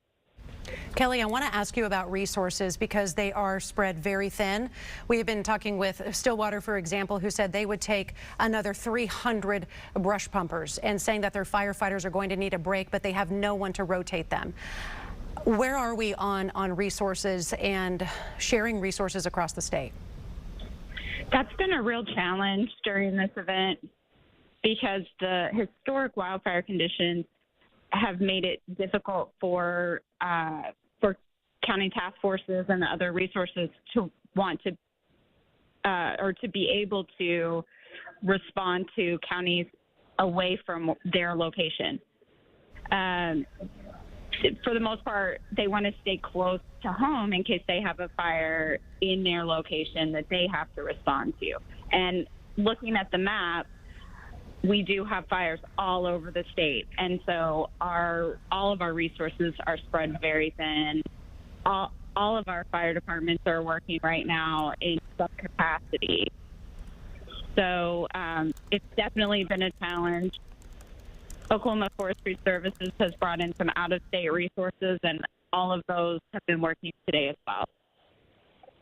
Kelly, quickly, we need to get to a reporter, but first I do want to ask you about grant requests that you've put forward to FEMA leading up to this and as this is happening. What can you tell me about that? Yeah, we've submitted requests for fire management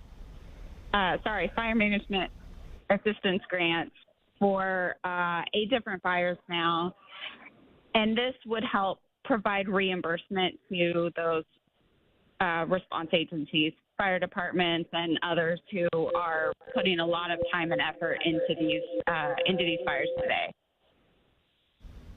All right, Kelly Kane with the State Emergency Management Office. Kelly, we appreciate you, and yeah, please continue to keep us updated as resources are really just being spread thin across the state. So, and we understand from a statewide perspective, this is like drinking out of a fire hose right now. I mean, and normally, you know, you have one event, and then you can pull from different parts across the state. Yeah. Now everyone has their event, and everybody is on hand, and everybody's tired. They talked about how generations, and they've been anxiously waiting to see if their property is not one that's been hit. We don't know if the fire is a grass fire or if it has hit a property. It does look like a heavy residential area behind these trees, so we're not sure of that as of yet. One other concern, if you look behind me, you'll see that there's these firework tins, and behind that is another tin that the couple told me is full of fireworks. So that is something that people in the area have been. I think they're probably checking to see if it's going to be threatening his house or not. But it's just a really sad scene to see play out here near Luther. The one thing I will mention is that the smoke, again, is just, it's really hard to breathe in. We actually ran to Dollar General, and I bought this to cover my face when we're not live, just because it is really smoky out here. The best way I can describe it is like you're standing in the middle of a bonfire, which we pretty much are. So don't go outside. Don't go out in this. It's just not worth it, and you want to stay out of the way of these firefighters out here. Of course, we'll keep monitoring this and bring you live updates as we get them. Spencer, awful to watch, and hopefully the wind blows the fire the opposite direction. Yeah. Well, people might be wondering at home, why did all of a sudden that structure catch on fire? Well, they were loaded up on these school buses, essentially. The mayor just getting people to safety as the flames started to spread. Yeah, the fire we have here is just south of the nursing home here. Community just wrapped around the nursing home. We needed some vehicles to move the folks in the nursing home. The school got the buses out. All the neighbors came out, and we got the whole place evacuated really quickly. The mayor says emergency plans are in place, saying they did have power down, but they were running with generators, but stuff is now getting back on quickly. In this area, no injuries reported there as of now.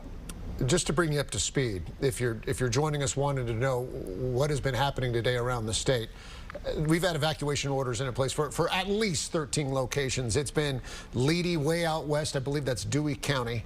Arcadia Lake. There's been multiple evacuations around Lake Thunderbird. Canadian County, obviously. Kearney. Payne County, where we're seeing this fire emergency in Stillwater right now. We've seen it in Pawnee County and Creek County.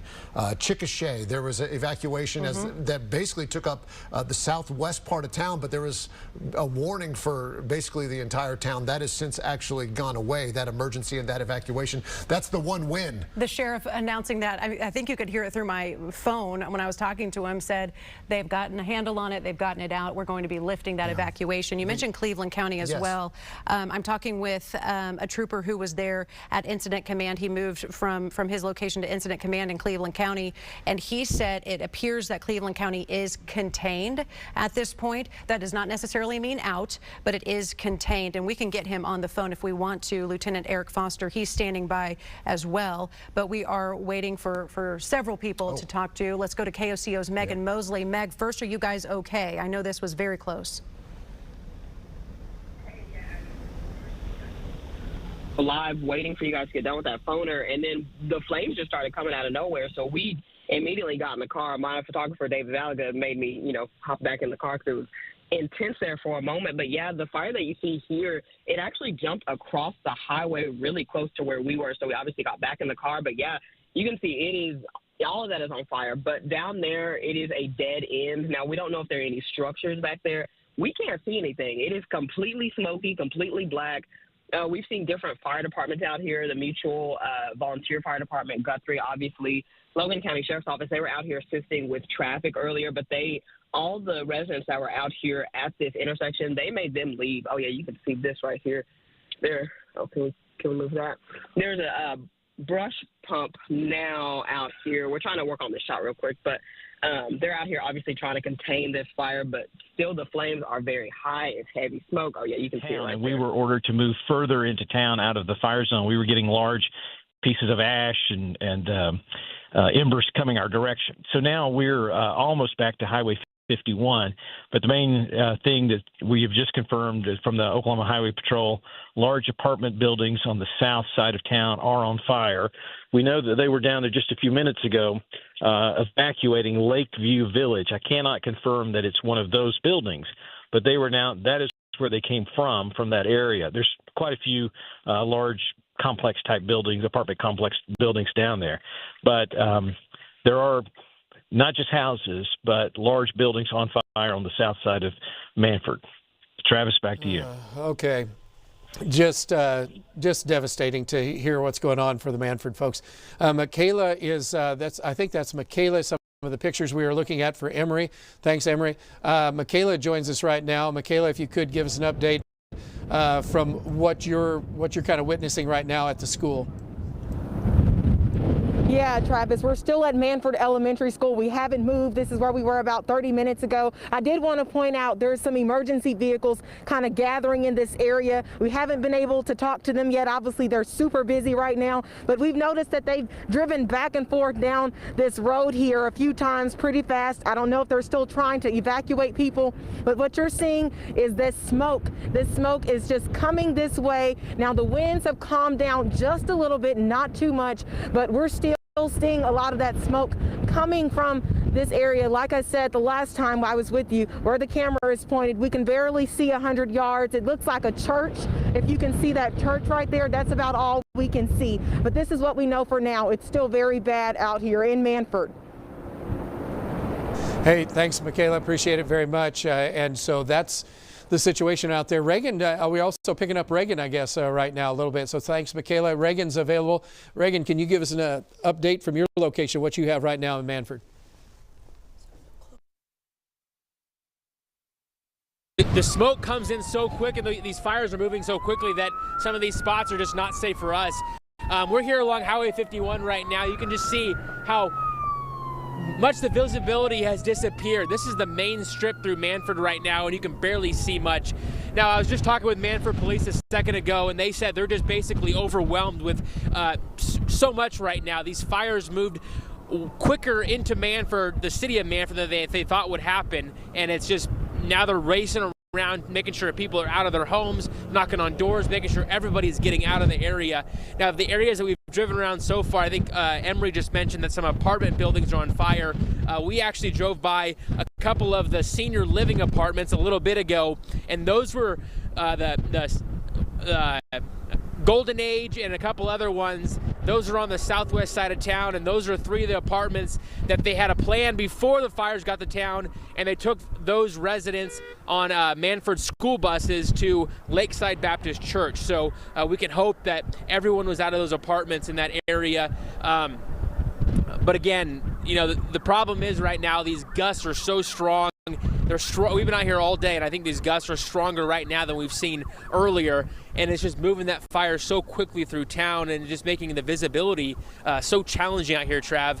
And the concern now is it's going to get dark soon, and it just makes the visibility that much worse. You won't be able to see anything. And so it's just devastating out here right now. All right, Reagan, thank you so much. Again, in Manford, we're covering Manford as it continues to be under basically a fire emergency that extends all the way to the west. In fact, we want to show you active fire warnings right now. This gives you an idea of where they are. They're located primarily due west of Tulsa. So we have 2 of them active right now from Manford to Cleveland, and then also one at Oilton, and then back around the south and west sides of Stillwater.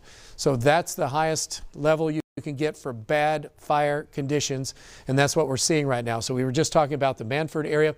We're going to go right now to with our technology. It honestly is really quite remarkable that we can see where these fires are and also how severe they are.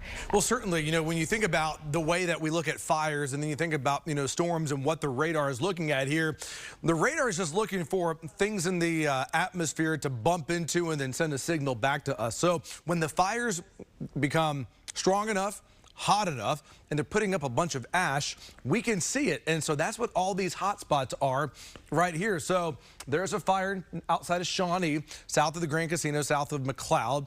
Here's another fire by Jones, another north of Luther, and then the ones here east of Guthrie, and then obviously the one that's up in Stillwater and also way out towards Leedy. Let me check in with field meteorologist Michael Armstrong in Storm Command here. Michael, I know we've been tracking these fires. There's still a bunch of them that are still burning near the metro, central Oklahoma. What are you seeing here from Storm Command, Michael? And then go back 3 miles. Yeah, Damon, they've got Coyle Road and 44th closed here, where basically there's just a whole lot going on as you get up towards Stillwater. 51 is closed. You can't get anywhere near it right now from the way it sounds, but there's still, again, multiple fires.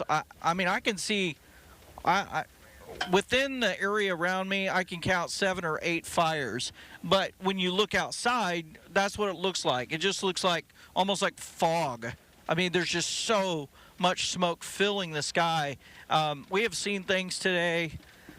My gosh, I mean, we have seen such intense fires and several structures involved.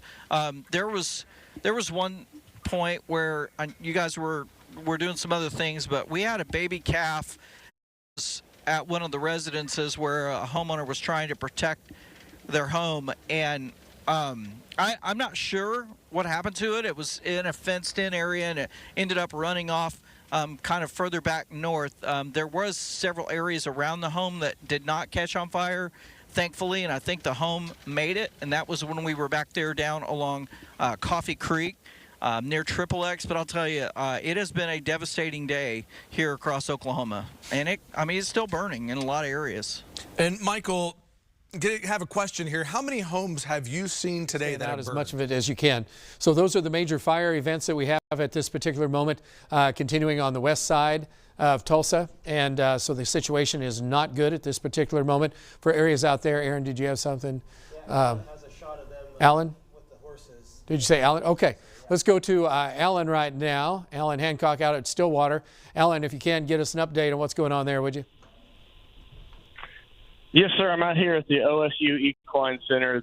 We had reports of an evacuation of their animals out here. I talked to a few of the individuals chauffeuring the horses out to an off-location site. They've taken 25-plus horses off-site already and looking at another 20 to 30 more, get them off-site in anticipation of the sadly poorly developing weather conditions, fire conditions out ahead of them.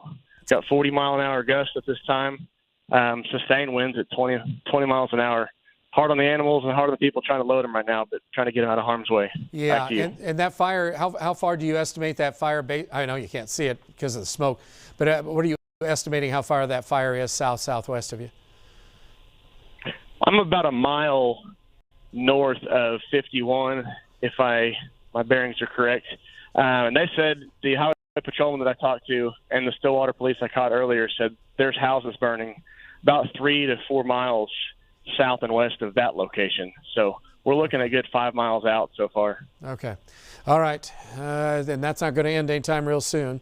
Stacia's going to take us with some more information. So this is I just wanted to point out again from Stillwater down to the south and to the west. So that would be down in this zone a little bit further south of the golf course area.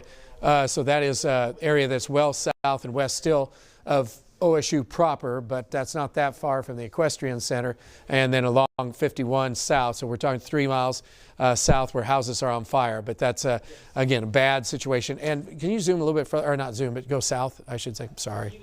And just look at that. So you can see some of the smoke plumes down in some of these areas. So Jeremy's down in there as well. So we can probably, we might ask for Jeremy's video so we could see what's going on with that. Hey, Jalen, ask Master Control to switch us over to Jeremy if you would, and then we'll do that. Because I want to see what's going on at Stillwater as well.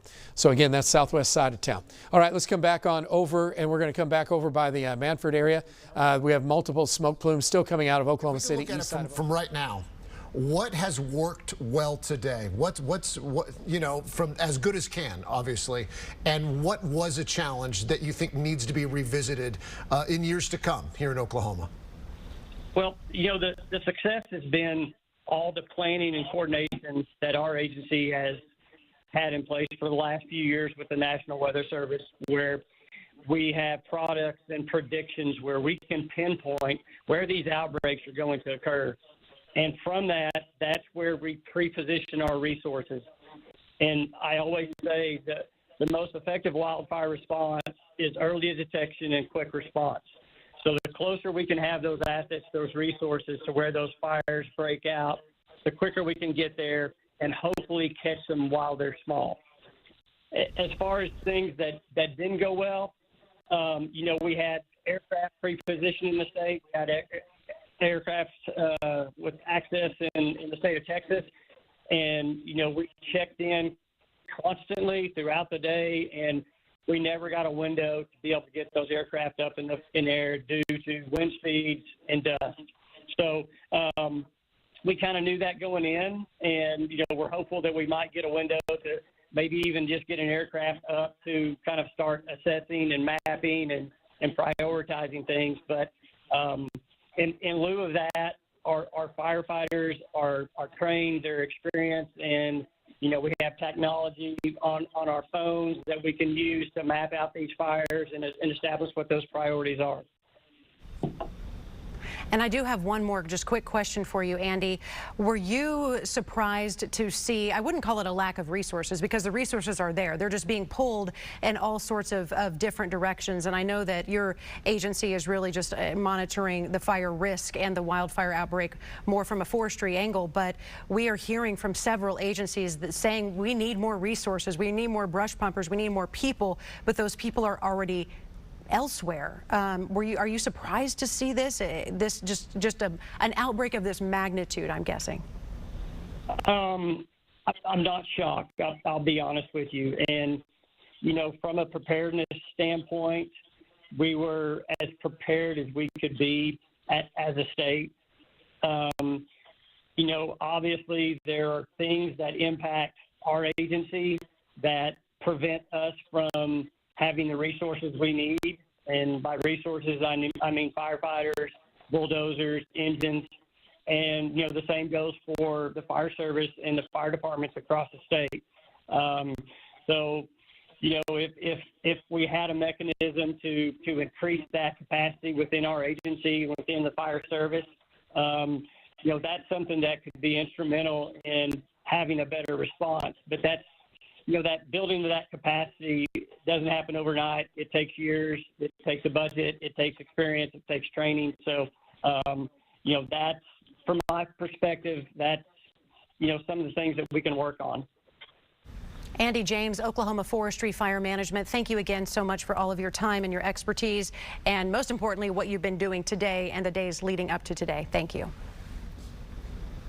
Damon, let's get over to you right now, sir. Yeah, and so still looking at the fires right now that are still burning. And by the way, all the fires that are burning are going to continue to burn for the next little bit. Let me show you winds right now over on WSI 2 here, because we're still watching winds gusting, not as strong as earlier, but they're still strong. Let me go out to field meteorologist Michael Armstrong and Storm Command here. Michael, still watching your shot and the flames that are shooting across the road. What's the situation like where you are? Yeah, we're up here near Marina, just to the southwest of Stillwater, and you can see all the charred ground. So the fire has burned through this area, and I don't know how wide this is going to be with the winds very strong. It may be kind of a narrow strip, but certainly fire has already consumed much of this landscape right here. Incidentally, Damon, the story I did for our weather special that we just aired, I was actually up here with a couple of professors from OSU, and we were talking about this very thing, about rangeland and about how the cedars have encroached on central Oklahoma and how it's made it so difficult that when we do get a fire, things just explode. And sure enough, I'm looking around, and some cedar trees haven't burned, but a lot of them have, and it honestly, again, I used this word earlier, apocalyptic, but that's kind of the view you get. I mean, that just, you don't see that very often. I mean, it's just so many areas just burned black.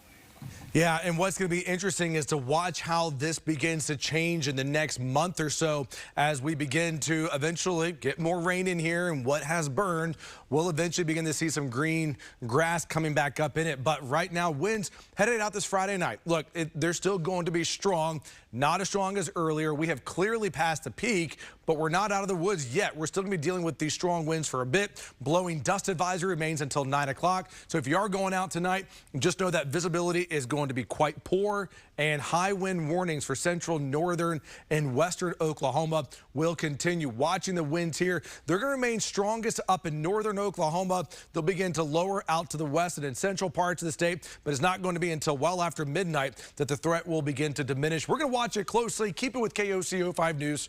We'll bring you the first alert. Shark Tank. It's time to level up your social game. Love that. Don't chicken out on this great deal. What sounds like a super easy idea? Let's build a theme park. No. $2 million for a piece of plastic.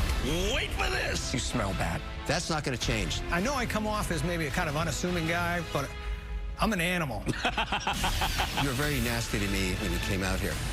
This is awkward. Quiet, quiet in the tank.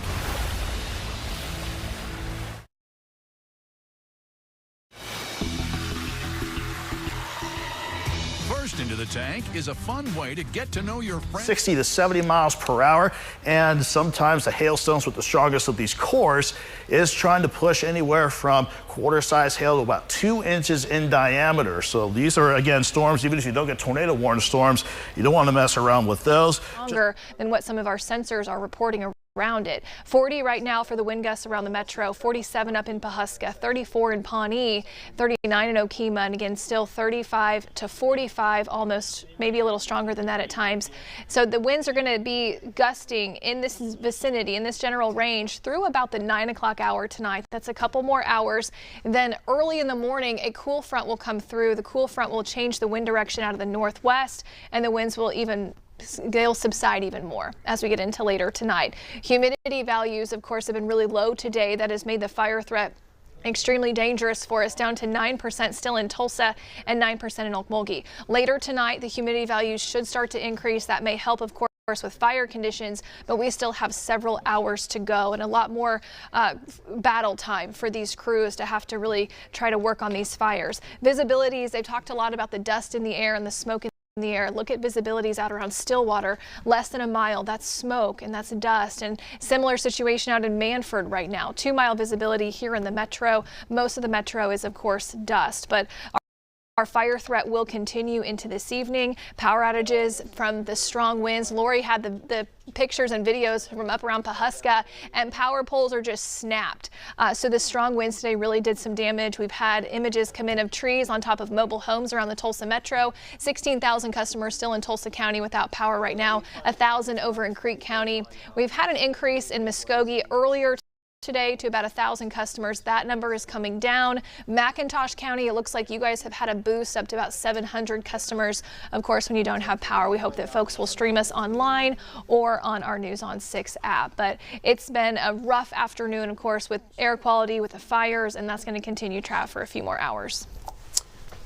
Okay. My mic was on. Okay, good. For a second, I thought my mic was off. I just got a new battery, so I'm all excited. All right, so Michaela's back in the Manford area, as well as Reagan. Let's go to Michaela first, find out a little bit more about what she has with the latest update coming in from out of Manford. Michaela. Yeah, hey, Travis. Now, we were on Evans in Greenwood Avenue at Manford Elementary, and police came in. We were interviewing a guy, and they swooped us out of that parking lot and told us to go. So now we've moved maybe 100, 200 yards. I think we're safer now. We're right by or behind police. That's a park ranger, I believe. You can see those lights. They've been going back and forth in that area. They did tell us that there was some fire that they saw that had started spreading, and that's why they asked us to move. I also want to point out this person right here in this truck. Now, it seems like a lot of neighbors around this area are kind of sitting still, just waiting to see what's happening in their neighborhood. But I did want to point out that hopefully we can talk to them here shortly after we get off with you, Travis. But it's really bad here in Manford. And it seems like we're continuing to get asked to move back, and we want to respect the park rangers and police who are patrolling this area. But this is what we know for now, hoping to talk to some more residents that we see that are just hanging out around here, probably concerned about their homes. Such a sad situation. My heart goes out to the families here in Manford. Amen. Thank you, Michaela. Appreciate it in Manford right now, and so we're continuing to do the coverage of what's going on for you guys around the Manford area. And again, this is not spreading eastward, so that's the only, I guess, good information we can kind of pass along now, because everything else is pretty bad as far as what's happening with some of this, with some of these fires. Emory continues to have some other information, so we will get. Let's go back to Emory, and then we're going to go up to Cleveland area after that and get some information for you guys around Cleveland. So Emory, take it away. What do you have for us? Yeah, Travis, the fire continues to approach the city of Manford. We've seen some reinforcements coming in here just in the last few minutes with tanker trucks of water and some firefighters, but there are not enough firefighters to completely stop this. Now, I'm hearing that sounds. I think I hear a helicopter. I can't believe they'd be flying in this wind, but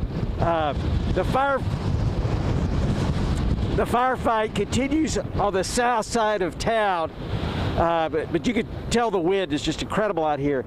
But the fire is approaching the city of Manford. We understand that some apartment buildings on the south side have burned. I talked to some very upset folks who lived there just a few minutes ago. They said they were able to get a few things out, but they believe their building is gone. There'll be a lot of stories like that happening in Manford of people that have lost houses. We have confirmed that houses have burned, large apartment buildings are on fire. We can only pray at this moment that everybody was evacuated. There's a dramatic effort to evacuate that continues right now, but firefighters are trying to get down there, trying to stop this fire. But you can tell with this unrelenting wind, it's just an impossible task. You can't even spray water and get it down on the ground, as one of our storm trackers would say. But they're continuing the firefight here in Manford, but it's almost to town. I mean, pretty soon the fire, what's left of it, oh, wait, go this way. Okay, look at it, here it is. Here's the fire. Here's the fire. It's right there. It's right there. Is that over there? Okay, that's a church. This is just by the water tower in Manford. So you see the fire's approaching there.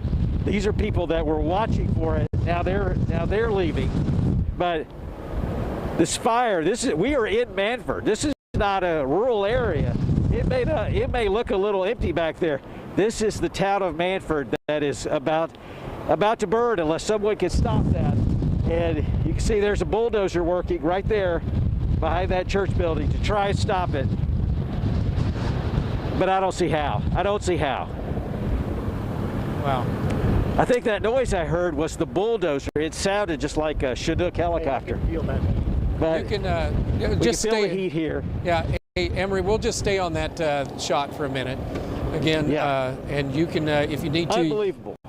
Yeah, and that's coming right up on the church. I can't. I'm trying to. Stacia, do you know that wasn't First Baptist? That's not Manford Assembly.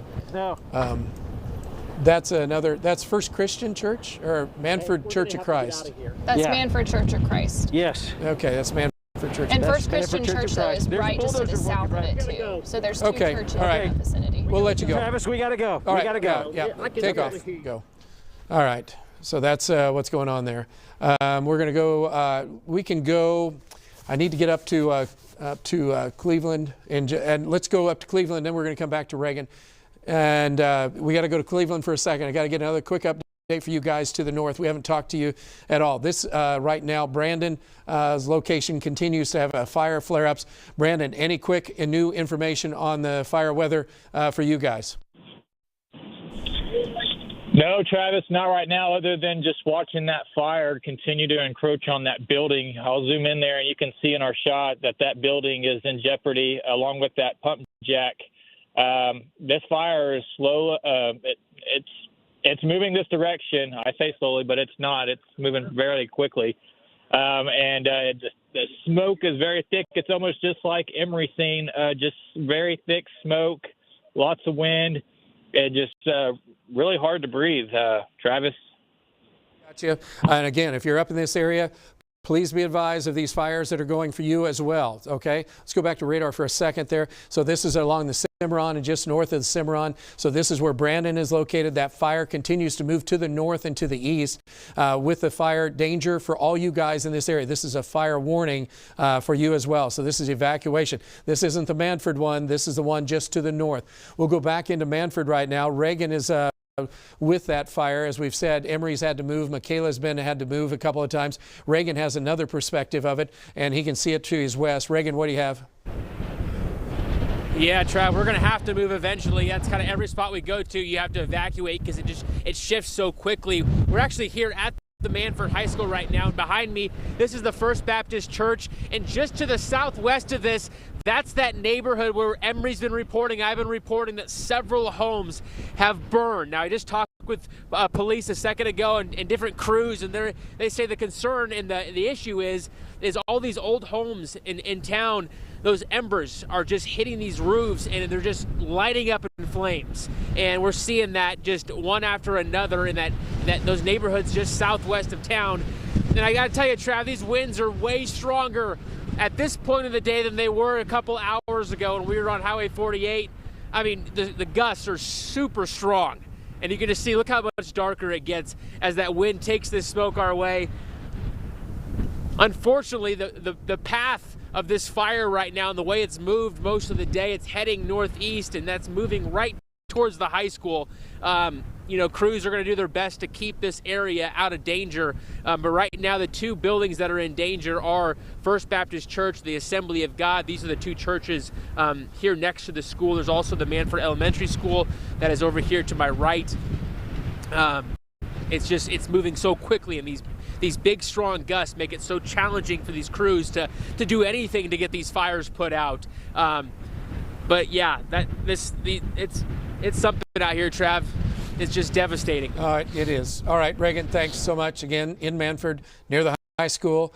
And so he's near a couple of the churches that he mentioned, the First Methodist, the First Baptist there, and the Manford Assembly of God. And then just on the west side, you have the Manford Church of Christ that Station and I were just talking about, along with Emory. So those are the ones that are getting hit now as that fire made it up on the south and west sides of town, which is kind of the roughest terrain, so to speak. And that's where the fire has been doing its best work, unfortunately, because again, there's nothing to really stop it. So anything that's on the front line of that is what's getting blasted with these main big fire line issues. And so that continues to push into this area of Manford. So this is one of multiple fires. We also have the fires obviously going on the southwest side right now. Stillwater, that's still, we have a fire warning on that. And then, as we said, around the Cleveland area. So these are the main ones that are happening. So from Cleveland to Manford, and then extending back. Dow's been around Oilton with fires going on there. And then back further west around the Stillwater area. We'll just quickly get an update. Jeremy and Alan are both basically in that same area. Alan, if you can, give me just a quick update on what you're seeing again from the OSU Equestrian Center. Yeah, Travis, they're still loading horses here to transport them to a much safer location. With the strong winds and the fire headed roughly this direction, they didn't want to take any chances. I spoke with a few of the representatives from OSU, and they're doing a good job here trying to make sure they play their cards right and just to play it safe, get the horses to a safe and stable environment for the night, for the future. I got 42-mile-an-hour gust right here where I'm at. Doesn't look like to be letting up anytime soon. Back to you. Hey, thanks, Al. Really appreciate it. Again, that's OSU, west side town, southwest side town. Houses have been burning, unfortunately. Let's go to Brandon, who's back again around the Cleveland area. And so we're going to go back over here for a quick update from Brandon and what's cooking with this as far as, I shouldn't even say that, what's going on with this storm, and we call it a firestorm. Brandon, what do you have for us with this? Hey, Brandon. Go ahead. Yeah, Travis, sorry, I couldn't hear you between Aaron and Bob talking for some reason. But yeah, so we're continuing to watch this fire here. Still at the current location of 5200 Road and 64. That fire has now engulfed the pump jack, and firefighters have said that that fire is in the building.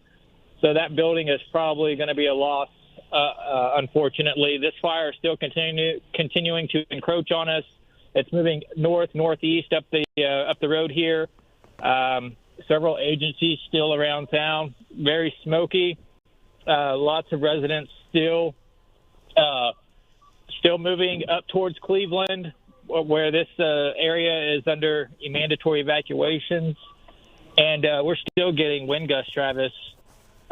We've come down a little bit, so our gusts now are kind of around 40, 45 or so. Maybe some good news maybe starting to happen, hopefully. Back to you. Oh, yeah. I mean, even 30 is horrible in these dry conditions. This is the humidity value station was showing us down at 8 to 10%. I mean, that's just unbelievable what's going on. And the fires continue to go across this area. So once again, big picture. Let's do a weather 15 if we could, Stacia. And I want to point out where the fires are primarily having the biggest issues at this time. They're on the north and east sides of Oklahoma City. There's fires out in western Oklahoma, but obviously right now more concerned about what's going on in our area. We haven't seen a big flare-up of fires on the east side of town, which has been good because it has been very dry. We do have looks like a little fire trying to flare up near Holbert at this moment. And then Bob has been on a fire that was near Sperry. Hey, Bob, if you're still there, can you give me a quick update on your just what happened with that Sperry fire? What's going on with that? Yeah, we found it. It was back. Boy, it was way back. We lost cell service in our video. But it's still burning up the hills on Tulsa Mountain Ranch Road. And it's very hilly back there, very poor reception for us. And there's still fighting a fire back in there. And they're probably going to be in there for a while because it's in some real bad terrain, but there are houses up in there. Back to you, Travis. All right. Hey, thanks, Bob. I appreciate these guys. They're all over the place. Again, thank you to our storm trackers and obviously all of our reporters that are out. Speaking of reporters, Michaela is still hanging out there in Manford, so we need to get the latest because the fire was approaching the areas on the west side of town, and Michaela's kind of in the center part right now. Michaela, if you would, give us another update from Manford.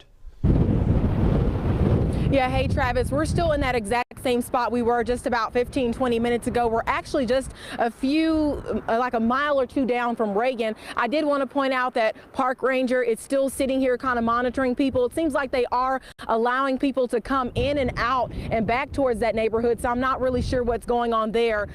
But we did hear some popping noises. I don't know if things are kind of catching on fire. Maybe could be some cars, I'm not sure, but we did hear a few popping noises. But I did want to point out, you and Stacia have been talking about this all day, making sure that people stay off the grass. And I did point out this couple sitting in their car. Now they have been sitting and you can see their exhaust is right above that grass area. So I just want to remind people to be careful of that because it could spark up and start a fire at any time if it gets super hot. So you all have been saying that all day. I wanted to point that out because there's a great example right there. But again, we're still hanging out here in Manford. It's still pretty bad, very smoky in this area. The winds have calmed down a little bit where I am. Back to you, Travis. All right. Hey, thanks, Michaela. I appreciate it. Again, the fire has a lot to do with some of the flames and the winds, or with the winds. And so we're going to go to Emery right now. He's not too far from where that fire line was located. It looks like he has moved a little bit to get another view. Emery, what do you have?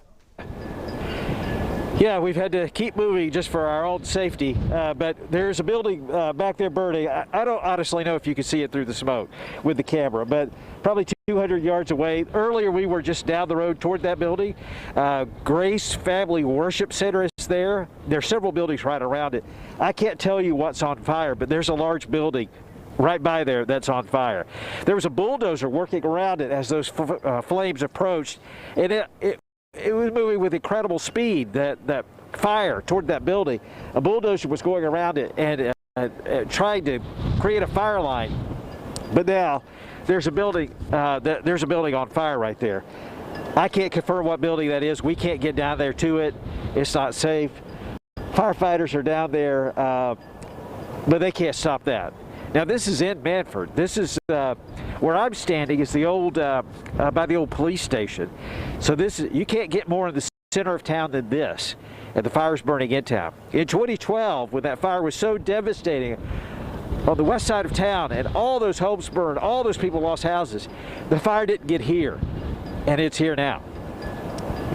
Firefighters are doing what they can to try to get a handle on it, try to stop it. They keep losing the line, having to move forward and try to regroup. I want to show you down here. Now, there's a senior citizen center just for your bearings. The post office will be on camera left. Down that way is City Hall, the new City Hall that's been built. Such a nice building. The fire is right behind it, right on the other side of it. And so they're back trying to defend that. There's homes back there. There's large apartment buildings back there. We know that some have burned. We don't know how many or exactly where. But But the fire is right here in town, and that large building, whatever that is down there, I don't know if that's the church or one of those buildings just on this side of it. I can only pray that it is. But there's a large building there on fire just at the end of this road, right before you get to the water tower, and right where that church is. Travis, that's what's happening in Manford. It's still terrible, ongoing, and is not stopping. They do not have this fire under control at the moment. No, they don't. Travis. Emery, thank you so much. I appreciate it. We'll be back with you in a little bit. We're going to move north now from Manford for a minute, and for our friends just to the north where we have the fire continuing. And Brandon is in an area just north of the turnpike. Stacia, is the turnpike back open yet? Do you know? I don't know. I haven't heard. Okay. We'll check on that. But where Brandon's located, let's get his shot. Brandon, I saw flames all over. It looks like you still got flames. What do you got going on? Yeah, Travis. So them flames just encroached that building. We don't know what's housed in that building. It looks like that it's going to be okay. The fuel that's around that building is. There's also a car back in there. That car has been consumed by fire. Trying to zoom in there, you can't really see it, but you see them cedars? Those cedars are a recipe for disaster, and they're not. You can see right there, them cedars just going up, just a ball of flames. Fire still continuing to move up to the north and east, and we're facing southeast right now. And our winds are starting to come down a little bit, but like you said, it's still a very ongoing, serious situation that we need to continue to watch, Travis. Okay. Hey, Brandon, again, thank you so much. Appreciate it. So we'll get more information from you in a little bit. We're going to jump on up to Osage County. We haven't been up in Osage County for a little bit. Fires are still going on up in that area. Ethan is right now around Pawhuska. Ethan is west of Pawhuska. If you would, give us an update on what you have there, Ethan. Yeah, Travis, we are west of Pawhuska. I got to talk with the chief of police just a little bit earlier. He said that this fire has burned west for miles all the way to a senior center. It's burned northwest for miles all the way up to the airport. And actually right here over my shoulder, you can see that the flames are coming over these hills and the winds still really haven't died down that much. We haven't seen crews come over here to even try to tackle this fire. So I'm assuming these flames might just burn on until they hit another burnt spot, but things are not looking any better here in Pawhuska, Travis. Yep, that fire is still wide. That is a big fire line up there. All right, thank you, Ethan. I appreciate that. That's near and west of Pawhuska, about 5 miles or so. All right, let's go back on down to Manford again, where a lot of the worst of the weather is located. Let's go back. And you can see Reagan is located just in the center part by the high school. Reagan, if you would, give us an update on what you're seeing right now. Hey, Trav, yeah, I just got an update from Manford Police. I've just learned that OHP is shutting down all traffic on Highway 51 coming in from Tulsa, and Lighthorse Police is shutting all traffic down coming into Manford from the Stillwater area. So basically, you cannot get into Manford on Highway 51. They're shutting that all down. All the side streets to get into Manford are also shut down. They are letting people, of course, leave this area and get out of here, but that's the next step in another road closure, is now shutting down all traffic on the highway here in Manford. Now behind me, this is the Assembly of God Church, and you can see the top of the roof right there. There's the orange right there, the flames. I mean, we're talking just a couple hundred yards away. And behind the church is where that neighborhood is, where we've heard several homes. That's where Emery's been reporting several homes in that neighborhood over on Greenbrier and Greenwood Avenue. Unfortunately, just up in flames over there. And the concern now is that fire moving quickly our way, which is the Assembly of God Church, and then the Manford Elementary School, and then where we're at right now, the Manford High School. It just rapidly spreading so quickly. I mean, this is turning into an all-hands-on-deck situation here in Manford. I've heard Rogers County fire crews are heading this way. Sand Springs fire crews are here in Manford now. As far as law enforcement and helping knock on doors, we've seen OHP knocking on doors, racing up and down roads, knocking on every door here in town, making sure people are out of here.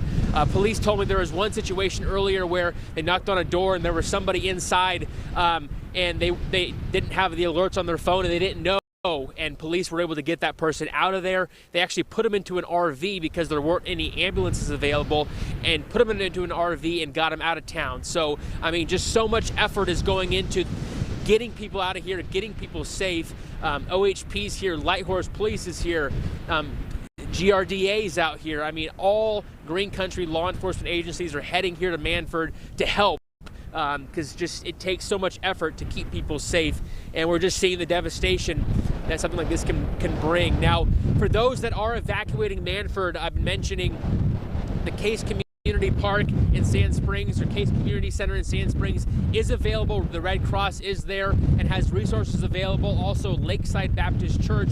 And I've just learned that Church That Matters in Prattville is also a facility that is open for people to go to. So there are places for people to go to if they have to get out of this area. But man, it's just getting worse by the minute. You can see right here. I want to take one more shot and look at this. That fire is just right over the roof of Assembly of God right now. And we've been watching that for the last 30 minutes or so as it moves this way. Emery's on the other side. He's kind of to the west of me, kind of west and north of me. And we're kind of in the line of where that fire's moving. And just we're seeing those just big flashes of orange right over that roof.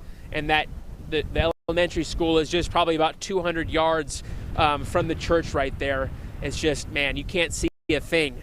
Just so much smoke as this fire continues to burn through town. It's just, man, it breaks your heart, Trav. Yeah, and that's what we're seeing. So again, Manford to the west of Tulsa right now on fire, especially the southwest sides of it, south and southwest sides.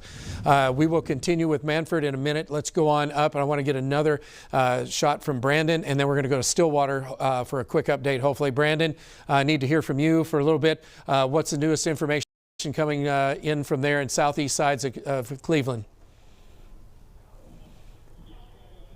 Can't hear you. Is his mic on? Okay, go ahead again. Can you hear me? Yeah, I can now. Yeah, so we're still currently staging here in this the same area where the flames have now encroached up here. I don't know if the fire had jumped the road. It doesn't look like it, so that's good. But we've got some fire just to our south here. That's on the west side of 64. That's moving up this way.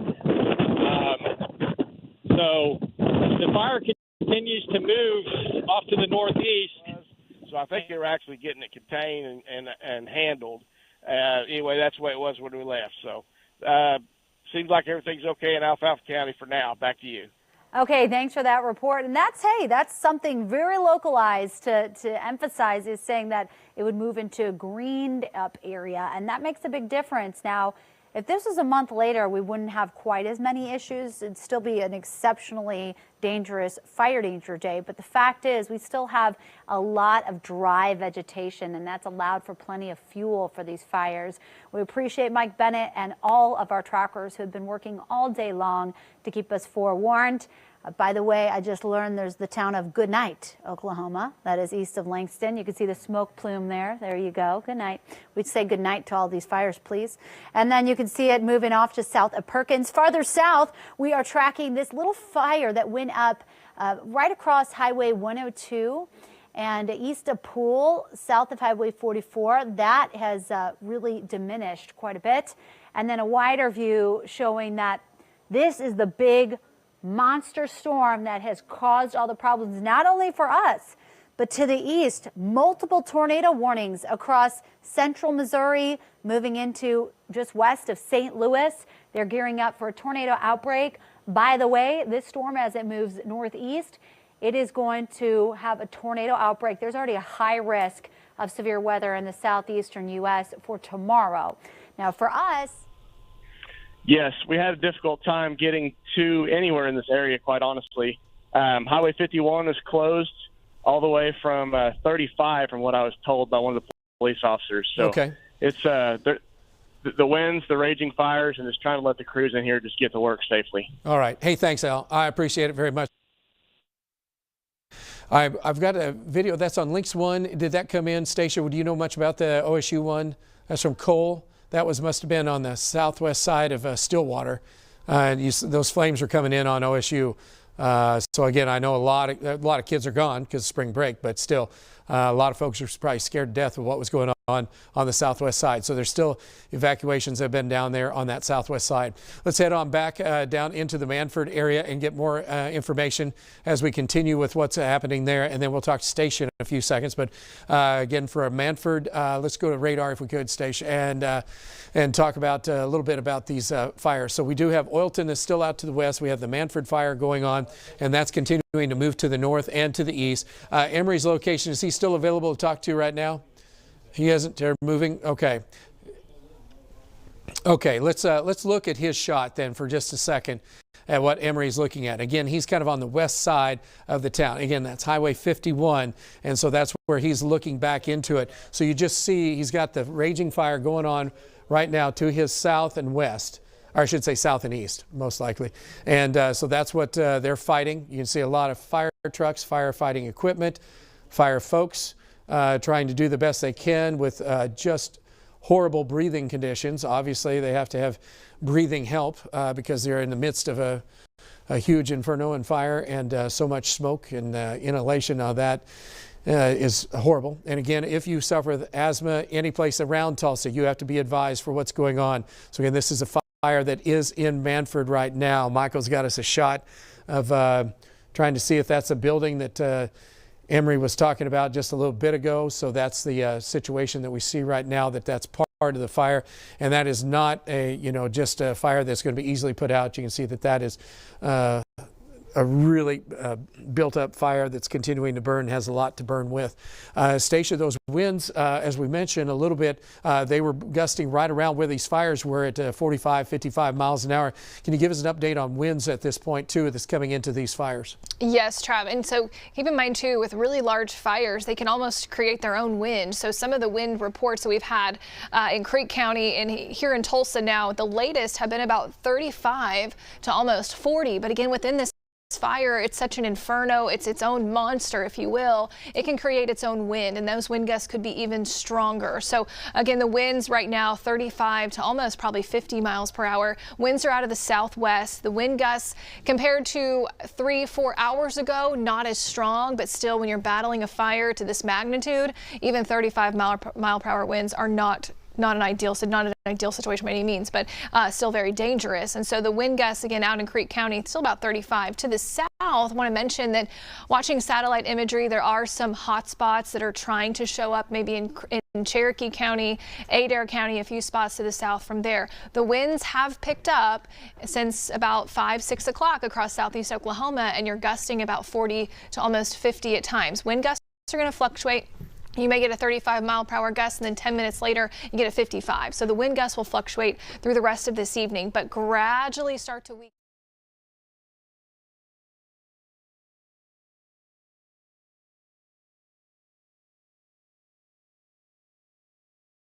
Apocalyptic. Again, this is near Coffee Creek and Triple X roads, northwest of Luther, and wow, we've got a really strong wind gust coming through here. Oh wow, look at these sparks right here, Isaac.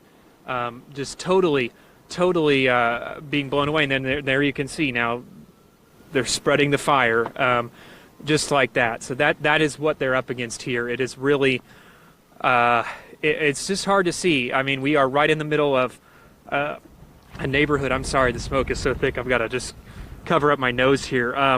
And it is just, it's hard to breathe out here. And what I was going to say is that we've gone up this street here, and there have been things like this garage that have burned down, but there were quite a few houses here that somehow have been saved. I don't know if it's the homeowners have been out watering them like we saw earlier, or if there have been firefighters that have been coming through and dousing them, but pretty much everything out here except for the houses has burned at this point, and you can hear sirens probably off behind me now. They are going to be busy out here all night. I really don't see this letting up here anytime soon. The winds are still so strong. I'm just looking off and making sure those flames aren't getting too much closer to us. We will probably move out of this area here pretty soon. But we'll send it back to you. That's a live look out here near Luther. Yeah, keep yourself safe, my friend, both you and your photographer there, Isaac, because it can get around you real quick at night. Yes. And so we don't want anybody getting trapped in there. And it's good that he's got that over his mouth. Yeah. Sydney sounded a little raspy. She did. From breathing that in earlier. Yeah, she did. Mecca, we're going to look at the picture here. This is the senior living center evacuated. And it looks like troopers, OHP troopers, helping senior living center residents evacuate. This is happening in Manford right now. So you can tell this, everybody is on, all the emergency first responders are doing whatever they can to keep people safe and to get them out of the danger. Look how thick the smoke is there. Wow. And the dirt. Neighborhoods in Stillwater have also been evacuated. News 4's Mecca Thompson is in Stillwater tonight. Mecca, update us with what you've seen so far. Looks like you've moved, Mecca. Julie and Kevin, you guys were just... Yes, we did move. We're actually still on Highway 51 here. We came back. We were able to come into town. That is Country Club Road where we were. And just talking about, you guys were just saying keeping people safe, the first responders. You can't hear it right now, but sirens have been sounding. Stillwater police rushing both directions. There's a big cloud of black smoke coming from past the On-Q gas station down there. I'm not sure if there have been new fires that have sparked in that direction or the opposite one, but they've been coming by, telling people to slow down, not to drive too quickly, letting them go by. And I want to go to this gas station here. You can see they're blocking it off so no one can come and get gas. As we know, gasoline and flames, not a good mix, very, very dangerous. So no one can get gas. They even have a crew back there stationed right behind this flag here, waiting, just making sure nothing happens. All of the businesses are closed. I will say there's a car dealership right there, a Buick GMC Cadillac. There's another business here. There's a Walmart off behind us. Doors are bolted shut down. So obviously people are trying to take shelter, get away. You guys are talking about that dust. It's smoky out here. It is very, very windy. They've died down just a little bit, but Stillwater police just still trying to keep everybody safe out here, guys. They've been coming both directions, like I told you earlier. And I just was speaking to a woman who we saw on the other side of Highway 51, and she was telling me she went to go home, and then they evacuated them. So still hotspots coming up. Still things that they're still trying to monitor and watch. We've got people just parked out here. It's just been a stakeout, just waiting to see when all of this will die down. As Emily was saying, no time soon as of right now, but still fire crews. There's a truck going down again on the opposite side of Highway 51. There's black smoke. So it seems that these fires are still picking up out here. We have a few folks out here driving. I hope everyone is staying safe. You can hear there's some sirens starting to sound now, but they've been out here working diligently, making sure everyone stays safe out here. We're live in Stillwater. Mecca Thompson, Oklahoma's News 4. All right, Mecca, thank you. And we'll save that. But the fire is here in town. It's still out of control. A lot of people are working on it, and they've done what they can to bring in crews from all over that have come into town to help them. We keep seeing trucks from all over come in, go down this road to try to work, but we have confirmed there are houses back there that are on fire. There are apartment buildings that are on fire, and then you can't see it because some of these buildings are blocking the view, but when I was down this road just a minute ago, you could see structures back there burning. I presume those are houses back maybe a couple of blocks further back, but lots of things still on fire, active, out of control fire here now in the city of Manford, but they're throwing everything they have at it, and lots of reinforcements are arriving to help. And that's the situation right now here in Manford. Travis, back to you. All right. Hey, Emery, there was a question. Have you seen any Tulsa Fire Department people, TFD folks coming in to help so far? As mainly Sand Springs that we hear? I haven't seen Tulsa, but honestly, we can't see more than about 100 yards away. And look at this smoke. Look at this. Yeah. I mean, look at this. I presume there's some kind of oil back there, maybe something, a car that's burned to put out that kind of smoke. But you can just see truck after truck going back there, throwing everything that they have out of fire. But who can be prepared for this? Who can have enough water? Who can have enough bulldozers? The kind of things you need to put out a fire like this. But the firefight is right here in the city of Manford. Travis. Okay. Hey, thank you so much. I appreciate it. And again, that's a look at what's going on right now across the Manford area. So that fire is the thickest right in the areas where you can basically see it yourself on there. And we're praying and hoping for a lot of folks here. But we do know that this has been hit. So Emery's looking down the street here. So we know that this has been hit really hard right in this zone. So this is the worst part. Thanks, Stage. And so that gives you an idea of the west flank right in there. And we don't know, we had some information that there could have been, this could have been a burnt field. We could talk to Reagan maybe a little bit later if that's the case. And so that might have been protecting this area a little bit. But we do know that this area down here is not in good shape.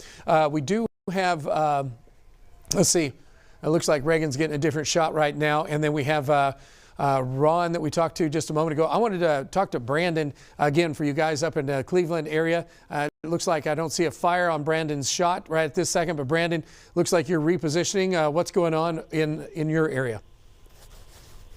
Well, Travis, some good news is that fire that we were watching there. Came out here to help put this out. Deputies, officers, just about everybody did an amazing job, and we'll bring you more as we get it. Live near Northwest Luther, Dylan Brown, Oklahoma's News 4. Dylan, I know exactly where you are and texting with the homeowners. I know they kindly declined an interview, but out there with the water hose, they're all okay, and hopefully things stay that way. Absolutely.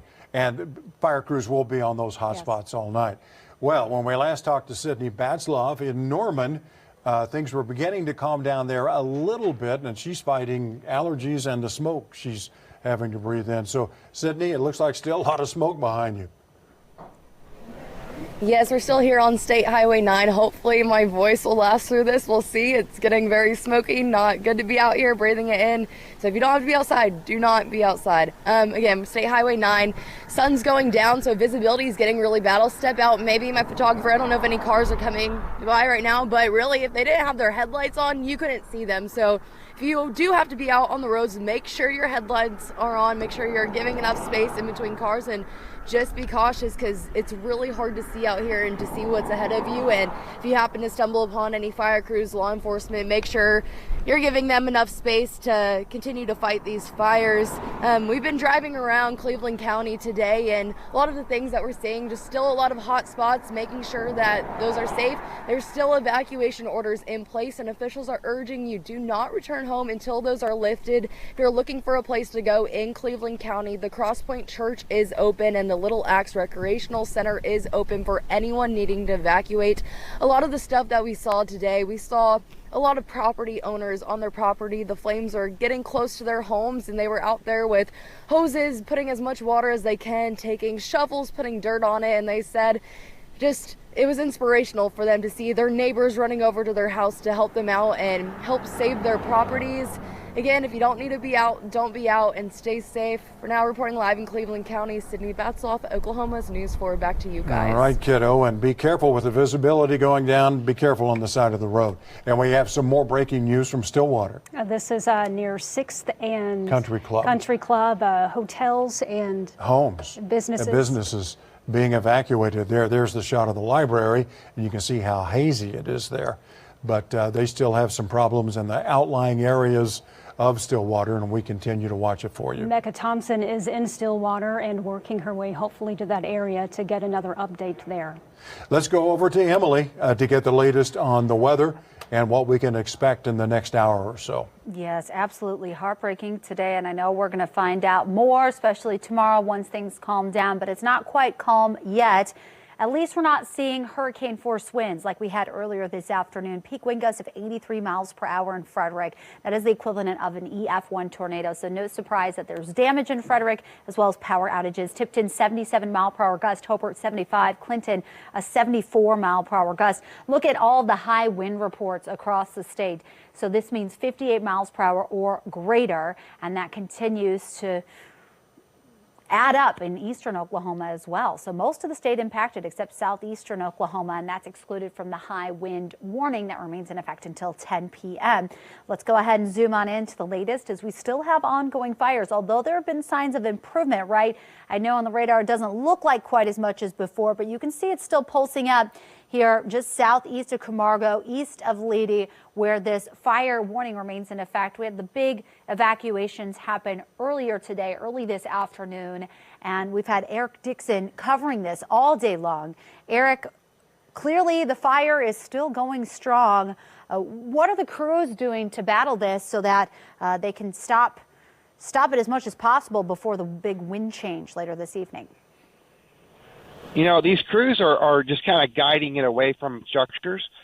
just trying to contain it in small areas. It's hard to get kind of in front of it because you spray water into the wind and the water just comes right back at you. So it's really hard to attack a fire when you've got 60-plus mile-an-hour winds. But our winds are starting to subside a little bit. We're not quite that like we was earlier, but it's definitely a concern moving forward because we got winds that are going to be shifting, slightly fall. So this is going to be an all-night battle for these firefighters out here. It is still raging about 4 miles to the northeast of Leedy, Oklahoma. Emily? Okay, thank you for that report. Yeah, oh man, the fire crews have been working so hard all day long. We knew this would be a big day, and it really proved to be a historic day across the state with this fire conditions that continue. Now it's getting a little bit better. That is good news, but we're still tracking the plumes of smoke near Hennessy, near Dover, near Covington. And of course, we've been reporting in the Stillwater area, there are still some hot spots. So while towards us right now.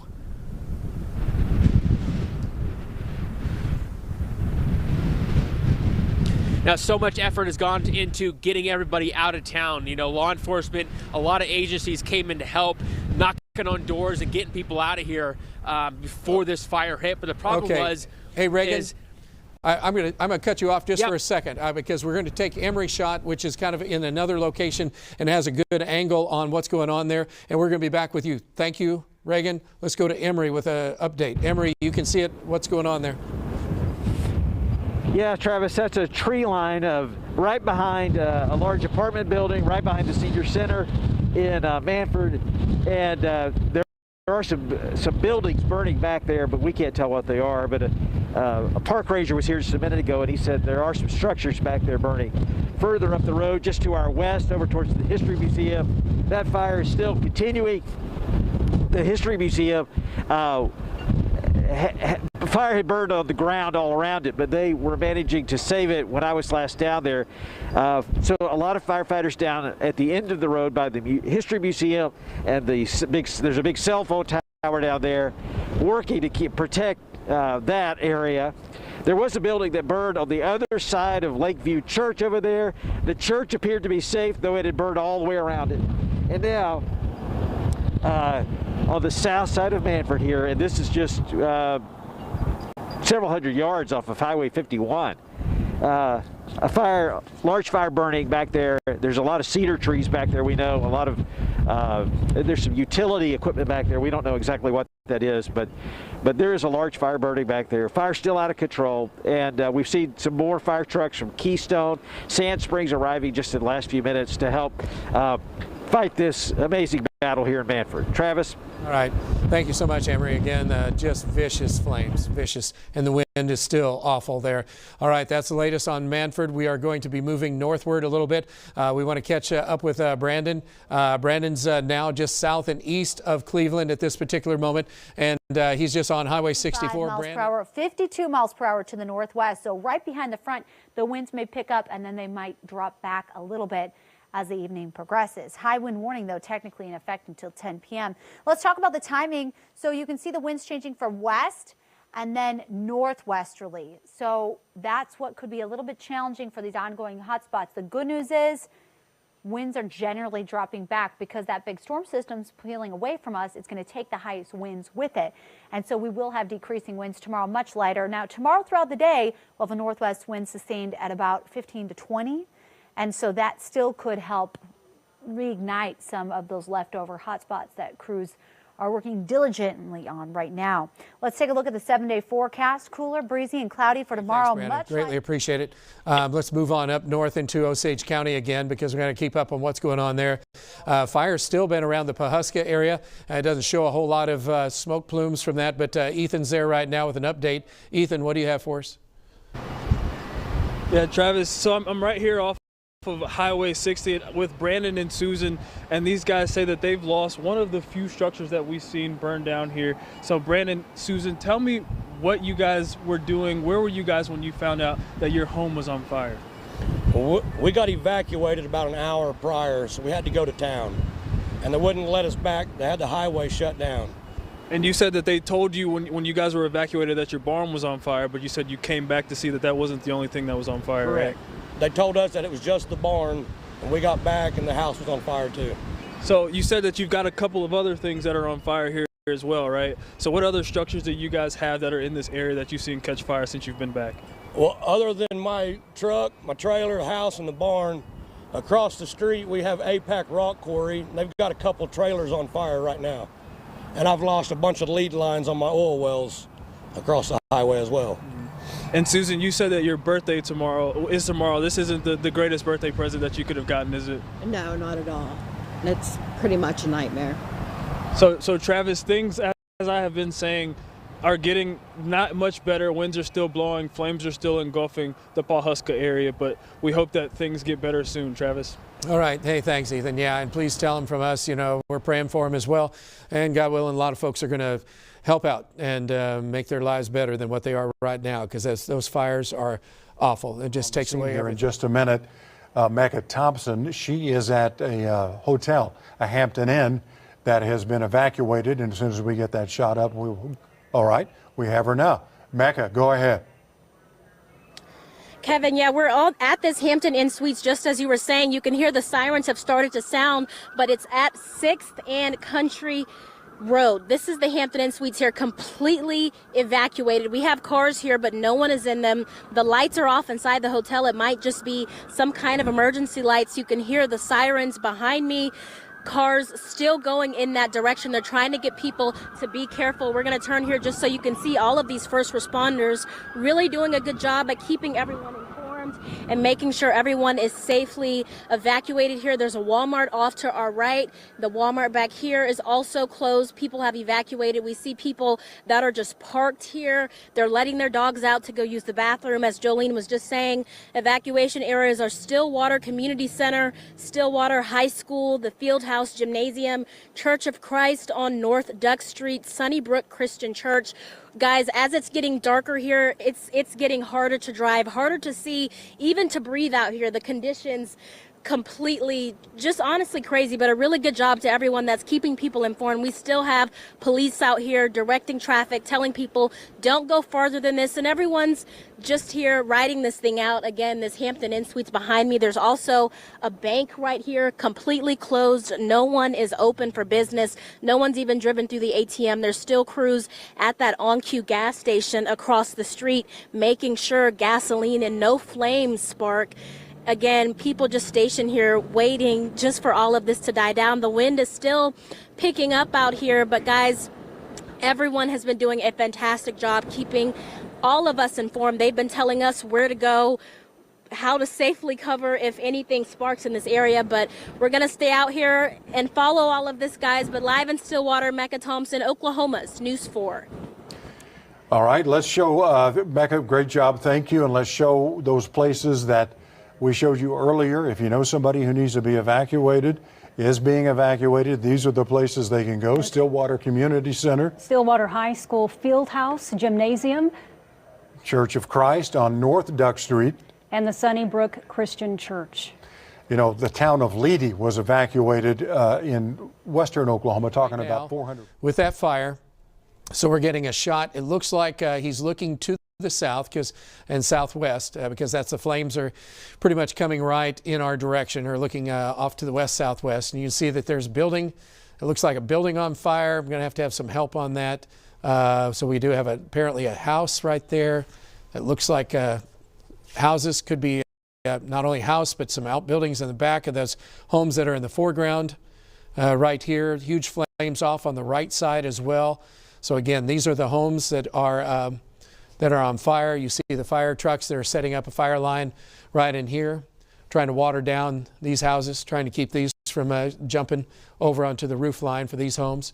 We're pretty sure that that's going to be, I think that green, is that the, that's, I think, Greenwood Avenue, if I'm right on that. But again, this is the line that we're looking at from, and I think this might be Greenwood. Can't hold me to that right at this second until we get a little bit more clarification on ground truth. But you can see what's burned back to the south and west. Fire trucks here trying to stop what's happened.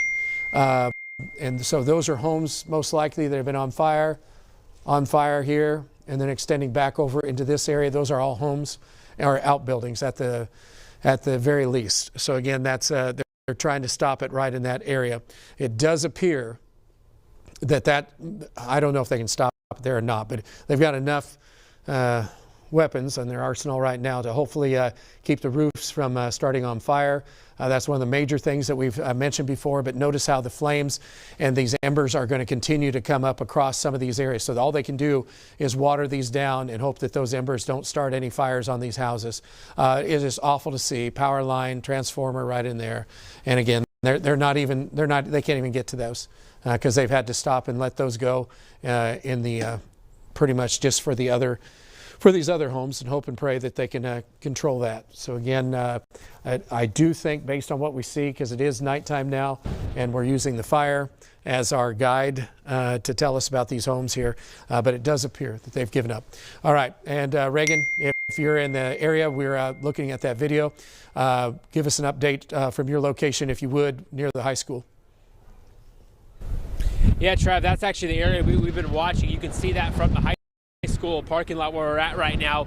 That video that we were showing from Osage Drone 6, that is the neighborhood right behind the First Baptist Church here in Manford. That's actually Aspen Drive and Birch Drive. Those are the two streets right behind the First Baptist Church. That's what we've seen, these big flames, and I just watched some of the video a second ago. Just devastating to see the destruction in that area and just the flames and the homes that have been destroyed in that area. As that's all moving this way, the next line would be First Baptist Church. That's just, a few hundred feet from that neighborhood. And then next in line after that, we're here at the high school. We could just hope and pray that the fire, gets put out and is kept from getting this way. But yeah, just seeing that video is just heartbreaking as that fire continues to spread several homes and outbuildings up in flames, and as Emery's reported, apartment buildings in town destroyed. As you can see the video right now, this is again the area right behind First Baptist Church here in town. And what I've heard from crews just a little bit ago is they've been able to kind of contain the area to the east of Evans Drive. That's kind of the main road past the high school heading south through Manford. They were able to contain that area, but the area to the west over by the church and what we're just seeing in this video right now, that's the area that has just been, these crews have been battling all night long, and just several homes in these neighborhoods have gone up in flames, and it's so hard to see, and it's now getting harder to see for these crews as it's dark outside now. One reminder for anybody who wants to try to get in this area, Highway 51 is shut down getting into Manford. OHP shut it down coming in from Tulsa, and as well as from coming in from Stillwater. You cannot get into this area. Anybody who still needs to leave can get out. They'll let that happen, but no one getting in here to Manford tonight, traffic. All right. Hey, thanks. Appreciate it so much. And so again, with what's going on there, and you can see from Reagan's shot, and this is what he was talking about, and this is what we were saying. So they're right along Greenwood Avenue is where the fire trucks are. So they've been fighting some of these fires, and so we don't know about these homes here, but we do know that this is part of what we were looking basically in this area with Osage Sky News drones. So that's where we're looking, Dogwood Avenue back on through Birch, Aspen, possibly this area, because this was part of the fire issue. Was there anything there, Aaron, else that you wanted to mention while we're in there? Yes, Jolene, that's right. People are still evacuating. I'm going to step away so you can see here. Cars are still driving along Highway 51. Lots of first responders going on Highway 51 in both directions, honestly. We do know there are some fires down that have sparked again. We tried to drive down there, but we cannot because OHP is blocking it, saying that it is not safe. We still have crews that are blocking this on-cue gas station that you can see here. Flames and gasoline, a very dangerous mix. They've been watching this closely. We've been seeing residents in this vacant parking lot here by this Hampton Inn. There's a bank currently where we are now. People just stationed waiting to just ride this thing out. We saw people with their pets allowing their dogs to just use the bathroom and get some relief. A lot of folks just wanting to go home, but it's not safe. And you can hear the sirens are sounding yet again. This is a really really dangerous area right now is what they have told us so far. If you can try to just continue and stay in a shelter, please do so, because the winds are really high. As it's getting darker, the smoke is getting darker. You can't really see. As I was saying, they're not really allowing us to drive in either direction, so we'll have to reroute our way back to the station as we come back. But again, people still trying to drive. First responders slowing everyone down, asking people to kind of take their time out here, but they've been doing a really, really good job just keeping all of us informed, including us crews that have been out here, letting us know where we need to station in order to stay safe in case the fires spread. Again, just a really sad scene out here. I mean, just so many fires in those neighborhoods. That family that had that fence burned. I hope everyone is okay out here. Stay safe, everyone, as you can. Live in Stillwater, Mecca Thompson, Oklahoma's News 4. As well as you and your photographer too, Mecca. Thank you. Great job out there. Yes. Also, driving home or driving away to safety to a shelter, please be careful. Oh, absolutely. She couldn't stress that enough. Right. The smoke is so thick right now. Thank you for being with us on our continuing coverage. We will continue. Stillwater. And so they've had evacuations, mandatory evacuations in this area. We've had fire warnings, which means you have to get out of there fast. So you can tell these fires still going. So you still got that there. And so this, is it very wide? Can you tell, Alan? Just you can see the glow. I mean, we can see the fire from your shot, but can you tell if that's just a small area, or is there still broader areas as well? Well, when we still had some daylight here with us, you could see off in the horizon when you get breaks from the wind pushing some of the smoke out of the way. No, it looks like it has been on the ground and pushing some of these finer fuels for a while. Been burning quite a bit. It's a big, widespread area, it appears. All right. Hey, thank you. Thank you. Appreciate it a whole lot. Right, let's go on over to, we haven't been to Cleveland. Brandon's over at Cleveland right now. Looks like he's just south of town. Could be there. Hey, Brandon, give me an update out of Cleveland. Any information, anything new for you? Brandon, are you there? Yeah, sorry, Travis. I was talking with Cleveland police. I'm just about to touch base and figure out what's going on with all the what we're doing here in the intersection. All right. So I'll let you know. All right, thanks, buddy. Appreciate it. All right, let's go back to Manford again. And again, from Cleveland, we go south and southeast to the Manford area, where it has been on fire on the south and west sides of town. That's where we're finding most of the damage, and that's where most of the homes have been burning at this time. We have no account of how many homes. We do know that most likely, because the fire originated out to the west and southwest along 48, further south and west, that there's probably some homes that we'll find out about tomorrow. Just praying for them. Emery's right now. Did you say Emery, Matt? Okay, let's go to Emery right now for an update on what he has and what he's seeing right now on the west and southwest sides of town. Emery? Yeah, Travis, we're still on the south side of town here along Coonrod Road, where this fire is still burning. And this fire that you can see back behind me, that's behind the senior citizens, a senior citizens building, apartment building that was built after the 2012 fire. And so it appears to be safe at the moment. They're defending it on the backside, but there's some sort of structure on the backside of it burning. It has been for quite a while. Now, further down Coonrod Road, which runs parallel to Highway 51 in Manford, further down that way, there's another fire burning down there at the base of the old, there's a large cell phone tower, a large tower. Everybody will recognize that if you've been through here. But that is still burning. Firefighters are still working on this area here, but a lot of things that can burn, fortunately, have burned right here. As far as the grass, so it's stopped the spread. There are still firefighters working down there. There's still firefighters working here. But some of the threat has diminished right here because so much of the ground cover has burned. Now, with this wind, of course, there's no telling what will happen. We've seen embers come by here, so those are blowing, and who knows how far they'll go further to the north. But this still is incredible wind, embers blowing through, still an active firefight here, but and just look at the visibility. Now there's a Green Country Fire Department going.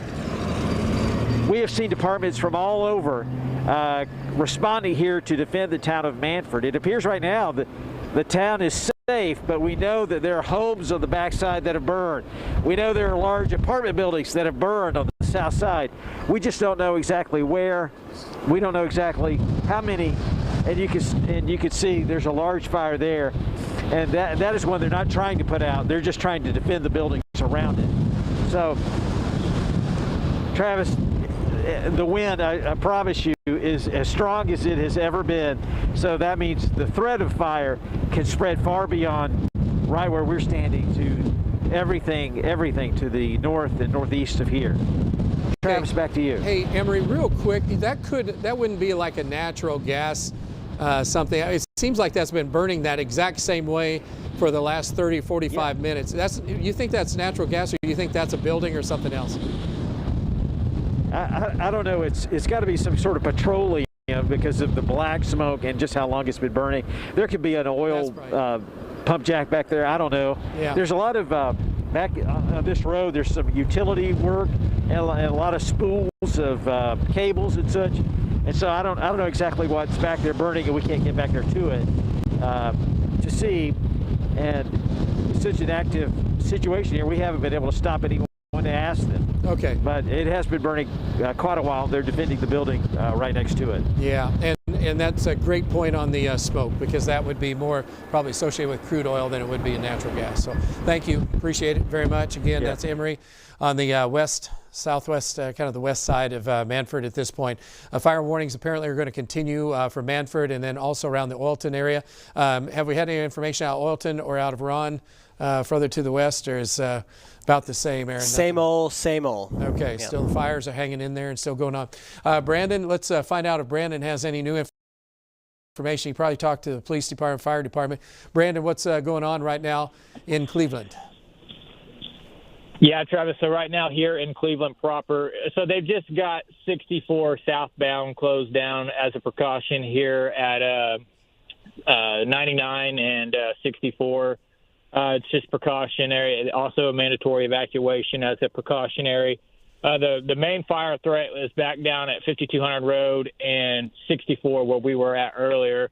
I believe that fire is probably pretty much burned itself out. It was not able to cross the road, so that is some very welcoming news, because had it done so, we'd be dealing with even more fire coming up towards Cleveland. But so far, Travis, the winds here in Cleveland are averaging 15 to 25 currently. So maybe some good news on the winds. Still some strong gusts in there at times that allow these ambers to try to blow across the road. But so far, so good right now. Right now, Travis, we'll continue to watch it. All right. Hey, Brandon, thank you so much. Again, we're going to take a look at the big picture a little bit here so we can kind of get folks an idea of what's going on. If you're still concerned, so far the Tulsa area has been okay. If you're south and east of Tulsa, overall, you're okay.